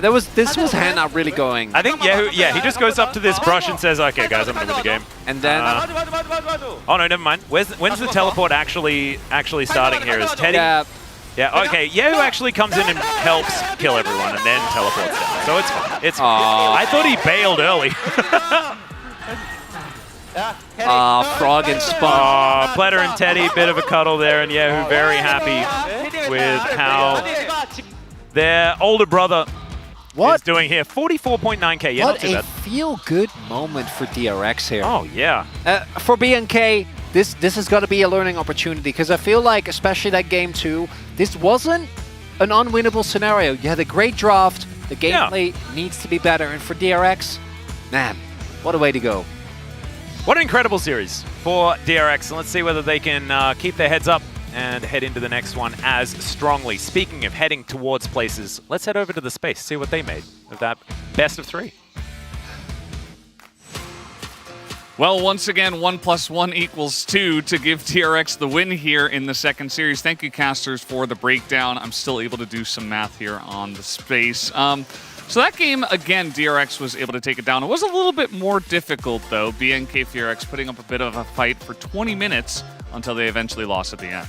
Yeah, I mean, I feel like it was a game where, for the most part, you could see the control in DRX's favor, but it definitely got scrappier. I also think when it comes down to the draft, like this Talia Vi, I think this combo is so strong. Obviously, didn't win here, but I think the power of being able to lock down a target, have that 100-0 base combo, just deals very well with mobile threats, which are obviously the broken champions on League of Legends. I think if you're in a pretty even game state, the draft for BNK FearX is actually the superior one as you go to the later stage of the game. So taking a look at said draft, you mentioned the Talia Vi combo, but you have an insane frontline because you have both the Cassante and the Alistar, so the Alistar can act as a frontline, can act as engage. So if you get to the late game and your Zeri has 2, 3 items, 4 items later on, if it goes super late, we're getting to that point in this game, it's very difficult to actually lose the game with this comp as FearX because you have the Talia wall, you have shove, like you have so many different tools, and even if the dive comes through, you have so much anti-dive as well, could peel with the Alistar. So I think a lot of us looking at this game, we're like, oh, it's going to 3, it's going to 3 for sure. DRX got so ahead through some big mistakes out of BNK FearX that we got to the late game and BNK FearX almost got it back once Zeri had some items and they had the front line, and Teddy said finally he was like, I've had enough, I'm going in, I'm going to carry this game, and he did. Yeah, that's pretty much what happened. I mean, this game was essentially just Teddy's playground by the end of it. Let's take a look at the first highlight here, the 12-minute Drake fight, which Pleta did kind of send it. He made up for it as the game went along, but this was very over-aggressive from him to start off the fight. Yeah, they already had the dragon in the bag. There was no reason to force this fight, and I feel like the reason might have been as simple as they just thought they could win the fight. I think that's honestly what it came down to. What's unfortunate, though, for BNK FearX is this play definitely is a bit of an overstep. But if you look at the timing here, the seismic shove is coming in, but the Alistar combo, a little bit misaligned, a little bit of a misplay, interrupts the knockback. I think both the Viego and the Tristana die if it doesn't get interrupted. I mean, there's nothing that says we're all on the same page as a chasing BNK FearX as clear as flashing the other way right before they go in there as well. I think just really split calls on this moment. And obviously, as you mentioned, close and execute not on the same page there. So what looked pretty disastrous for DRX after Pleta decided he was really going in ends up being a huge mid-game lead here for DRX. And it was pretty good. You know, it was kind of an even state, but they had a couple of dragons, and then eventually they got into a Hextech Soul as well. But we did have another fight 5 minutes later here for highlight number 2, which was a team fight that did go in DRX's favor. I think the problem here is just deciding who to focus. It's a good flash from Teddy to get out of the mix, but then it's only the Zeri challenging him, and he wins that 1v1. Meanwhile, it feels like the rest of the team were kind of looking towards the Viego, concerned about the resets. And in the end, the target who takes the brunt of the damage is the Leona, to which DRX aren't phased at all. They get the resets, and they end up crushing this fight. At the same time, I mean, you have a Skarner absorbing damage on the other side of the fight too, and Teddy is just able to free fire, do so much work in that last fight. So this is the point where we kind of said, okay, that's going to be our second highlight we take here. We kind of cut the tape there, and you think, okay, well, there's no way DRX lose this game from here. Few disasters, few mistakes, a lot of overextensions, and a lack of commitment to ending the game until we got to that final fight on Baron, which we'll take a look at. But there were definitely some moments that we could criticize of DRX, but we're gonna kind of skip that here on the space. Yeah, so 20 minutes blocked out, didn't happen. And then we got to the final fight here for highlight number 3, which was Teddy essentially saying, you guys are good, but I am better. Yeah, and I think a big reason they got this late was because Dragons just stole on consistently. But a problem is, they're on the Baron. You can see already, Sponge is just so low in this situation. A lot of low health bars from tanking it up. And it feels like BNK FearX get the advantage when Teddy flies in. The Zonya's perfectly timed. And then here, flashes out of vision, dodges away from the CC, and Yehu comes in to follow up to get those kills. Super clutch performance. They honestly could have easily won that fight if he just slightly misplayed. Yeah, and the timing of the Zonias was huge. He also barely had enough mana to use all of his abilities there out of Zonias as well. If he has a little bit less mana, then that might have gone a different way as well. Yeah, so at the end of the day, after that as well, he's like, he goes over to Pletty, he's like, I carried that. And he kind of gives fist bumps to everybody else. Like, Teddy knew by the end of it. And yeah, that was kind of insane, as we did have the most kills for Summer so far. 40 kills? Pretty good. How many of those were Teddy's? Probably like 13-ish. Yeah, quite. I wonder what the second most was. I mean, we've definitely had games in other seasons with more than 40 kills, but it still feels like quite a lot for one match. I want to see how deep DRX can go, because I was really inspired by their last few series. They took a game off Hanwha, right? They look really good right now. And in this game, there was some big mistakes, like Pleta going in a little bit too deep. Also, the mid-game where they had that massive lead and then they kind of tossed it away, didn't make decisive calls. On one hand, I really want to champion this team and say, like, there's been so much growth. This team actually could push to be a playoff team potentially. On the other hand, there are still massive glaring issues. So I think if the coaching staff does a great job at shoring up some of the decision-making stuff, the drafts have been decent, and the shot calling has been much better than it's been in the past. Yeah, absolutely. We'll have to wait and see how far they can go. But let's take a look at Teddy's POG right now and see what his scoreline was, as it was pretty impressive. He will pick it up once again, 12, 0, and 10. And they picked the Kai'Sa relatively early for him, and they said, go ahead and do your thing, and he certainly did. Yeah, it ended up working really well, particularly in the Zeri moments like this where you can just duel her pound for pound, but it felt like, you know, he was getting pretty consistent W poke, that's why the damage was so high, but his ult timing, repositioning, and playing around the CC threats in the enemy team was just really well done. And obviously Teddy's been a player who's been around for a long time, carried a lot of long games, but it's just great seeing that clutch factor once again. I think the most impressive part of this to me is how much damage throughput he had in all of these team fights, showing his positioning that you called out earlier, that flash there on the play when he was walking towards that brush, stuff like that. It's unanimous here. Stuff like that is rare on Kai'Sa. To actually see Kai'Sa go to the end of a team fight and do massive damage. It's usually just dive, blow up a single target. It's the Tristana and comps like this that does the heavy lifting, but not in this case. Teddy all the way.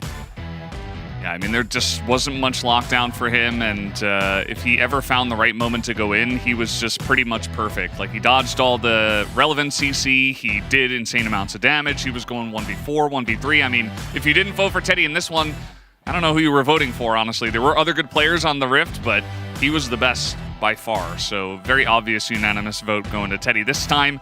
And it does inspire some hope because, you know, we were talking about Teddy in spring, like he had his moments, but really feels like he's starting off summer in a big way. Which is good, obviously, but I feel like in spring, the bot lane were the strongest point. I'm glad it kind of feels like today's wins, the whole team was contributing, you know. I feel like there was sort of shout-outs for a lot of the members of this team. No one had a real stinker in any of the games, and I think that's what they need going forwards, because as a complete unit, they're looking better and better. I'm going to have to agree. I think I'm the one guy who said I think Teddy looked pretty good in spring. I thought he was one of the best parts of this roster alongside Pleta for different reasons. You know, not really their laning, but how they both operated in team fights. But now they have Yehu, who's the mainstay on this roster. No more Saytab. He's looking very improved. It looks like a strong meta for him. So I'm cautiously optimistic about DRX right now. I predicted them in this series, and I'm glad they didn't let me down. Yeah, I'm getting wrecked in predictions so far. I actually went for BNK this time around. Was very wrong today. Guys, we do have the interview ready to go. Let's hand it over to Deer for the translation. Thank you very much, guys. This is Deer for the POG interview translation, joined by Teddy on the side of DRX, who just got a 2-0 victory over BNK FearX. Congratulations! Teddy! Long time no see on the stage for the POG interview. How do you feel? That was a quick 2-0, and with the solo POG, makes me feel very good. It was pretty nice. How would you rate yourself today? For game 1, I think I was able to land some of my ults really well, so maybe 7 or 8 out of 10. And for game 2, I scaled really well and did really a lot of damage, but I feel like I was playing a little more timid, so I'd say maybe 8, 9.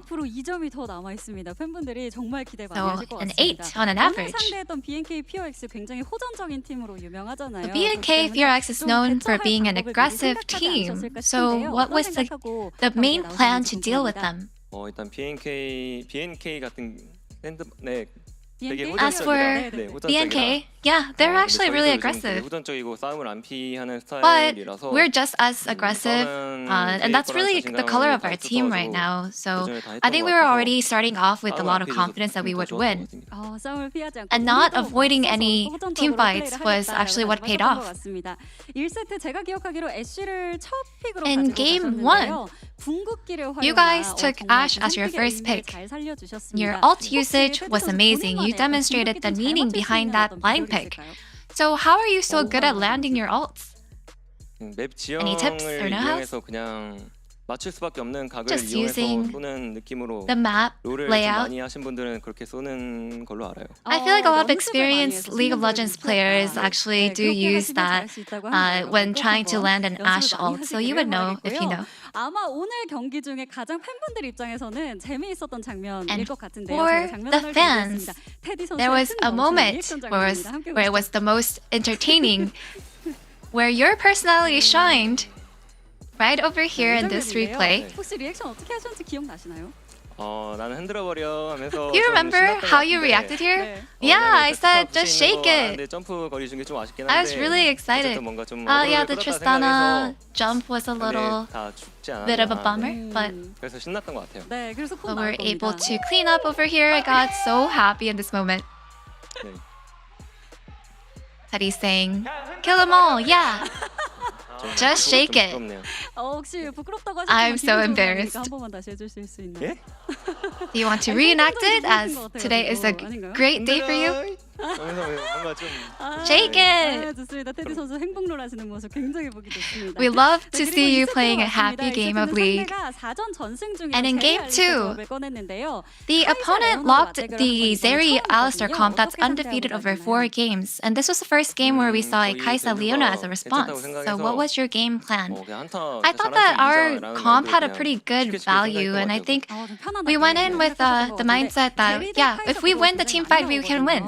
And Zeri Kai'Sa matchup is actually frequent a matchup. So what are your thoughts on the Zeri Kai'Sa in 1v1? I feel like, yeah, in a team fight, maybe Zeri, but Kaisa does do a lot better in a 1v1. And it really does matter on what, it really does depend on what your top side comp is as well. And in game 2, we saw you solo kill Hannah and get an ace, and then, despite the questionable moment at Baron, the cleanup from you. So let's take a look at this replay. What was your read on this game at this moment? I saw that Alistar trying to tunnel into me, trying to act like he was going into me. And I can actually waste their flash by reading their movement. And being able to survive here was actually really good. Were you a little scared here? You know, overall, we knew that we were going to win it. I just had a feeling. You know, if I died, I died, but I knew that we would win. And yeah, I said, carry!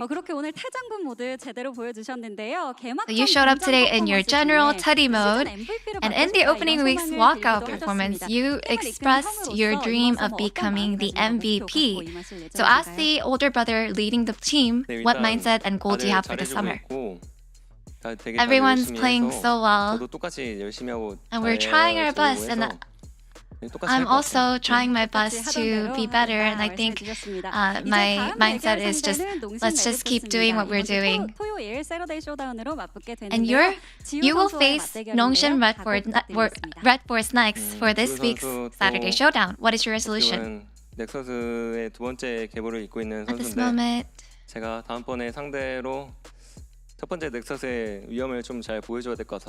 I want to make sure that I show him who the real, original human Nexus is against Jiwoo.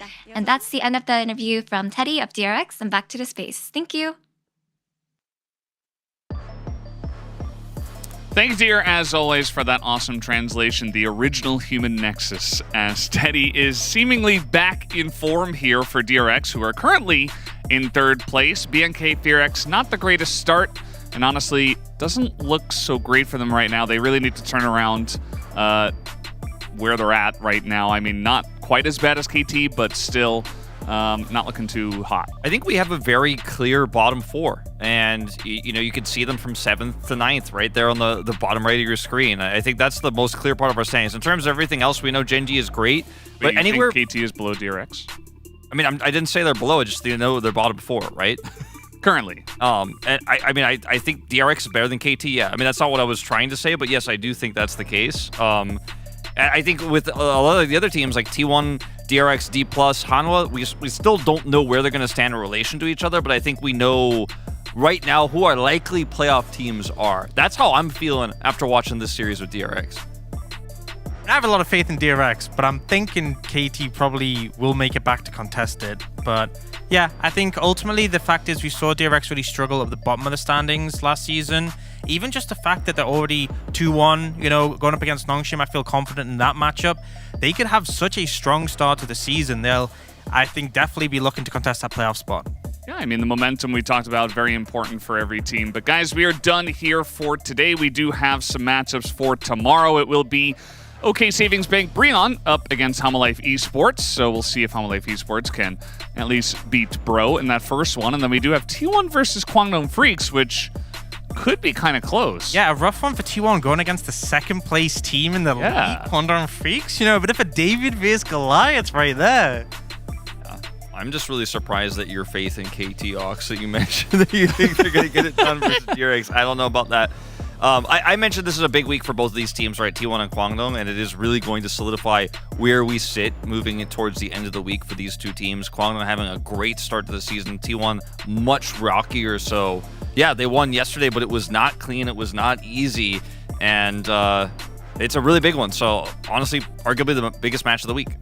Well, we'll have to see how that one does go. But we're done for tonight, guys. Thank you so much for watching the LCK, and we'll see you tomorrow for more.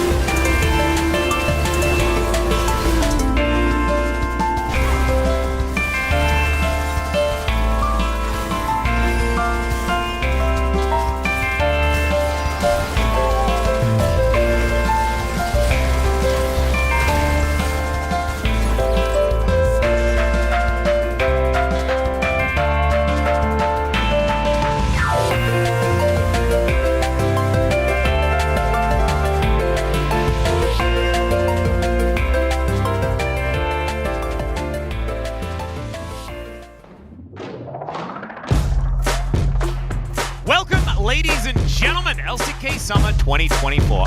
서버 진짜 중요하거든요. 네. 스프링 때 있을 때 그런 순위들 아무 의미 없고요. 서버는 정말 바쁩니다. 여유 없이 달려야 돼요. 동심레드 포스도 정말 많이 달라졌죠? 오늘은 프로그가 선발이네요. 패승승그 승승의 주역이었습니다. 프로그.